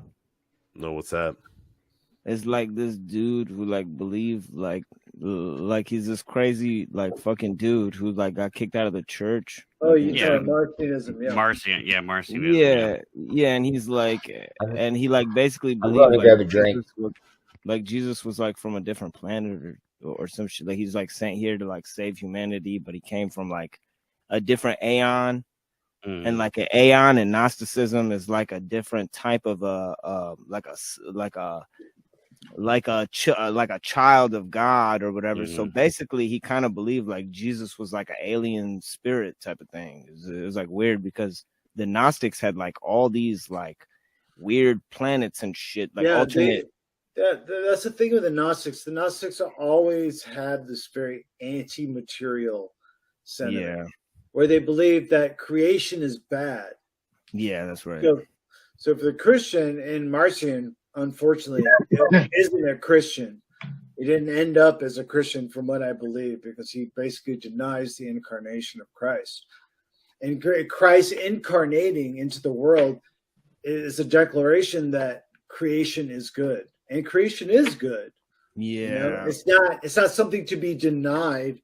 And it's not an escapist sort of thing. It's not it's what most these mainstream narratives that you hear, like archaics, these simulation things, where it's all about gnosis. It's all about knowing a fact to get out of here. Because when you say that, you're assuming that this material world that you're sort of imprisoned in is something to escape, and so it's bad. Creation is bad. Material is bad, which makes sense because I mean, you have to be really far off to believe that. Yeah, for real. Yeah. In your learned experience of the world, you're just gonna say, "Oh, this is bad," but you don't know the antithesis to that. How could you know that material is bad? You've never known no material as a good thing. You know what I mean? Like, there's no way for that to be real. I don't know. Well, yeah, it's interesting because I mean the early church fathers definitely focused on him a lot. And Marcion's credited with being the first one to actually have a canon of scripture, a Christian canon of scripture per se. Yeah, he had all the letters of Paul. He was like a big advocate of Paul, and actually, he denied the Creator God actually. So that's why he got kicked out of the church. Because the big conspiracy is, which is what Adam Green and all these modern anti-Christian polemic people, they use the conspiracy of Paul being actually Judas, the one that betrays Christians by coming after Christ dying on the cross. He comes and he speaks a different gospel. This is it's interesting. Yeah, it's interesting because but there's no credence to it because it's stupid. Yeah, this is what sort of circles believe to be true, and it's it's unfounded. It's not biblical. It's complete nonsense, honestly. There's incoherence, and if you take the idea to its completion, there's incoherence. You're going to end up in incoherence. What do you guys think of Adam Green's theory about Christianity? It's just a speculation. Again, this is what we were just talking about. The conspiracy is it's a Jewish conspiracy. That part seems a little far off because to be a good person. To adopt all the good things. What's the conspiracy? I don't even know what you're talking. What's the Adam Green conspiracy? Is that like the Jews? What I just basically there we go. This much. Like yeah. Go ahead. Yeah, that they like invented Christianity as a controlled opposition, and that Jesus Christ is actually Satan. So he'll actually go so far because he follows this guy named Christopher John Bjerknes. So he This says is Crocco's boy. Oh, that's what I'm Yeah. saying. EBT should talk to that heretic. Adam Green. Sounds like a heretic. What were you saying? Bjerkness has, Machine Lies. He has issues. Yo, Machine Lies, what were you saying? I don't know about Bjerkness, but Yeah, I'm I not know familiar about with that guy at Bjerkness' all. like weird theory Dude, about like dude. No, not his theories. He has Dude. social issues. Dude, toilet bowl. It's 420, not St. Patrick's Day, bro. Would you say blue blood? It's 420, not St. Patrick's Day. Blood up, Pyru. I'm saying, you're Hey, Drew. What up? You want I to sent- fight I me or sent something? you- Please, hold on, shut up, Crocco. You want to fight What? me, Cecil? You want to fight What? They're What? about to go. me? Cecil, you want to fight me? Everybody has an issue with me. You want an issue too?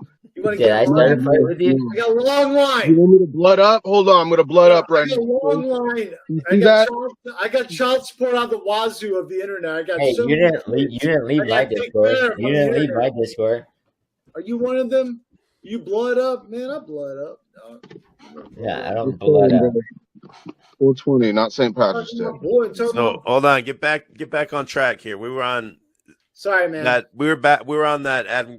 I still don't even know the full thing. It's He says that Jesus was Great Satan. guy. Great Is that guy. what you're saying? Sounds like a heretic, Crocco.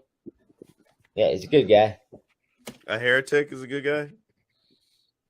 Like a person, he's a good guy. I mean, technically, I guess maybe he is baptized. So maybe, yeah, perhaps he is a heretic. I mean, a full apostated. I mean, so not even a heretic. Adam Green. So basically, they created Jesus. He's a fucking heretic. He's a blasphemer, a heretic dog. Well, okay? yeah. The wedding, the Greenberg? our Lord. Yeah, he's a fucking blaspheming dog. The Jews invented Jesus so that you would worship their God. So the Secretly. Zionism. You tied it Secretly. into Zionism. And that that's what and then that the Christians are the true Zionists, and he'll even go as far to say that every Christian is a Zionist, but not all Jews are a Zionist, and that's an exact quote from him. What a fucking retard. That Christians are being used to promote Judaism, But they are. and it's being and they are. That's I'm not denying that there are Zionist Christians. Without a doubt. Evangelical Christians Those love, are retards. love Those are Israel. Christians, they're Yes. retards. Yes. Yeah. No. He makes a lot of good points on that for sure. Yeah. No, There's a lot of doesn't. stuff Those you are can. cheap fucking retard No. points. Okay, but there are churches. There are a lot of Protestant sects that promote Zionism. And I mean, like, look, if we go, what's So the what? second? Who's the second largest landowner in the state of Israel? Bill Gates. Besides, the Eastern Orthodox Church is the second largest landowner Oh, in get Israel. the fuck out of here. It's Get true. the fuck It's out. true. It's true. I'm actually fine with that. That makes sense because, Yeah. That's fine. It's very, So, anyways, Drew, before Bro, I get out of here, happens I gotta anyway. be up early. I gotta be up at 5. You painted that out to make it look bad for me in the church. And I don't appreciate that, ABT. I just stated a fact. I just stated a fact. You kind of pulled a Michael Lofton on me just then. That was a quick Michael Lofton moment. I just stated a fact. I just stated Did a you fact. did you watch that video Today with Gabe. With with Gabe. Greg Dave or whatever? Yeah. Yeah. I bet you fucking loved that shit, didn't you? Oh God, they're gonna get no. Well, it's just I was cringing because I know that the backlash is just gonna be so bad. It's just gonna be so bad. Anyway, I'm what's about the to next on the list, Drew? All right, Davey's gonna go jerk off Adam Greenberg. No, I just wanted His heretic friend. He's gonna be like, I just promoted you on Chalk Body Outlines channel. I didn't say anything. You guys brought it up. I was gonna tell Drew. I sent you a thing of pictures. One was the David Wilcox 12 years before QAnon thing, and then the others were the before I got kicked out of the Discord, the Crucible stuff of the outlandish things they were saying. Might be a fun topic. TB, even though you out of nowhere said I had beef with you, I don't. I love you. No, I wasn't talking to you. I'm talking about Cecil. I think EBT and Adam would have a great, fun conversation. Machine Lies, we just talked. Cecil, I like you. I just don't know you. I gotta say goodbye. And I love everybody else. Good to see you, Krakow. And this guy got to say goodbye like 100 times. I swear to God, he's forever. Stuff looks the same way coming out as it does going in. Goodbye once and get out of here. He's a lingerer. That's true. He's a lingerer. Good Lord, man. I'm leaving. Go. I'm driving. We're gonna get back on track now. Back on track. Yeah, the white Israelites. Now, this is something I just came across recently. I didn't know this was a thing. The white Israelites. There's a channel. If you look up, it's called the 100 Proofs. And since we're getting off the rails, and I don't know that much about it either, but it's basically like that all the white people, the Caucasian race, that's actually the ones that in the Bible talks about. They call the Israelites that will go spread across the world. It's the same thing as the black Israelites, right? It's just the Hey, I just want to say there's 144 watching right now. That's right. You are the chosen few. Right here. Bam. Whoa. Bam. It's a watchtower party tonight. Hit that donation button. I So the know, claim. I know a lot about this one. Have you heard about this Machine Lies White Israelites? Oh, yeah. What do you? What's your take on it? Go ahead. Go ahead, because I kind of just found it. I still haven't gone deep into it. Oh man, this is a real banger because this comes from the whole concept of Gog and Magog in the Bible, where there's like 3 descendants of Noah, and like one is Shem, one is Japheth, and then one is Ham, and then Japhet, they say, gives birth to like Magog or someone, and then he gives birth to Ashkenaz. So they say like the Ashkenazis are actually not Semitic people, and they prove this by Genesis in the Bible. And then they say like, well, then if the Ashkenazis are like Europeans, then there must be an extension of Europeans that are also Jews. So that goes into this theory called British Israelism or Christian identity. I've heard about British Israelism before. Yeah. That's a real like where like there's a 13th tribe of Israel where like there's a which is crazy. Well, it's interesting because the Adam Green guy he mentions this kind of theory too, because these rabbis will say that Edom is like white people, but like Edom is also a descendant of Jacob, so then they would also be Jews. So it's kind of confusing. It's always a new name for the whites, you know. Yeah. Edom 1 week, it's Esau another week. Esau, and then Amalek was another one where they're all like descendants. Always something to do. When it makes no sense. You know? They're all descendants of Esau because Jacob had 2 sons. I mean Isaac had 2 sons. I don't care about the phrenology or the genealogy at all. Yeah, the genealogy is what it's all based on, though, right? Yeah, they focus on that. If we're talking contextually about situations, of course, but in the end, it really doesn't matter. Vocab alone. To me, it seemed like there was a lot about like the white people are the people that have fulfilled all the prophecies. They conquered all the seas and everything like that. Are you talking about Sola Scriptura, a rap guy?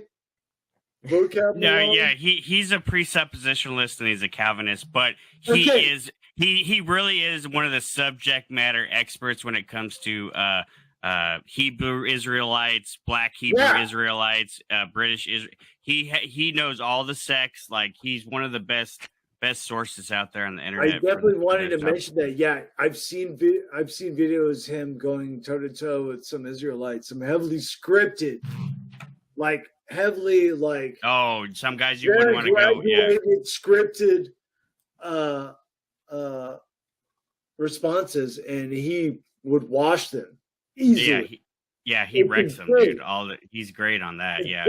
It's fucking beautiful. Yeah, I definitely. Who are you guys talking about? I don't even know who you're talking about. Vocab Malone. He's a Christian apologist. Vocab Malone. Yeah, he does raps too. He's a Protestant, so like we've run into him in more negative circumstances than Yeah, this the boy- ortho bros don't like him at all. They had a couple It's years just back. for- They had a big. I mean, his takes on orthodoxy were really stupid too. But I really just like this idea that like whatever the orthopros do on the internet sort of is how the orthodox. No, I'm just saying they had a feel. feud. They had a feud. I'm just saying that the Dyer and Vocab alone had a feud between each other. Did you watch the video? I guess you hadn't, but it didn't matter. With Lofton. Lofton did a video with Ben Gabe or whatever. Yeah, I did. Yeah, we talked about that. I watched it. Yeah. Yeah. Ben Gabe brought a lot of good points up. Yeah, I mean, like Father Peter Hare's not having a bishop's a big deal, and there's a couple other things. That's very strange. Yeah. If you're anyways. Yeah. So are we? I think we're good with that.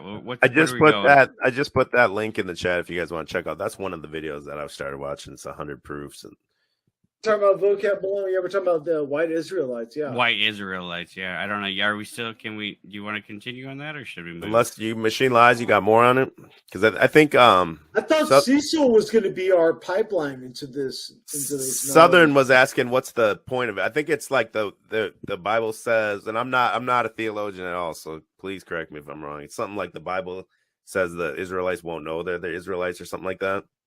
Is that right? Well, one of the major points was that the French, either the French or the British kings are a continuation of the line of King David.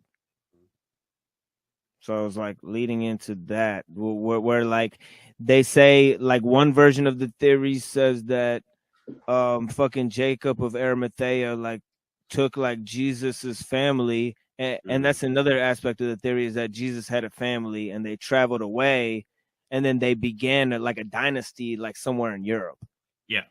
So like that was like the fucking crux of the like the theory there.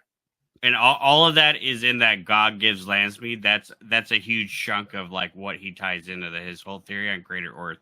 It's all about what he's talking about right here with the British Israelites and white. Yeah. And then but he ties it in with the other idea, the Ireland thing as well, which is part of it. Comes from Michael Tazarian, I think, is the source of that. But all right, I feel like triggering EBT right now. No. Are you going to? You want to get into You want to get into L, the last timers? Wait, what? What we're talking about last timers is we're talking about the channels that talk about. I don't know if I'm that triggered by it. But, I thought it triggered you more than it did then. I think it's just kind of dumb. Yeah. Conscious, what's his name? Forever Conscious TV, and it's right. We're not going to come. This is your last time reincarnating on this earth. Right. Don't go into the light, and then you'll go to the next plane of existence. Right. That sounds like fucking deception, right? It sounds like somebody's feeding you something. It sounds like demonic or something to me. Like, yeah, it does. It does. Another one of those like Gnostic things you're talking about, like hate creation, hate the earth, hate your life, and just right. It's always there's some escape out there for you. But there's some huge like it's the huge clout to it, like that these people that get into those, they like, oh, it's called the soul trap theory. That's what it's called. And right. they're like, oh, this is the best theory. This is the most important theory on the internet. The people that get into it. I'm like, what? I just don't get it. No way, man. That's crazy. Yeah, well, my problem with it is like it's all based on like these near-death experiences. That's the entire like crux of the whole theory, is that people say they died and they did this thing and then they came back, and then that's the basis of the theory, I guess. Yeah, there's some similarities, and so that proves that you consented to be here, basically. But the theories that the stories, the near-death experiences that don't fit that mold are completely pushed out and ignored. Mm-hmm.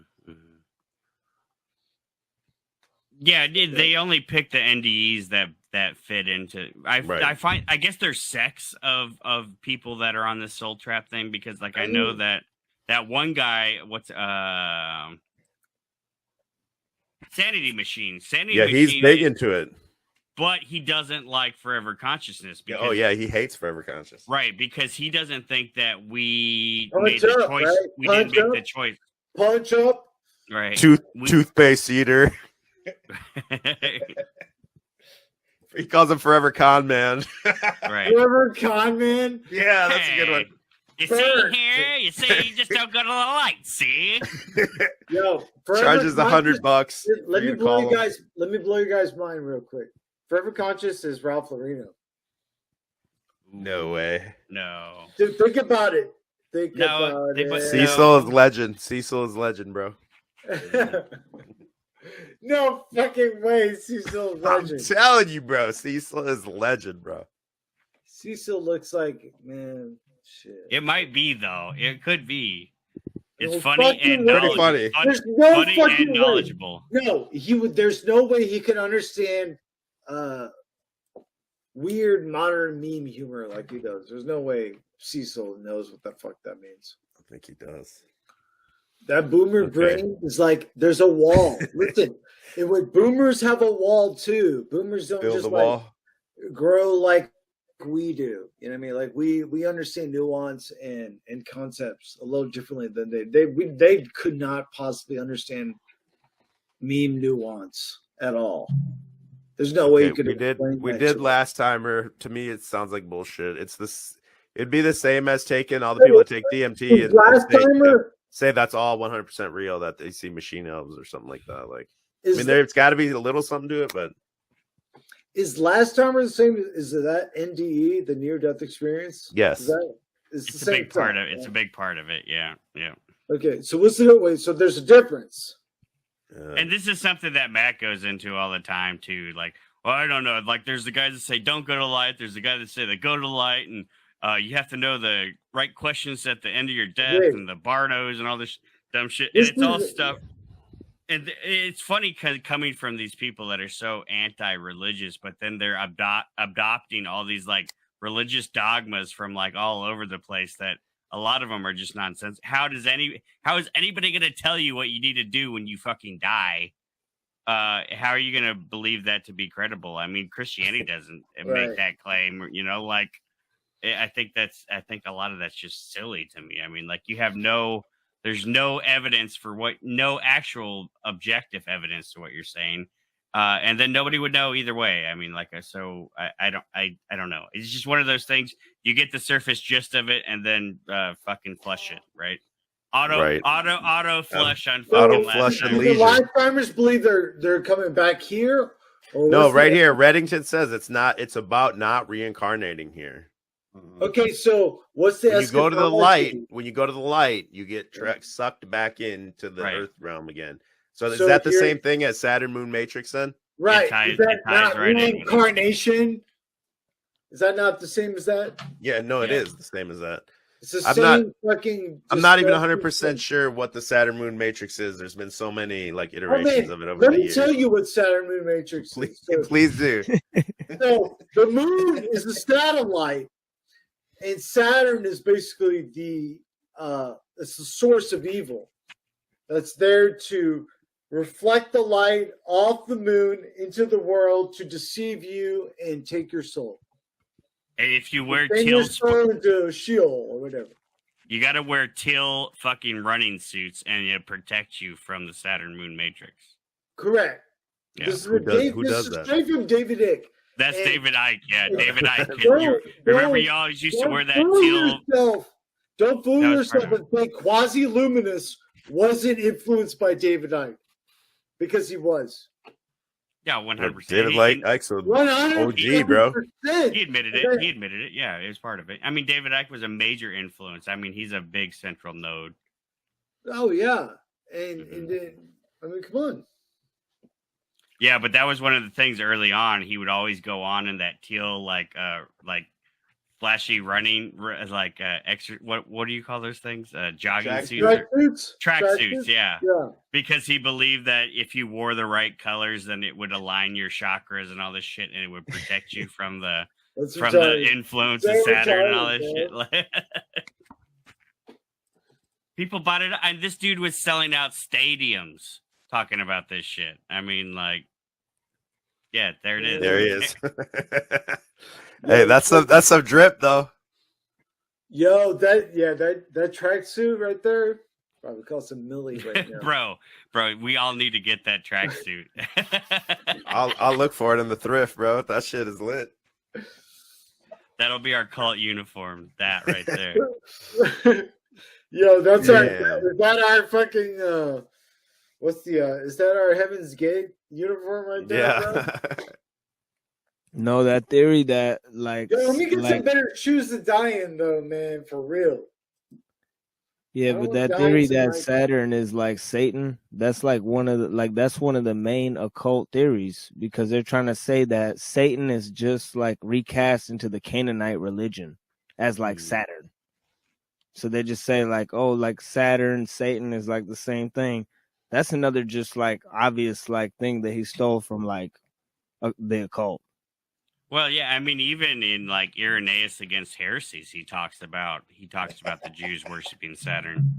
Oh Elton yeah, John. he says yeah, it I'm in his- reading a book about this. Elton John. It's Elton John. Is that Talcott? That's Elton John. The show. That's Talcott.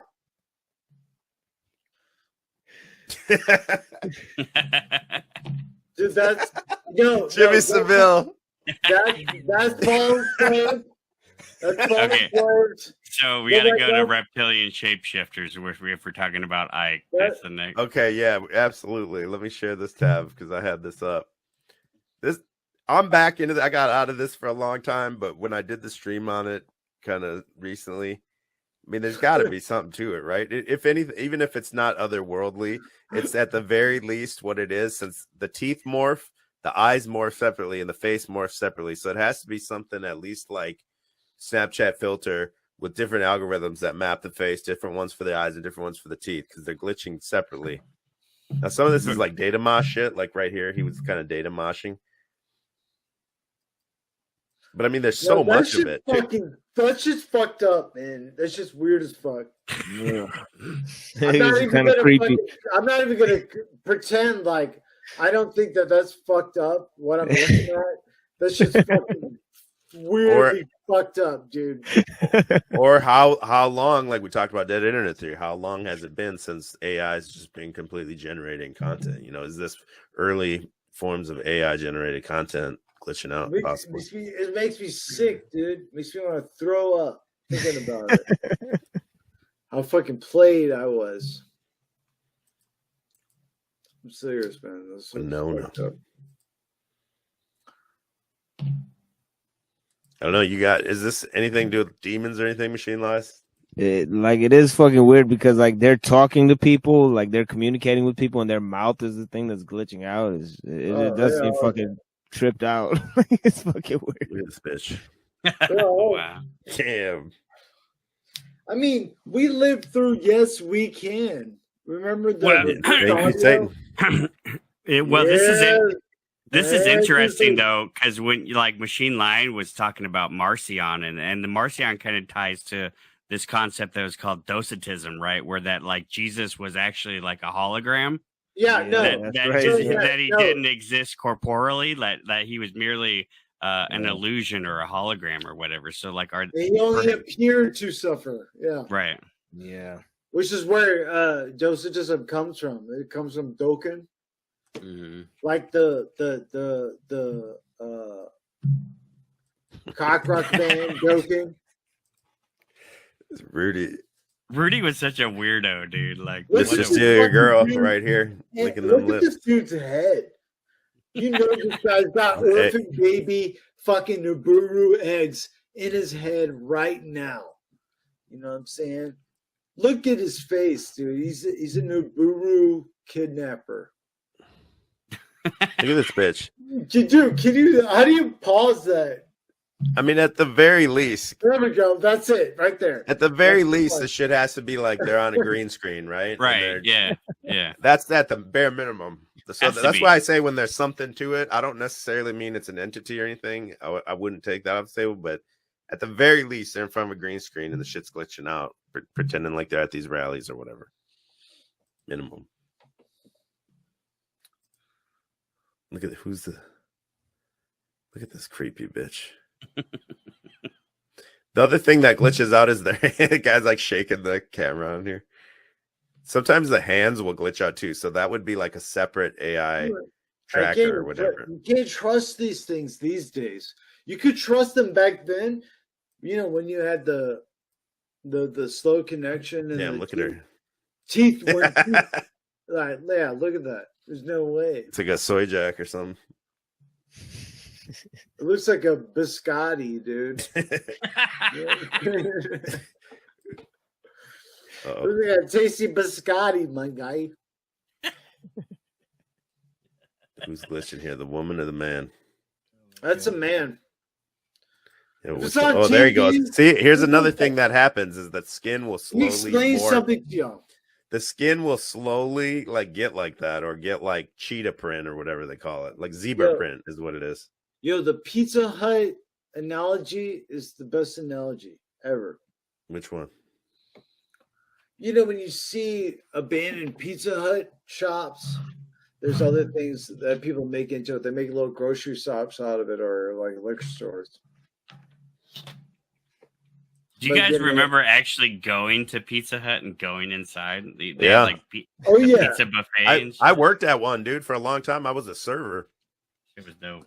We had the dopest hustle. Me and my manager, it was like I would serve and it'd be just me once the rush was done. Always where we worked, it was always Indian people coming in from India. Vegetable pizza and Fanta. Vegetable pizza.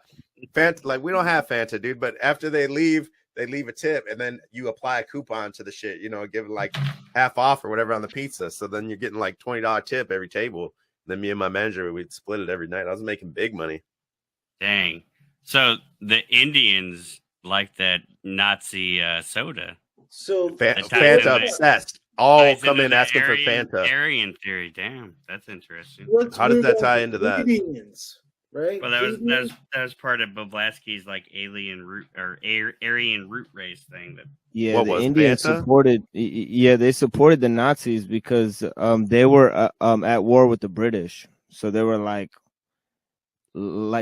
supporting Germany because Germany was at war with Britain too. So they were like the you know, like the friend of like you know, like we're gonna be friends with like your enemy, you know.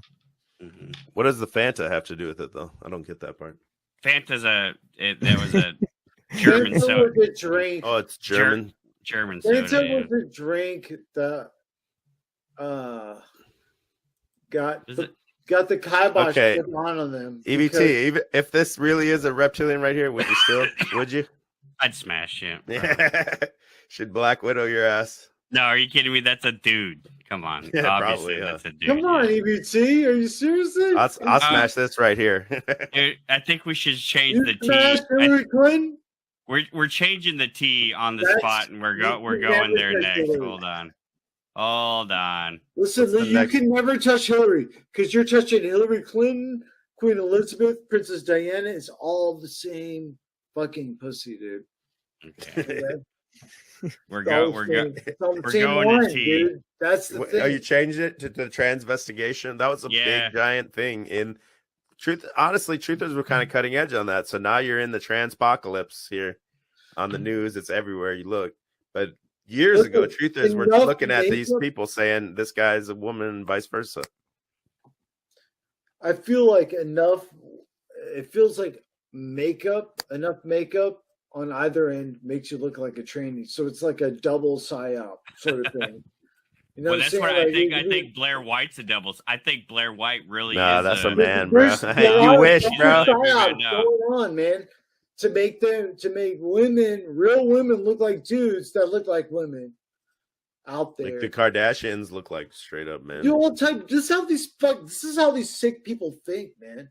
Okay, when you rule the world, like you know, fucking and money and drinking doesn't get you off. This is what gets you off. You know what I'm saying? This is what moves your fucking rockers. You know what I'm saying? Like when you're in bed with Satan, there's no limit to the, you know. Okay, well, we could sold to. We could tie this to transvestigation in with Tartaria because Tartarian Truth fell victim to one of our infamous followers, Niven, and then it was claimed to be a transvestite himself, Tartarian Truth. And also, Drew's been Niven claimed that Tartarian Truth is a transvestite? Yeah. Well, they say he is. Shem, she, him. M. Yeah. M for male, she male. Yeah. Yeah. I don't know. What do you think about this transpocalypse that's going on? It's just like everywhere nowadays. Is it the water? Is it like in the water, or is it just like some socially like? Is it like modern day goth or something? Deliberate. Dude, you never heard this shit at all until when the coof hit, and then maybe like a half a year or a full year into it, all of a sudden the Troons were enraged about their fucking existence. Am I missing the timeline? I'm pretty sure that's how it went. So when I was out in Iowa last week, I stopped at the in Waterloo at the John Deere Engine and Tractor Museum, and the tour guide of the museum looked exactly like Ralph Larino, same haircut and not Ralph Larino, but RT looked like RT, but RT. Same hair and everything, but had lipstick on, makeup, women's glasses, mascara, lashes, like diamond necklace, like earrings and stuff. Yeah. It was weird. Oh, JG's in here. What's up, JG? Corny. You corny dog. You corny dog. You corny dog. Yo, Drew, you know I'd hurt you if I ever saw you, man. I think we're friends now because Ben said he has a demon, so now he likes me. How do you know, man? With fucking Benton, he's a fucking biatch, dude. Okay, it's funny. Every man down here in the chat says RuPaul. So I went to Barnes and Noble the other day. I don't know if you guys have been to like a Barnes and Noble lately. It's just as nuts as the shit, the videos you see. You go there, it's like anti-racist baby and all this shit. I'm in the kids section. I'm talking about the kids section. So you go in there, there's a series of fucking books, right? A whole series. Like I forget the name of the series, but it's like one of them is like, what was the Holocaust? You know, another one is like, who is Oprah? And then all these people. Who is RuPaul for little kids? Like, little kid doesn't give a shit about RuPaul, but then in the same series of all this degenerate bullshit, there's one book called Who Was Jesus? I'm like, hold up, dude. Like you have this whole, or what is NASA is another one. Like all this degenerate bullshit. Then who is Jesus? Then they have, do you remember, sorry for my book rant here real quick, but it just blew my mind. Remember the little golden books? They have the little gold on the spine. Oh yeah. The little board book. It's like hardcover. Okay, they have all these nowadays. Book fair? Are you talking about yeah, they have these nowadays, but now they're about celebrities. So it's about Betty White has a little golden book. Fucking who was it? Ruth Bader Ginsburg, a little golden book you can buy for your fucking kid. Dolly Parton and all this shit. Like, bro, little kids don't give a fuck about Dolly Parton or any of this bullshit. Celebrity. It's retarded, dude. You, yeah, nobody cares about that. Ben Thorpe, I have 4 fucking kids, dude. Okay, indigo children. This is a theory from the 70s, I think. And it basically claims that indigo children claims that there's the rate, like the humanity's like upgrading. So it started in like the 70s. In they're like, as humanity, it's like X-Men or something almost. These children are born with more empathy and higher artistic skills and everything like that. Like, and it just slowly kind of started from there, and then I think it continues today with the autism trend that you see. Right. Like not that it's real, but it's just kind of this ever expanding. We're these special people.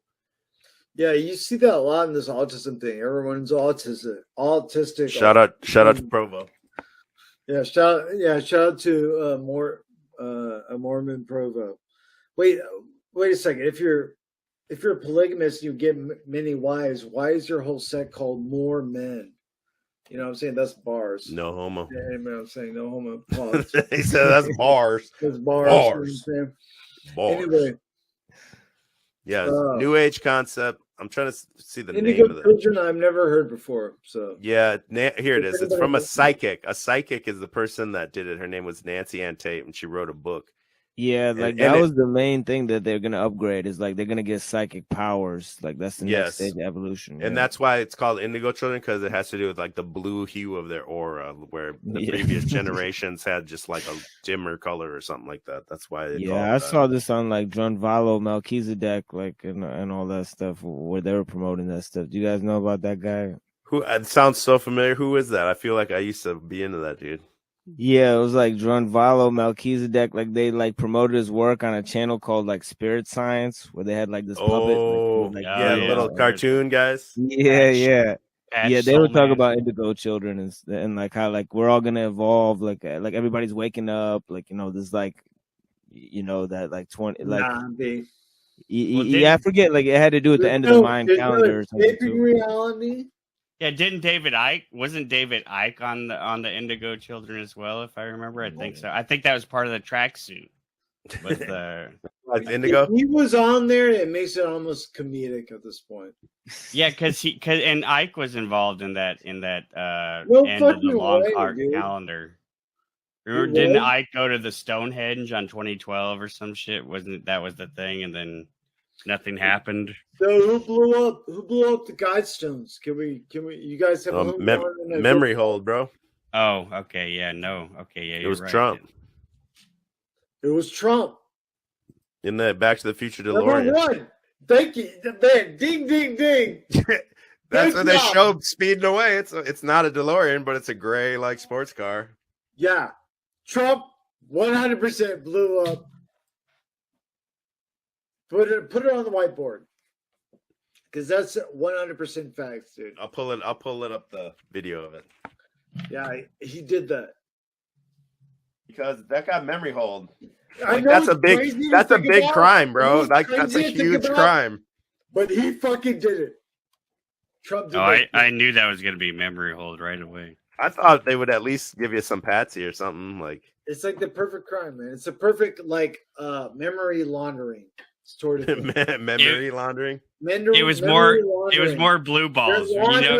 They're laundering him like in a straw man. This is Donald Trump's straw man terrorist right here. I mean, this is what that is. It's not paperwork terrorism. It's just a Right. granite terrorism. Exactly. They had to throw the conspiracy theorist a bone after the 2 years of the pandemic. They had to. This was They had to throw the planned move. Have Donald Trump come down here like the fucking monolithic snake freak he is and bust it up. Mm-hmm.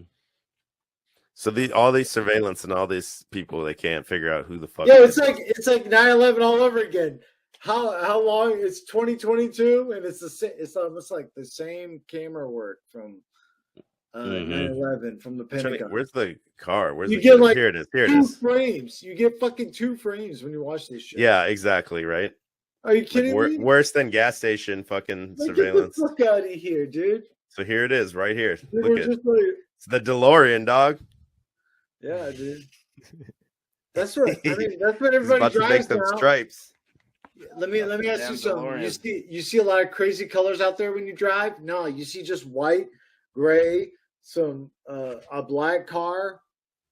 It's ghosts is going on out there, man. Look at Trump dipped in real quick. He said, "Man, fuck your Georgia Guidestones." That's He dipped Trump. the fuck out. He One dipped the point. fuck out, dude.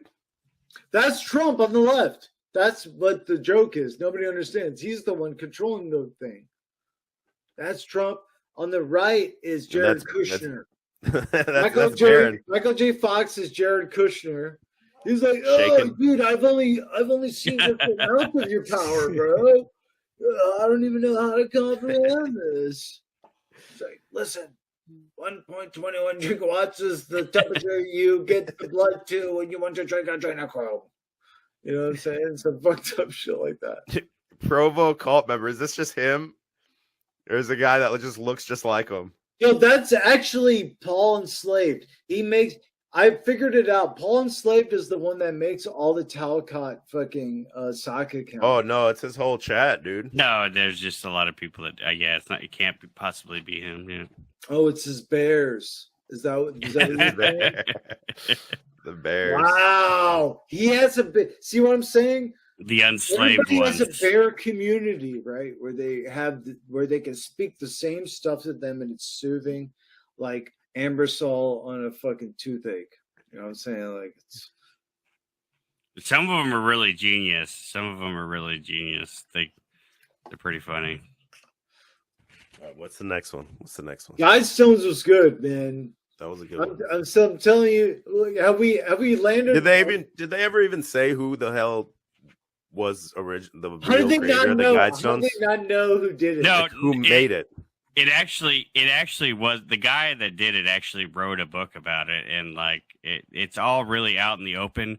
It got perverted because this evangelical Christian guys made a documentary about it, and then they kind of made it to where they acted like they didn't know who it was to make it more like of a scary, spooky thing or whatever. But the guy, Jimmy Aiken actually did a 2-part series on the Guidestones, and it's probably one of the best ones you're going to see on the Georgia Guidestones. So Ted Turner had nothing to do with it. That's what Slick Yeah, Furman Ted said. That's what Turner- I've heard too. I heard it was Ted Turner. Yeah, I'm gonna trust Ted Turner. It's just like a truther trope. It doesn't really even necessarily promote a globalist agenda. Like a lot of the claims that are made against them really don't stack up. Because the I guy agree wrote too. that. It's like work out and eat healthy and shit. Like I mean, he ran the. it's like what truthers would say. The Guidestones, if you read it, it's like written by a fucking truther. Like quit overproducing and shit like that. Exactly. Making your memes, Sounds basically. it sounds like a blood over antenna, honestly. That's why there's It blood sounds on the like- top of it. It sounds There's like a blood Aphrodite and retrocausality. We're fucked, bro. Okay. She dropped her starfire on the top of the motherfucking Guidestone. Mm-hmm. Well, they make it into more of a mystery than it is, because they're. I bet Devin Maggi would do it to get her attention, to blow that shit up, man. Be like, "Yo, take me back, babe. I just did some fucking really notorious." She got a shit." way better guy now. Oh yeah. All right, Yellowstone, New Madrid. This is your wheelhouse, isn't it, EBT? EBT, that's all you, man. I know a little bit. I know a little bit about New Madrid ties in with my Tecumseh stuff, but I wouldn't want to go too far in the rabbit hole. But I guess we could throw in Cascadia fault there too. I guess it's just like doomer predictions for either Yellowstone, Cascadia, or New Madrid going off and destroying the world. I guess it's like a doomer prepper kind of thing, I guess. Who knows? No, I've heard about this since the first I ever looked into anything. One of the first things I came across was like Yellowstone's gonna blow, all this land's gonna be underwater and shit. The whole fault's gonna go. Like this like 15 years ago or whatever. Well, the New Madrid ties in because like in 1811, 1812, kind of Tecumseh prophesizes that he's going to stomp his foot and cause the earth to shake. And this prophecy allegedly comes true. And we have the earthquakes of 1811 and 1812, which were pretty major in the Midwest area. And then there's also tied in with like eclipses and stuff. And then also the 19 and a half year, 20-year cycle of the Saturn-Jupiter conjunction ties in. And then the grand solar, the grand American eclipse coming across the New Madrid fault line and stuff. Some predict that we're going to have action. Yeah. And then we would have this flooding. And it's quite interesting. If you look, this is a U.S. Navy map of the future. A lot of people don't know that one of the world's largest Navy bases is located right in central Indiana, and there's nowhere near the ocean. So I think it's strange that the Navy already has an installation there. That's one of their largest. Crane Naval Base is the one in Indiana, which would be located right here on the edge of the water here on the map.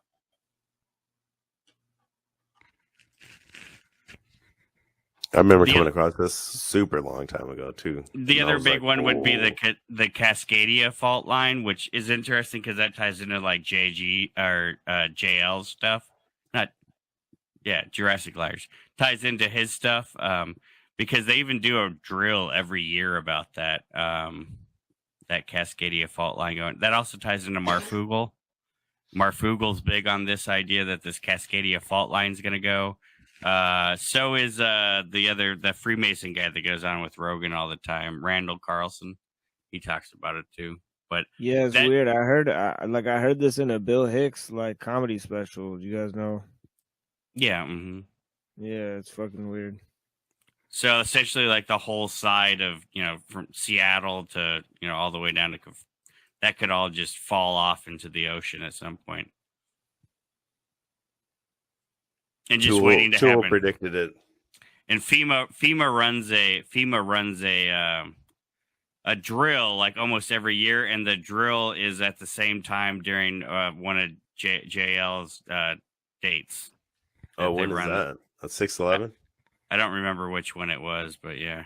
And the name is interesting too on what they called it, if I remember correct. Cascadia Rising, yeah, I think is the name of the drill. It says there's a 37% chance of 7.1 magnitude quake happening at the boundary within the next 50 years. Mm-hmm. That's pretty good odds. Yeah, and they also, for the New Madrid, I think the FEMA runs a drill for that, also called Shaken. I believe it's called Shaken Fury. Is the name of the drill that they run for that. And it was funny because they used the years before they used the image of that bridge on I-40 from Memphis that shut down for a long time because it had all the structural issues. The FEMA image for one of their operations for that was an image of that bridge with cracks all in it. Years before that became an issue where they had to shut down that whole interstate, which was a big deal. Like during the Benton would know what I'm talking about on that. It's the bridge right next to the pyramid there in Memphis. So that's all. That's what I know about that. I just want to know about that. So, that was a good one. Where we're at 3 hours and 10 minutes. So ooh, I don't think we're making 420. I don't know. We're almost running out. We don't necessarily have to. It's fine. We just killed that one out. Hopi prophecy. You want to get into Hopi prophecy? I know this one a little bit. So it's basically like people will destroy the earth. They say this is like from these. I think it's at the where they call it the four corners of the United States. Where does that, like Nevada and Arizona or whatever the fuck it is? Yeah, Arizona, New Mexico, Colorado, and Nevada, I believe. And the idea is that they call it there's this Hopi prophecy, and when you look into it, there's not too much to it actually. It's another one of these like New Age concepts.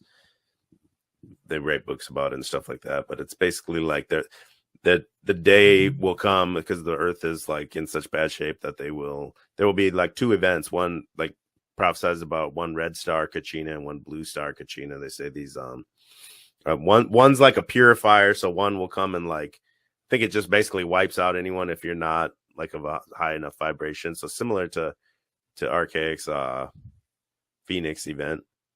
I think that's I don't remember. I think that's the red star. I'm not 100% sure. And then the other one comes, the blue star Kachina comes, and then it's almost like the rapture, I believe, if I got it right. I should look this up. It's been so long since I looked into it.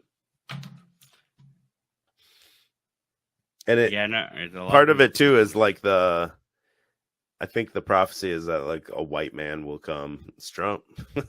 No, the prophecy is like that a white guy will come like out of nowhere basically and show these people the way that they're really supposed to be living or something like that. And it's all dubious at best when you actually get down to the nitty gritty of the origins of it and everything like that.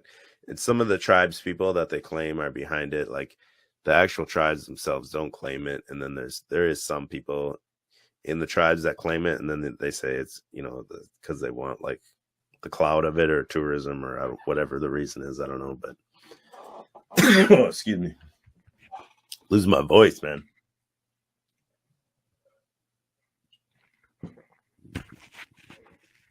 You know anything on that one, Machine Lies? No, I just find it odd whenever you see like the Native American shit and like it's always hijacked by like Mormons and then like other people where they try to claim that like I think the Mormons actually claim that the Native Americans were like Jews. Yeah. Oh, we're like a lost tribe of Israel. And then but usually the Native American shit, like I was reading in a book, like Joseph Campbell was talking about like Native American, like spirit lore. And he was like explaining like the ascension of the soul and like a Native American thing.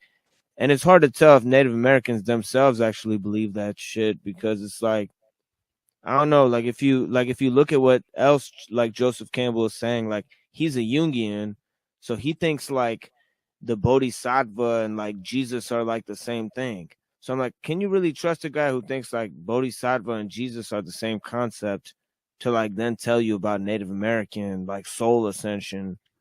You know what I mean? I just feel like I'm highly skeptical on like people explaining Native American religions. So interesting tie in there with the Native Americans and that stuff, ties in some other stuff that's in that line. But the Shawnee Indian tribe, which Tecumseh came from, in their lore, they claim that they're also known as the tribe that was everywhere, but was from nowhere, because they kind of inhabited a large swath of area bigger than most other tribes. But in their lore, they claim that they actually came across the Atlantic and then arrived here. And they actually even worship, their god was called Yod, the same as. So that kind of gets conflated with what you're talking about with the idea of the Mormons coming in and claiming that these people are Israelites. But it's funny because they even, the Shawnee claim that the white men from Europe were sons, like actual reptilians, sons of the serpents, literally.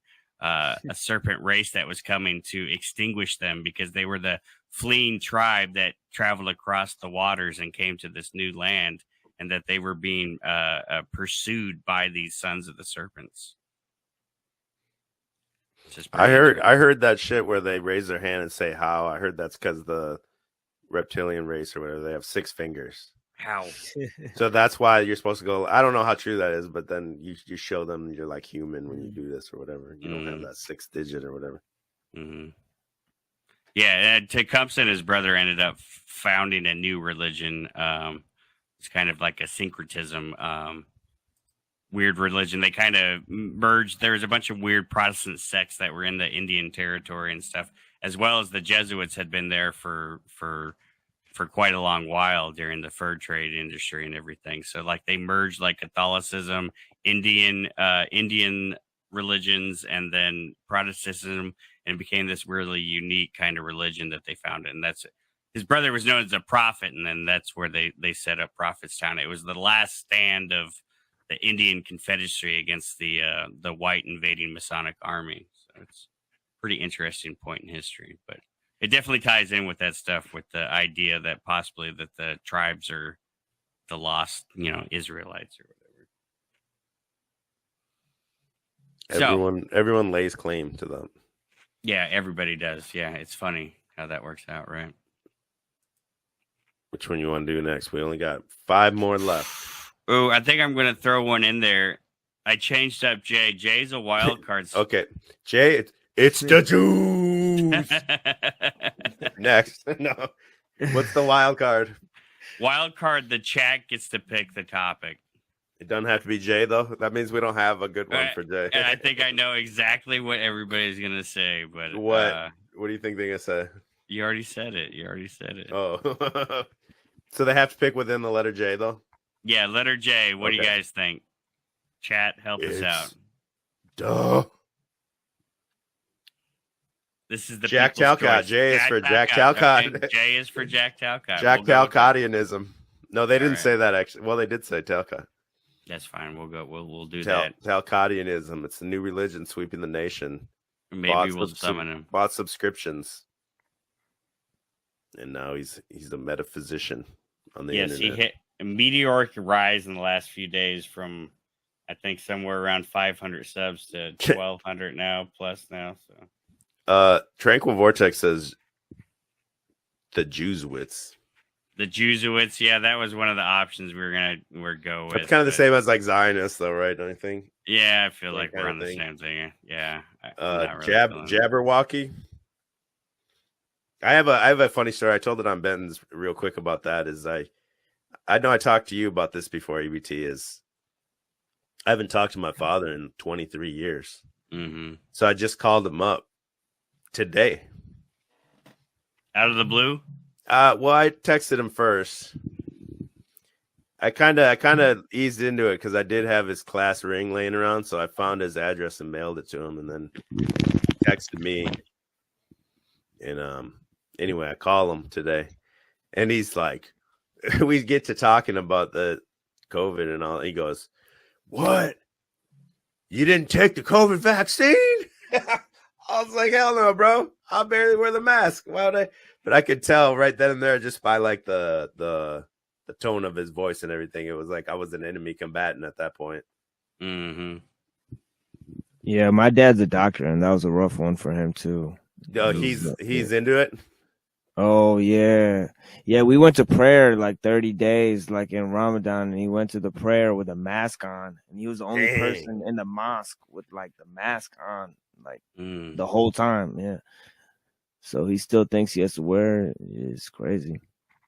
Think he's still wearing it today? Yeah, he's still wearing it today. Yeah. Yeah, the people that I see wearing it today, I'm like, man, you're gone. Yeah, he's that like loopy with it. Yeah. The people, to me, it's just like it was like the ultimate litmus test to see like people's intelligence or something. Because what you saw in your reality didn't match anything what they were talking about on TV. Mm-hmm. Well, that's another thing that my father said too when we were talking about. He's like, why wouldn't you do it? He's like, everyone I know that didn't get it is dead. I was like, I never knew anyone that had it that was sick more than like 2 days. No, my dad said I was a conspiracy theorist and I was mentally insane. Like straight up. Wild, man.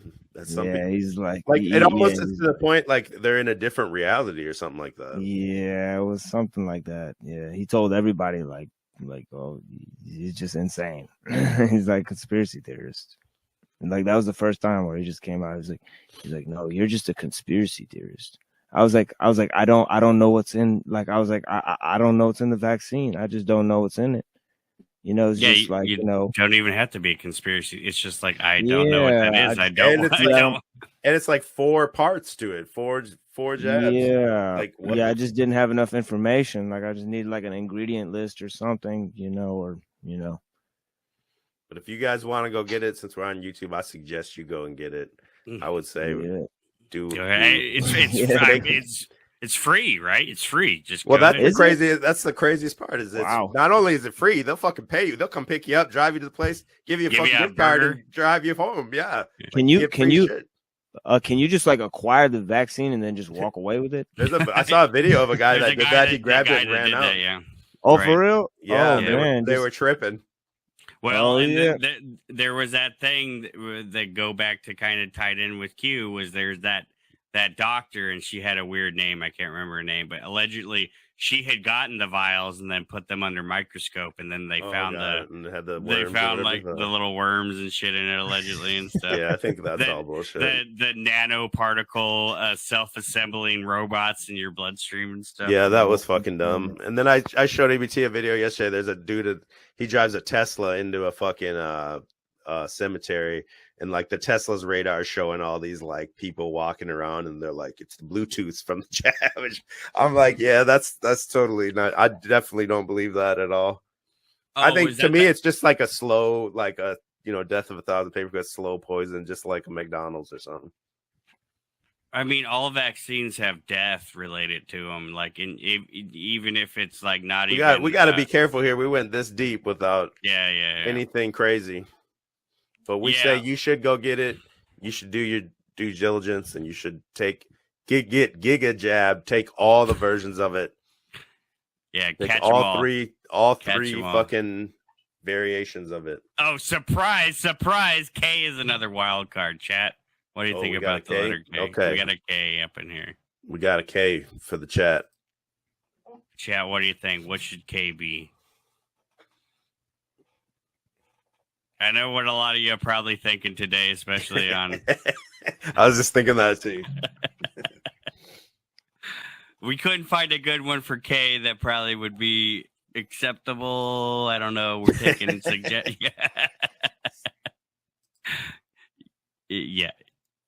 Yes, hide that one. Yeah. I'm trying to delete it, but it keeps coming on the screen. Nobody's got a K. Nobody's got a K. Here's a good one: the conspiracy of kale being. That's actually a good one because we could. Only thing we had was like Knights Templar, which is kind of you could tie it in with Jesuits and Zionists.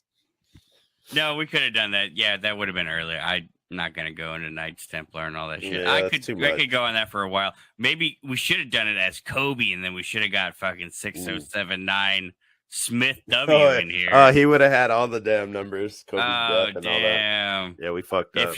If you're out there, bro, we could be Kobe. Every Man Dan says Kabbalah too. I bet Machine Lies can go in on. I bet Machine Lies can go in on Kabbalah. Yeah, Kabbalah's the obvious one. There's a lot to say. Yeah, there's like some founders of Kabbalah for sure. It's like a spin-off of like Hasidic Judaism. And then definitely Marcion would have been a influence somewhat in it as well too. Same kind of concepts. Divine spark, that everybody has a little piece of the divine within them and all that kind of stuff. So those are main tenets of Kabbalah. Yeah, it seemed like it. And also that there's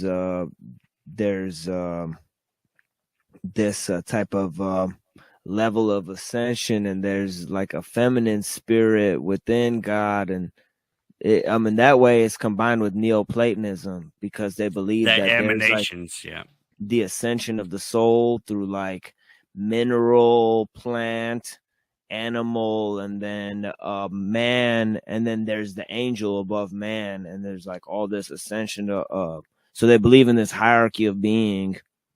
So it's in like this kind of like whole like the microcosm is the macrocosm, like as above so below. Now that's what that Nasim Haramein shit was to me. Once I kind of got past that and kind of figured out what he was talking about, because that was his whole theory, is that in the Nasim Haramein theory, it's like infinities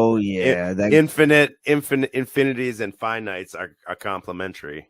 Yeah, that God is like math, and there's a 64 tetrahedral grid. He's talking about 64 tetrahedral grid. And then you could zoom into each one of those tetrahedron grids, and then inside that is another 64 tetrahedron grid, and zoom in again. Yeah. I was like I went nuts on that fucking dude, man. But then I realized, like back then, that's kind of when I first got into this shit. I thought the shit was like real. I thought he was a real scientist and shit like that. And then you get out of, learn other shit, and it's like, okay, he's talking about like metaphysical shit, basically Kabbalah shit.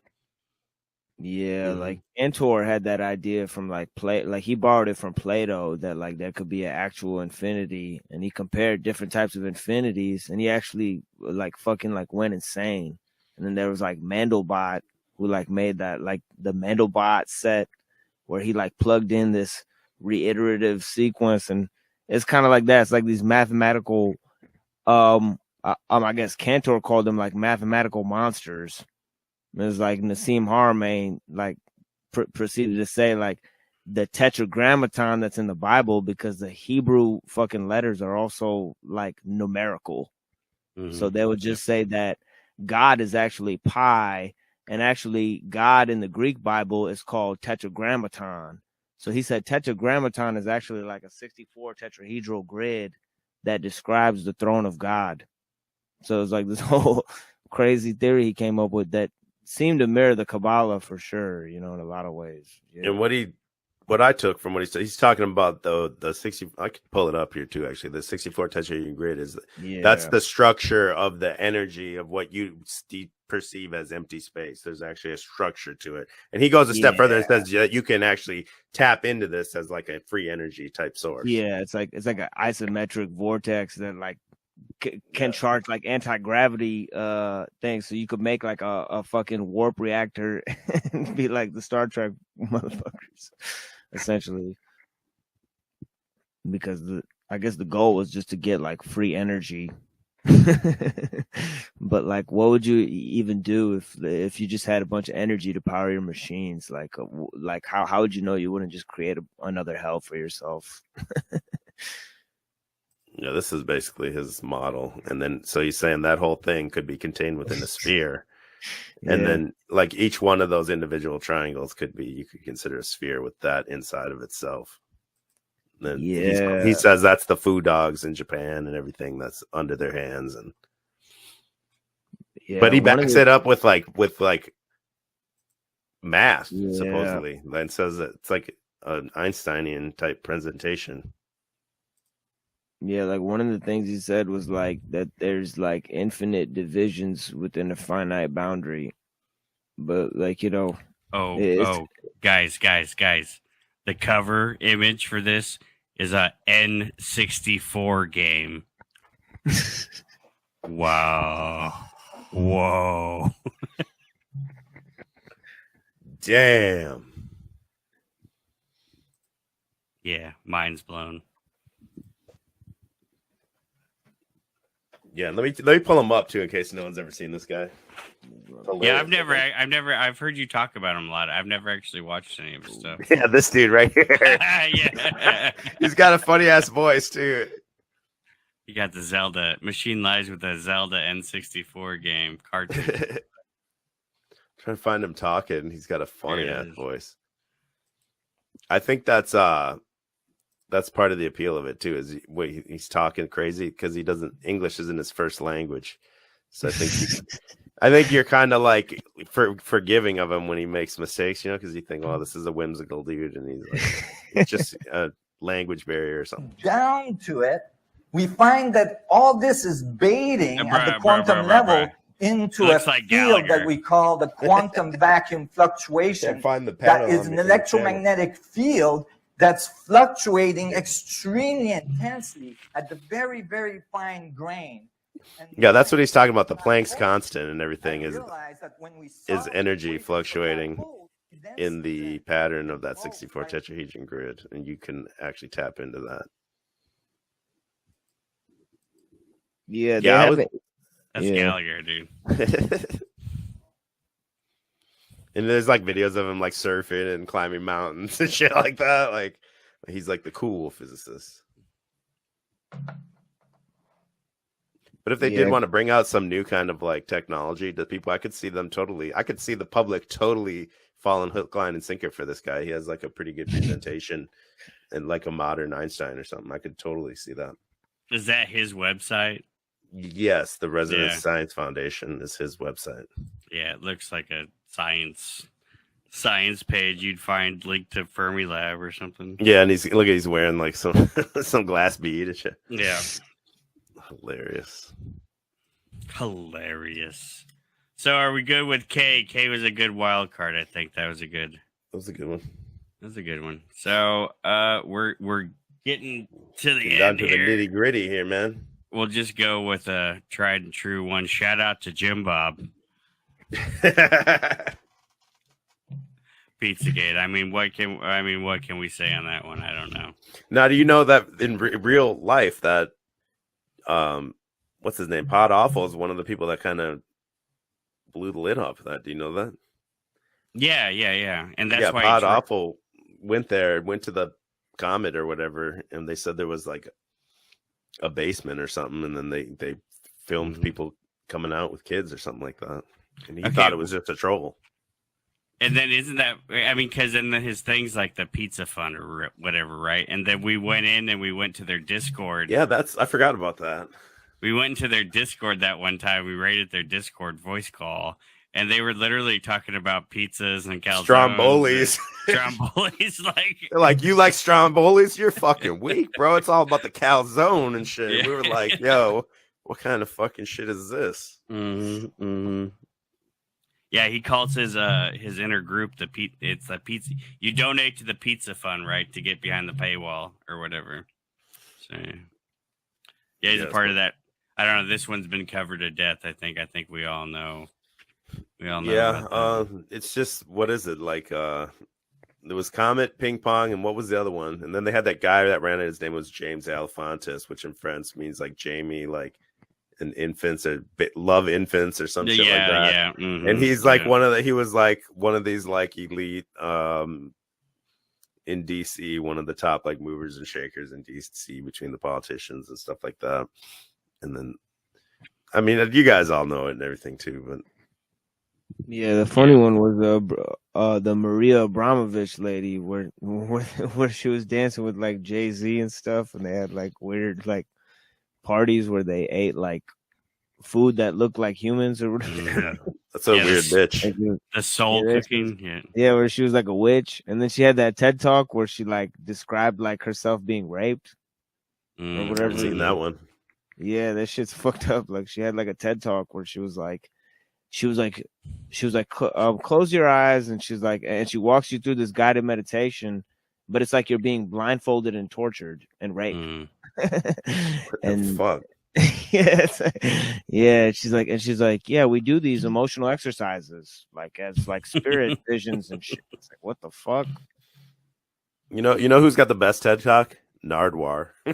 Nardwar. Yeah, you ever seen it? No, I haven't seen the TED. Oh, it's hilarious, bro. Dude, Nardwar should have been on this list. Actually, that should have. Nardwar is actually a rabbit hole. If you guys know who Nardwar is. Oh yeah, it's crazy. Yeah, he exposed some conspiracies for real. Nardwar is definitely a Fed. No, Gotta yeah. Yeah, I mean, Yeah, how would he get so much information on these people that when you watch these things, like these people are legitimately They're shook. going out of character and reacting to him, like, and it's crazy, it's insane. Did you guys see the Timothy Leary one where he like talks to fucking Timothy Leary? Oh no, I I've haven't seen that one. Yeah, he talks to Timothy Leary when he's like an old man, and Timothy Leary talks about like psychic TV. Like he asked him about psychic TV, and Timothy Leary's like, "Oh, that guy made videos of his children and shit." And he's like, "Yeah, you shouldn't talk about that fucking psychic TV guy. He's like a fucking pedophile." Shit is crazy. Stephen David says Nardwar is we fucked up on that one. That it is that's a crazy rabbit hole once you look, and when you just watch some of those videos, the way these people react to them, they totally come out of their. The Slipknot dude like left. He raged and left. He was like, "Oh, they had a lot of weird interactions with Slipknot." Yeah, for sure. With whatever, I can't remember his name. And if you guys don't know who he just like goes up and interviews mostly musicians, and then he starts he's super. You almost have to see it. He's like, "Hey guys, I'm Nardwar," and then he's like, because he catches him off guard with that shit, and then he's like, "I found out this," and he pulls some shit out that they did, like maybe the first demo they ever made or something that no one even knows about. And he like shit, they couldn't even get. Like I heard your 5th grade girlfriend's name was Nancy. Right, like weird shit. Like Snoop Dogg, he pulls out like a video cassette, and Snoop Dogg's like, "Holy shit, dude!" He's like, "I've been looking for this forever. Like, you literally can't find this shit." Like, he brings them gifts that like they can't even get themselves, of their own career. Like that, it's really weird. And then in the TED Talk, it's almost like he's super. You can tell the crowd kind of hates him. They're not really into in the TED Talk. And then at the end, his whole point is like, I just ask. That's how he says he gets all this information. He says he just asks people. And his whole TED Talk is, if you want something, you got to ask for it. So then at the end, the audience is very annoyed. You can tell they're like not digging it at all. And then he's like, "I'm going to be the first TED Talk to crowd surf." And he just asks them to crowd surf. And he jumps in. And he's like crowd surfing through the fucking TED Talk. Doodaloo. Doo-doo. All right, we're coming down to the end here, fellas. We're coming down. We got two classics left. The best for last. We're coming down to the end. I don't know which one to pick first. The best for last, man. Eeny, meeny, miny, mo. Pick a tiger by the toe. If it hollers, let it go. Eeny, meeny, miny, mo. Mad Earth. Oh. Mad Earthers. Mad Earth, made famous by Quantum of Conscience YouTube channel. Yeah. We all been down this road many times. Many times down visiting Mad Earth. So Mad Earth to me represents like where the truth community has gone and stuff, or where they want it to go. I think whether he's involved in it or not to bring people there, I think that's how they want people to be. Where it's the guy that everything's on the table, nothing's off the table. You're never making any progress in your thoughts because every single thing is up for grabs or whatever. And then the constant belief to me, it seems, in Satan, but then the rejection of God. Satan's doing everything and you're in like a hell realm, but then there's no God or something. There's no redeemer. Mm-hmm. Yeah, all of our fans know that we beat this one to death as far as we can go. But honestly, at this point, I'm praying that Matt can come into kind of a new persona, get big out here. Like, Matt would be great if he'd come on. Obviously, this panel platform is the wave of what's happening right now. And if you can't come on and express your ideas and stuff on a live stream, I don't know if you're going to be able to keep up. And I think Matt gives a lot of people like Matt, and a lot of people enjoy his content and stuff, and a lot of people want to interact with him. And I think that he's losing out by not interacting with his audience. Even if he did pre-recorded videos and then premiered them, at least so there'd be a live chat for people to chime in. He could be in there, and that would be, less intrusive than doing, trying to do this. But he does all his videos live cut anyways. I mean, they're not. Yeah, it's one edited. take, so just go live at that point. Just go live and do it, But I mean, we've been down this road. So Yeah, we know all and we know all the inner secrets of this man that we've uncovered. Kung Fu Golf. The pissed on breadcrumbs that he left for us to find, So, The kidnapping insurance, Kung Fu Golf. The Michael Victor. Yeah, that's it, Michael Victor. The Qualcomm But now the towers, problem with him is that he didn't evolve the channel ever. So then another guy was able to come up behind him and just scoop up all his fans and basically take all of his momentum. And that guy was Mr. Jason Breshears. Yeah. And I'm cool with that. So Jason is basically Matt on steroids, like the channel. Mm-hmm. And it's similar to that God gave Lampsey. It's every conspiracy smashed into like one. And supposedly got math. Yeah, in supposedly it too. exactly, like dated with math and all plotted to a timeline and everything like that. Mm-hmm. And then he calls them fans errant. So that's the E for errant. So the errant, he even went on the one video and said the errant is the actual true Christian. Right. Yeah, they seem kind of dormant after the Archaics meetup. Like they haven't been putting a whole lot out anymore. But and also, I guess it was weird because they said that they're bringing another guy in to work for him there. Okay, that's the brother of Matt May, the guy that was raging in my chat. Justin is May. it? I believe so. Mm. He's got the maze unlocked. Mm. Yeah, no, I felt like after the Archaics movie, I don't know where else. Yeah, he was done after that. That was the wrap. The meetup was lame. It was basically just the same Archaics video, but live with people. Made bank though. Made bank. I thought it was very weird that people were bringing their kids and their daughters and stuff, and they were having pictures with this fella. It was, And then he also had the security. The security was funny too. He had a big fat old dude. boy. Chihiro was there, throwing ass.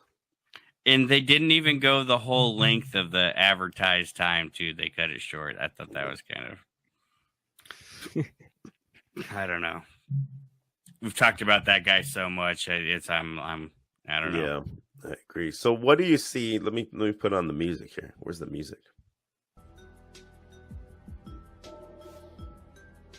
What do you see a big commonality across all these conspiracies? There is a lot of commonality, not 100%, but one of them is like the legal aspect of it, that the Sovsits use and contract law and stuff like that. That's in a lot of these theories. Mm-hmm. Yeah, that weaves through a lot of them. Yep. Yep. A lot of them seems to be to like subvert God and religion to me. Mm-hmm.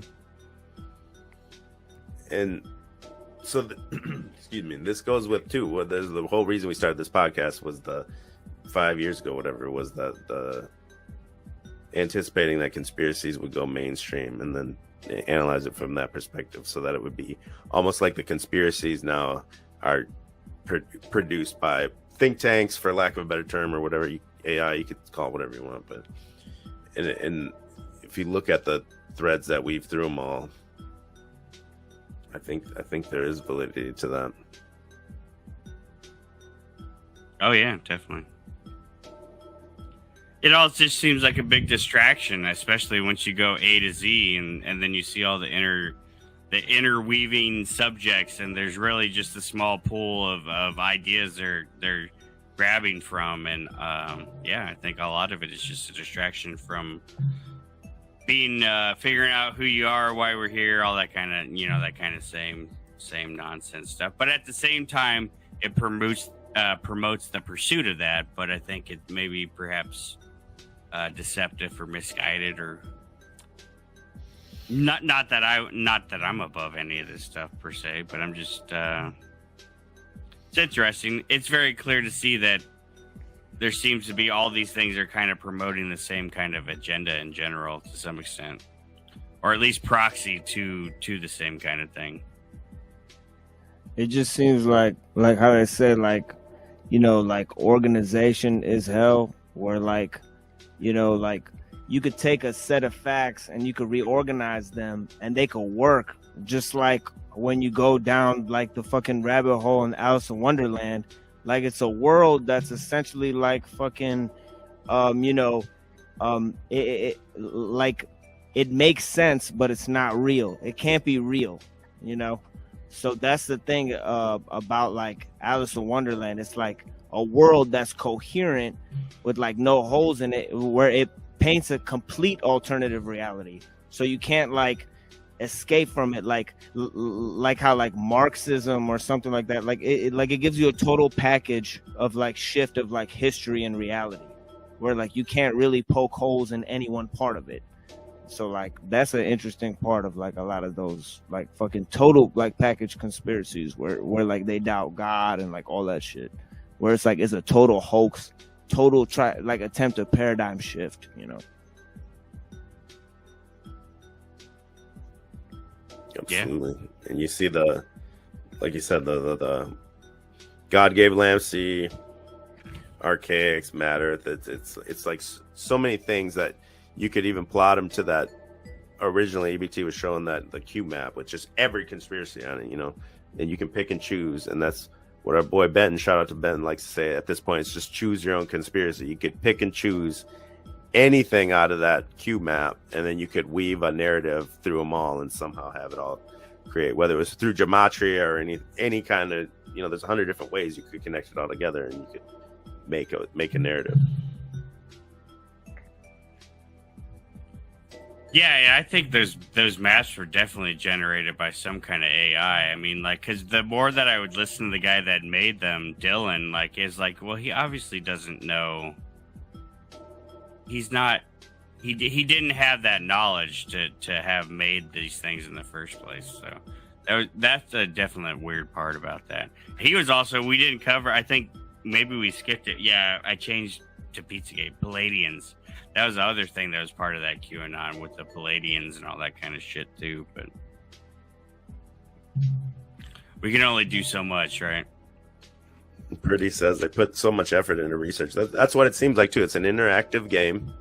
It's a sports. It's like sports for people that don't watch sports, or soap opera for people that don't watch that. And then the term I used to was the digital Rorschach test. So they give you like a vague conspiracy, and then how you interpret it through Twitter and YouTube and everything, it allows them to map how you think to your own like digital profile of you.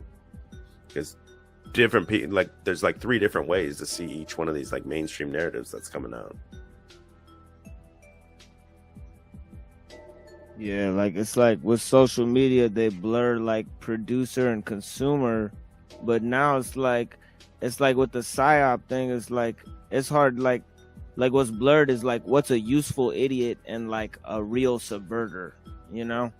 Because it's like a lot of people are like subverting shit, but like they don't know why they're doing it. Like they're just kind of like following a weird program where they're like engineered to like you said, like follow this algorithm to the end, where they're like responding to like a cue card, like a Rorschach test, and then they're being molded like to suit that, you know, like for sure. Yeah, that's definitely one of my favorite analogies is the digital Rorschach test. I think that one's very succinct. A big part of it too, Pretty says they just want clicks, and you see that with Archaic Errants as a perfect example of that. I think they don't care really what he says. They just want the camaraderie of the community and someone to kind of talk to. So they feel like they're outcasts or something like that, and then they just latch on to a group. And they're all kind of cults, whether they mean to be or not. Like I think the Archaic Errants, he tried to create a cult, but even like Matt, I don't think he wants that, and it kind of is. It's just part of the game. Yeah, I like how Archaic comes out with these challenges to people that you can't possibly, like he did the dating of Atlantis, right? Come out and challenge me that I'm wrong on the dating of Atlantis. How could you be right on the dating of Atlantis, dude? Like it doesn't fucking exist, dude. Like what are you talking about? Cecil keeps glitching when I try to bring him in. See, Legend's in the chat now, and then Cecil's he's trying to throw us off. Oof. He's trying to throw us guys, off. there's a link there. Y'all can join. We're at 350. We're like so close, but so far away. Yeah, if anyone wants to jump in, man, we're not necessarily winding it down. If you got any thoughts about any, like kind of like looking at the totality of it now, you know, like.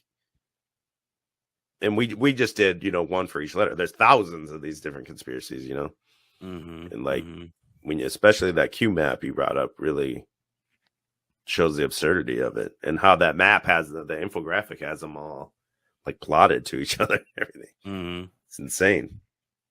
Well, and he had all kinds of different ones. He had an entire one for the secret space program. He had one that was like a healing and medicine map, and like he had a whole bunch of them, but that one main map was a big one. That was a big one. All these people were and there's even like at Q rallies people would have that printed out on big huge poster boards, and like from the outsider that was first getting into it is like, well, this was part of QAnon, and in actuality it really wasn't. That was one of the interesting things about Dylan is that I really did kind of like their perspective because they weren't necessarily Q-tards. They were just saying, hey, look, this is something that's happening. This is something that's being released. Like this is some part of some narrative and it deserves to be paid attention to some point. Does that mean that JFK is coming back to save us or all this yada, yada, yada, whatever? No, but there is this leak of information and these weird connections that are being put out there, and like, let's pay attention to it because, I mean, it was strange times. I mean, there was things that are, and we talk about this all the time, and even people accuse us of being Q-tards, but I'm like, this is obviously the narrative that's running on. Trump is obviously fucking coming back. I mean, January 6th is still being investigated. I mean, like they are running these scripts and this is happening and that it has to lead to something. I don't know. Yeah, I agree. There's got to be a payoff. Yeah. I guess there doesn't have to be, but there doesn't have to be, I guess, right? It could just be Operation Blue. Totally. Yeah. A lot of it too is not just Q, but that's a big part of it is the hopium that someone else is going to do something. Nasira Jassira. How did we miss Nasira Jassira? Oh, that would have been perfect. Yeah. There would be in the Nasira Jassira. It's actually tied to September 11th. So they said it was originally supposed to be scheduled to be released on September. That's why they did September 11th because they were going to do Nasira Jassira, basically Worldwide Jubilee. And it's also tied to all the legal stuff though as well, because essentially it's the same thing as saying that you can cash in on your trust account, right? And then I know Wizard was talking about that on the stream earlier. He says that he doesn't pay his electric bills, that he's filed the appropriate paperwork to where the trust has already paid all these things for him. So, but he can't produce a statement that says his electric bill's paid though for some. Which, kind of seems sus to me, but I don't know. I'm not going to call it. But you know, it's the same thing, right? Like there, you have a trust in your name that could be anywhere from $600,000 to millions or billions of dollars taken out in your social security number, right? And that's you're traded as a commodity now. There's not gold or whatever, but that relates just same thing as Nasera Jacera, essentially. Except in Nasera Jacera, you probably don't. Maybe you don't have to fill out the paperwork. I don't know. So. That's Q Rabbi or whatever that guy's name is. Oh yeah, Q Rabbi. He's constantly waiting for it. But then he moved into a new studio and everything. He's got a whole view glass fucking wall and everything. Like, see, there's money in that Q shit. It was hilarious when he was not paying his fucking heat bill and he was all wrapped up. And he's like, don't worry, just in 2 weeks. Man. But telling people not to pay their mortgages, not to pay their electric bills, all that's dangerous. Yeah. Yeah, people get in here and believe it. They say, oh, the trust. I watch those offset court bids all the time, and they're in the court all the time. Well, like, I'm the beneficiary, blah, blah, all this. And you know, the judge knows exactly what they're doing. The judge is like, get the fuck out of here with this shit. Yeah. I mean, it almost never works when you actually see the end. But then a lot of times they still claim that, well, it worked for me. I figured it out correctly. Well, that guy just didn't know what he was doing. But I just hear them all saying the same stuff. Yeah, it's all based on like a perfect. You have to perfectly. You can't make one error across the way. Do this weird string of things. To rattle off UCC 18, chapter 30, fucking verse 5. Like it's like evangelical Christianity, but for law or something. Like they quote the law code like it's the Bible or something. I don't know. It's weird. Cecil was coming in, and then now he's not. I think I fucked it up. Cecil, get back home. Put your mom on. Does your mom know where you're at right now, Cecil? He's in the driveway in the car. I can't believe nobody's joining the chit chat. We just did the A to Z of conspiracies or after show, trying to break it down, trying to get to the 4 hours and 20 minutes that I thought it was really good. The only part I'm a little scared about is when the jab came out. No, we did say go get it. They don't care about that anymore, I don't think. I just said I didn't do it. That's basically a lot of people say a lot of worse stuff on that. I think we're fine. Yeah. We're fine.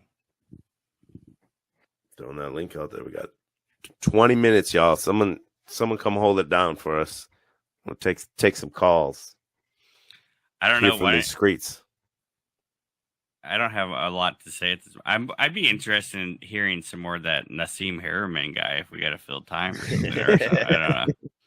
I don't know. Oh man, he had this fucking presentation called the Rogue Valley presentation, where he held up these crop circles. He showed these fucking like a bunch of crop circles, and he said like the crop circles are real.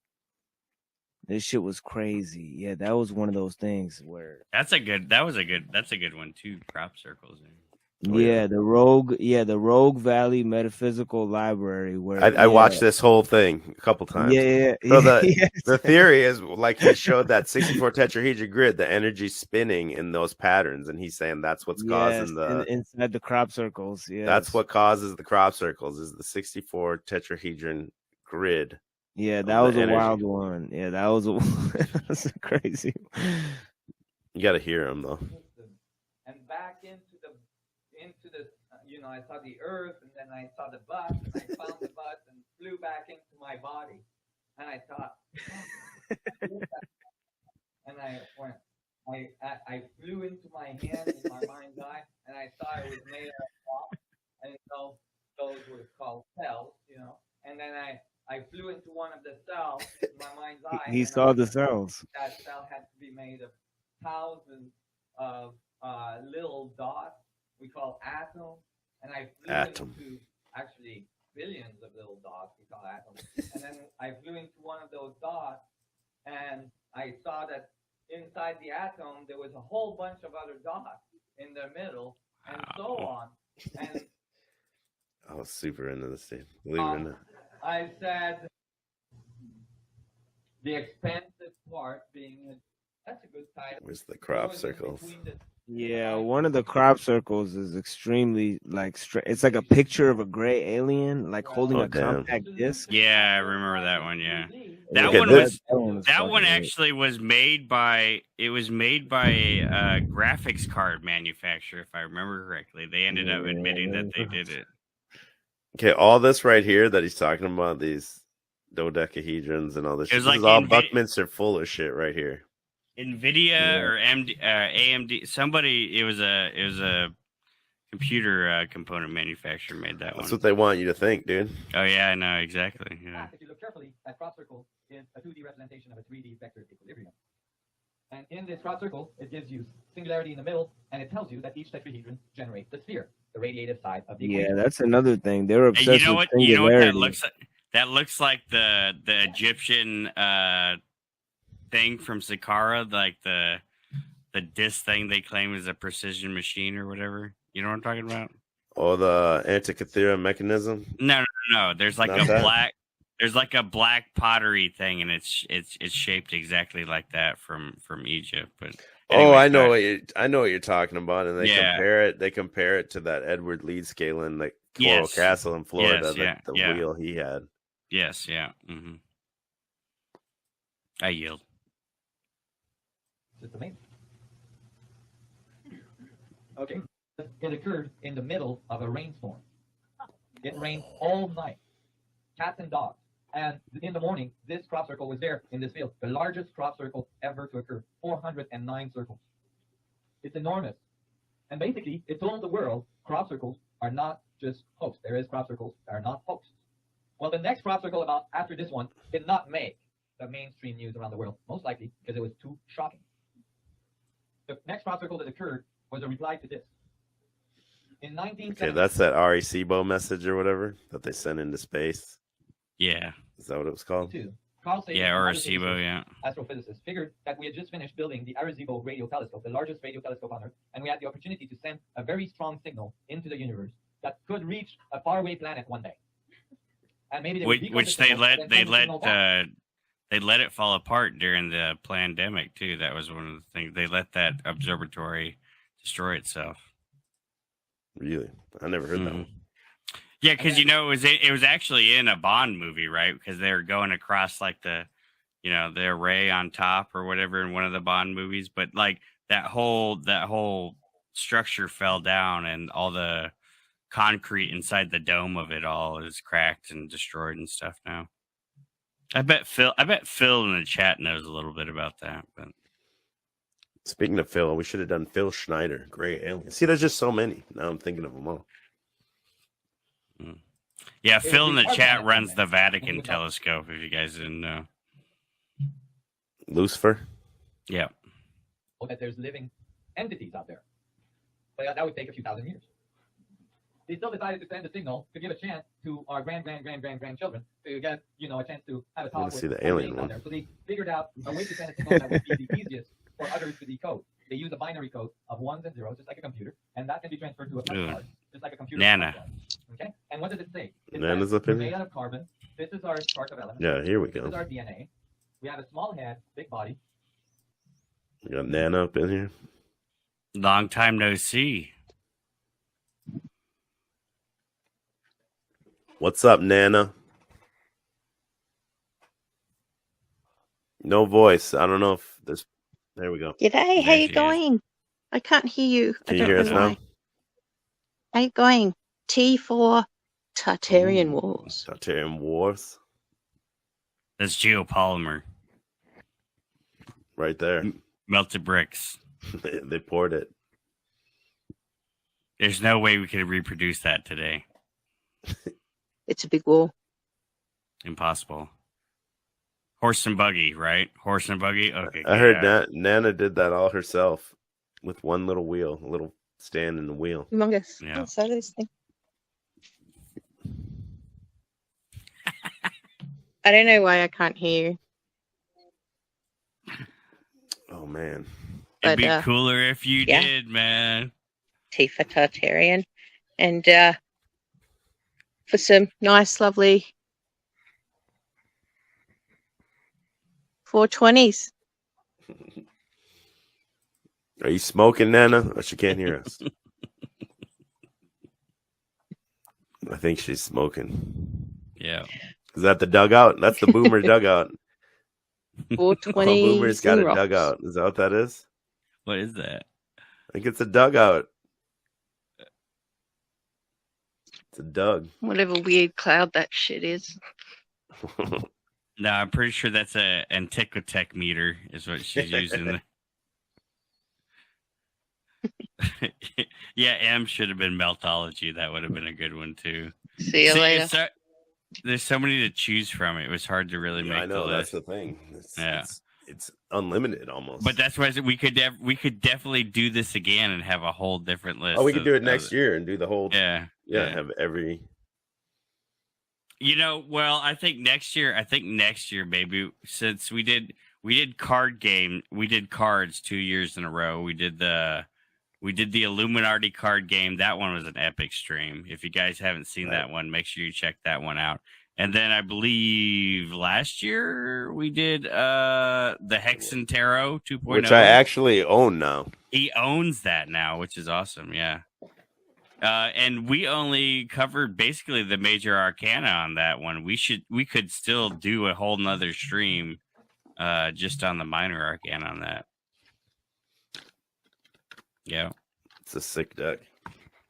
I don't want to sell it, but I have to, but I'm holding on to it for a little bit. So I'll buy it. Just let me know. How much? I'll give you it. I know what you paid for it. Just let me know when you post. I'll bid on it. Then I'll fight somebody for it. I'll fight somebody for it. I don't care. Okay, so I paid, I think, $24 or something shipped. So since it doesn't come up much on eBay, well, this was a Goodwill listed. They didn't know what it was. I put it up there, and I happened to see it. Like, I just happened to be online when they did it, so I had my little search saved, and I got it. Ooh, so then, since people don't know what that is, you go on the eBay search or the sold history. Another one came up, and they must have seen was that one that sold. So another one came up for the same price, $24, but plus shipping, so it was like $30 or whatever. But I missed that one. Like, so two of them sold. So if you look in the sold history, the last two sold were for like $24, $30. But then, because it only tracks back 90 days, so if you go back before 90 days, though, they were selling for like, I don't remember, like $300, $400, $500 or something. I think at least $300. Some of them for like $600. Yeah, somebody's got one on there sealed right now for like $1,500 or something. Yeah, it's insane. Fucking nuts, dude. So the art, in case people don't know and they haven't watched that one, I suggest that you go and watch it because that was a really good. That was a very good stream. But so this is an artist for CERN created this tarot deck, and it's all about transhumanism and technocracy, and it's a amazing deck. Amazing deck. Oh, it's wild, dude. There's so much information on each card that each one in itself is a rabbit hole. It goes through the whole Macy's conferences, the whole agenda of the elite for the last 100 years or so.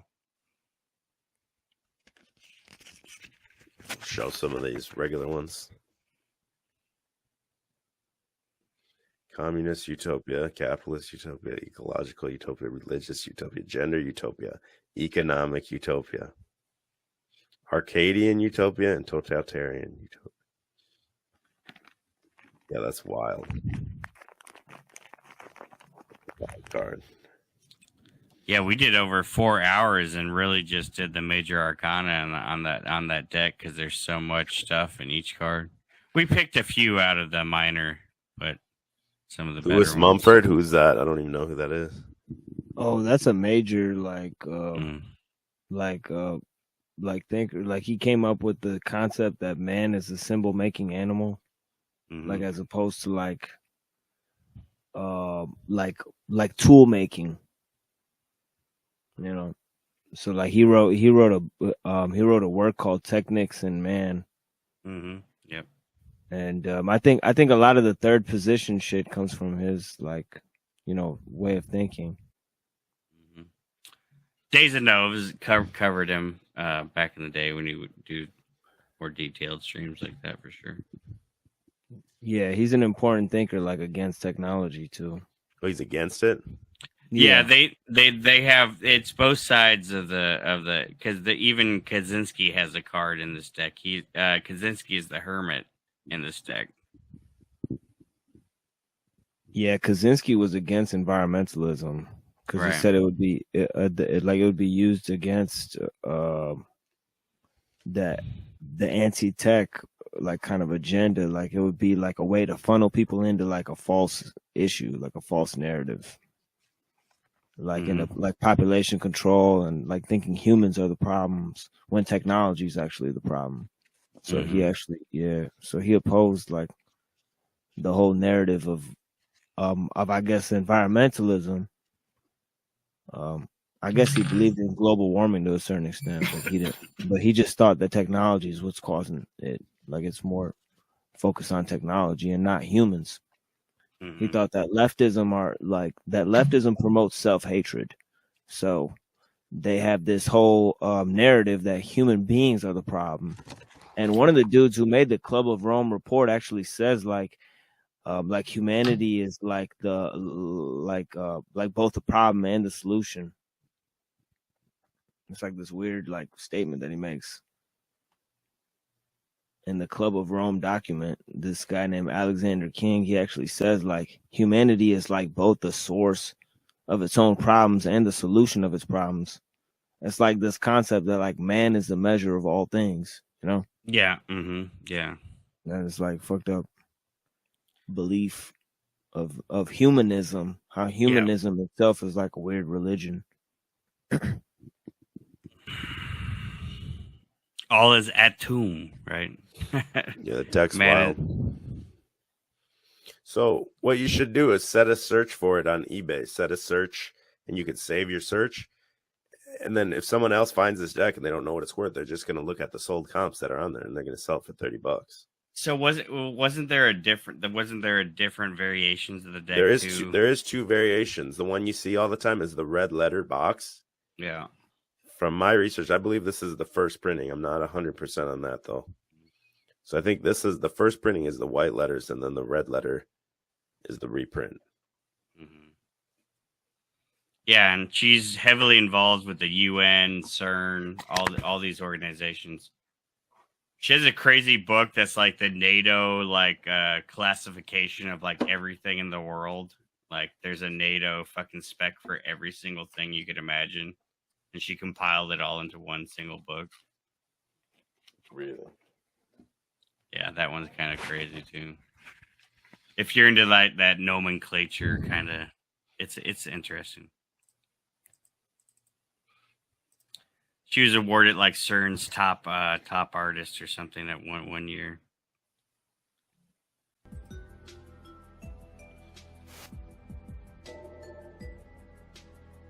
Got 10 minutes, people. I'll just do that link in one more time.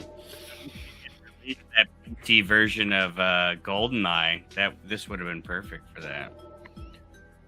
Oh, Cyberpunk 2077 video game was all about tarot. That game bombed. I remember that. They were like hyping that so big. It was all buggy or something when they released it. So then all the streamers were playing it and they all hated it, and then it just tanked. Oh, damn. We made it. Oh, we're almost there. Nice. 10 minutes. 8 minutes. Nice. We got this. I've been co-opted by who? Who's co-op? What narrative am I pushing that's going to help the New World Order? Love to hear you answer that one. Somebody, we got what do we got? 124 people in here, and no one can come up in here. That's unusual. I'm shocked. They wanted to come in earlier. That's a good view count too. 124. That's not bad at all. I think we were at 160 at one point or something. 150 for sure. Oh wow! Thanks. Thank you guys for watching. It's been a pleasure. I hope it was entertaining to some extent. We did the best we could. Yeah. The 420 stream is always a good stream. Usually, I think. I think 10 was kind of losing it towards the end. I think that a little too much static in his cup. I think. Well, that's why we put him in the explosion in the cover. Right here. Hold on. we knew he was gonna crash and burn. How dope is that? The OOE and the 007. I didn't see that. Oh. No way. No way. No way. Drew. Is this the real Ruthless? Is this the real Ruthless? Man, you're an ugly motherfucker. What's up, my dude? Long What time are you no doing, see. What are you doing, boys? What There is he is. Chillin? What's happening at not Truth is Central, because you've really fallen away from being truthers, huh? I guess so. But nah. What do you mean? I guess so. I've seen a bit here and there. Nah, you've gone a long way from that We're crazy comedians. shit. No, it's been kind of interesting. I don't watch that much of YouTube. I'm a bit of a Tattooed Monkey fanboy, as you probably know. Always heard. I'm actually in Queensland. No, you're over there by Nana somewhere. You're in Queensland? Yeah. I sort of fled out of Sydney for a while. Quite a while. It's funny how things work out, isn't it? Huh? You on house Isn't it arrest?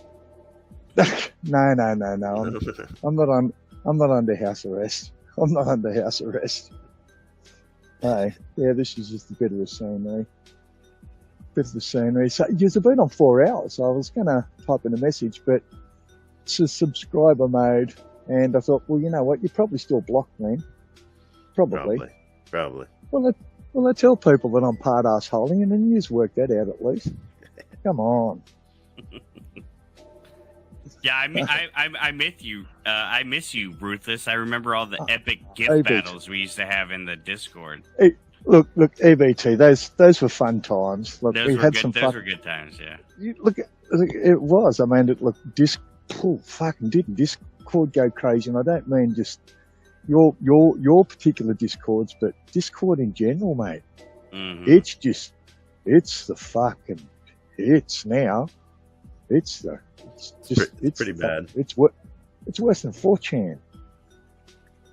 Never It's been worse than unfortunate. Never been unfortunate. 4chan's pretty funny, actually. Oh well, you going back I guess a long way now. the isn't it? Discord can be funny. So what are you going for like a record stream or something? It's like you said, Well, like not anymore. 4 hours. We're gonna go 4 hours and 20 minutes. So we got And 20 four you got 4 more left. minutes. I thought I'd jump in for old time's sake, for some shits and We giggles. appreciate it. We appreciate it. Perfect. Well, I mean, we all grow up at some time, don't we? I mean, I know That's how what highly they say. flawed I know how highly flawed I am. I tell you what, I learned a lot in the last fucking 6 years, 5 years. I mean, can you believe this, Drew? It was 2019 when last time I was basically on your website, I think. Yeah, that was pre-Coof, wasn't it? That's fucking 4 years ago now. That's four. Well, no, we didn't start the Discord until 2020. No, you had Discord in. Nah, it was before then. It doesn't matter. But it just skipped my head around 4 fucking years. Where's Yeah, it it's gone? mind blown. You know, Mind blown. it's crazy. But I'm getting a lot of entertainment from what's going on over there in the States. Getting piles of entertainment of what's going on over there. Because we don't hear about much of it on the news here. But your politics is it's fucking flabbergasting. It's a shit show. This whole, well, I mean, we remember, you know, pre 2020, this whole Trump thing and this whole fucking Q thing has just get your fucking head around it. I'll never get my head around it until whatever's going to happen next year happens.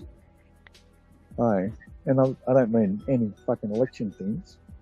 Things aren't looking good, are they, boys? Are they looking good? Do things look good for the world? AI takeover.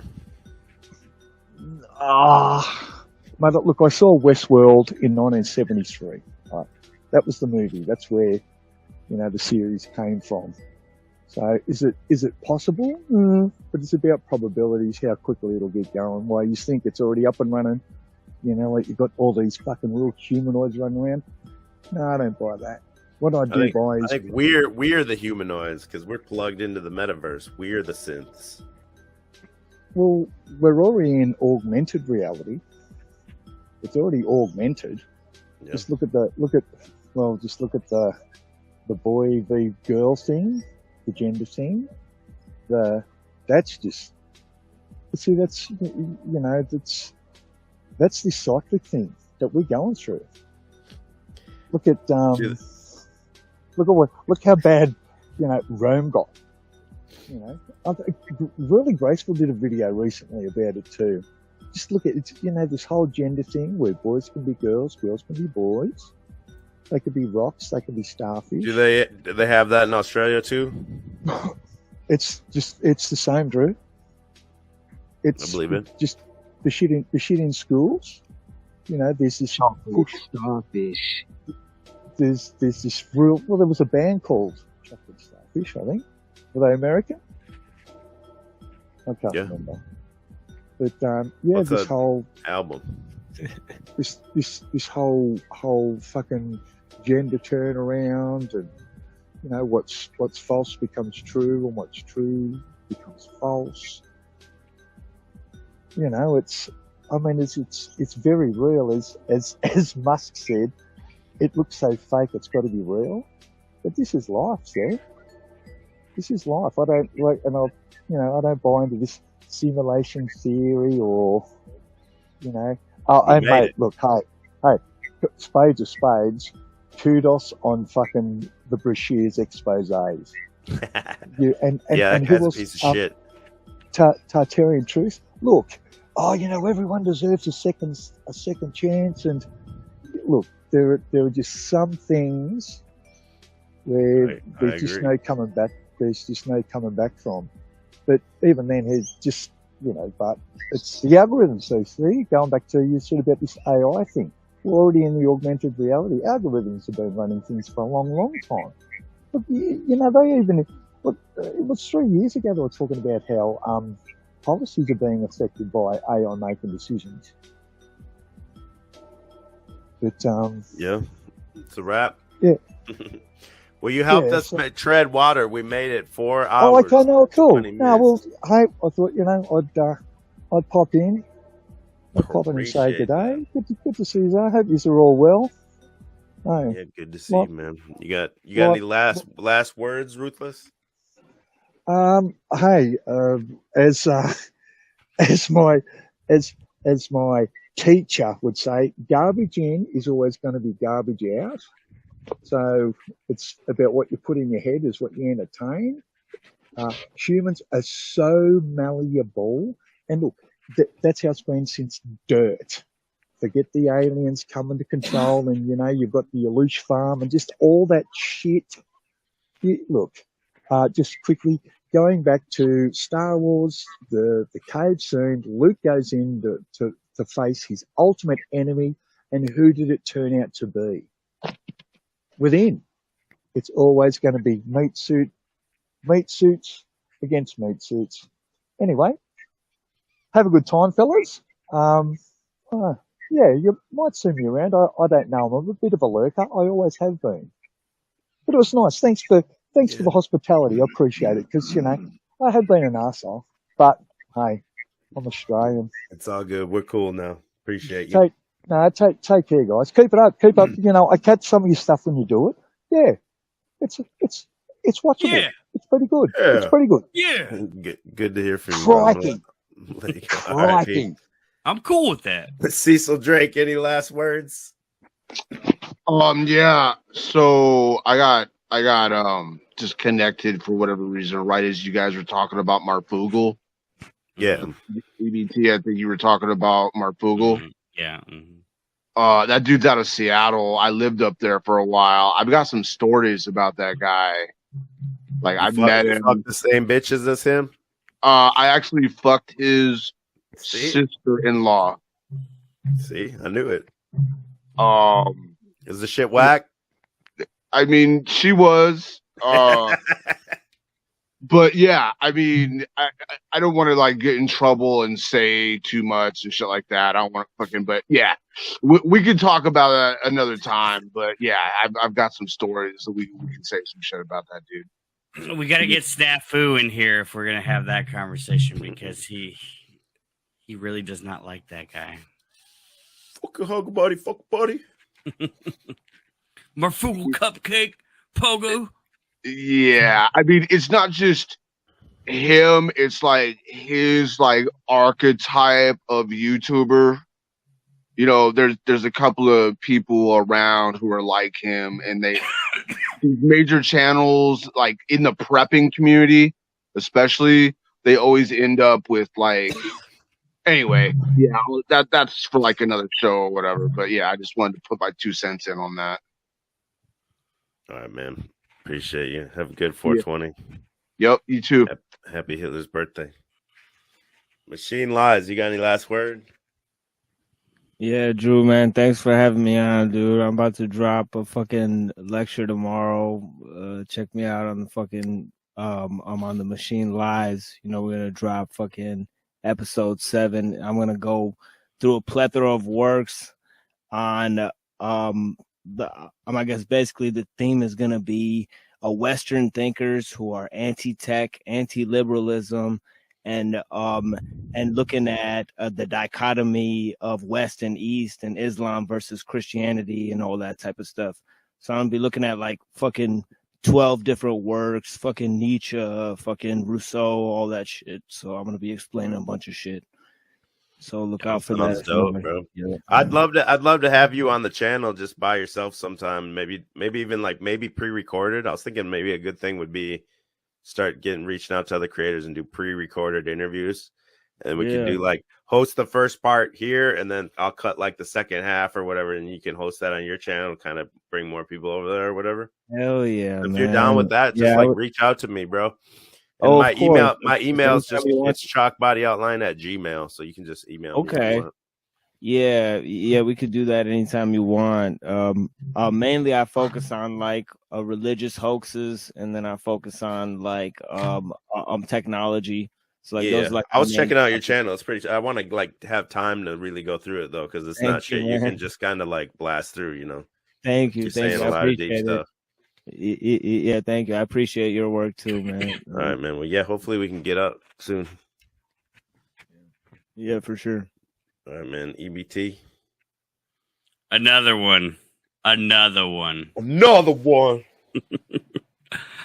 420 special. Guys, we've been doing this for a while. Yeah. It feels good to bring you guys a good OOE episode. It always feels great and fantastic, and all my feelies are super like Philly. My chakras are all aligned now. My pineal gland is definitely cleansed at this point. I had a great time. I hope everybody that joined us had a great time. I appreciate all the people that came on the panel, especially Machine Lies. Thank you, sir. You're always a pleasure on these things. I'm glad that you hung it out with us the whole time. Toilet Bowl Earth, thank you, sir. Yeah, shout out to Toilet Bowl Earth holding it down for us. Yeah, Cecil, thanks for the cameos. DD. Oh, DD came in strong.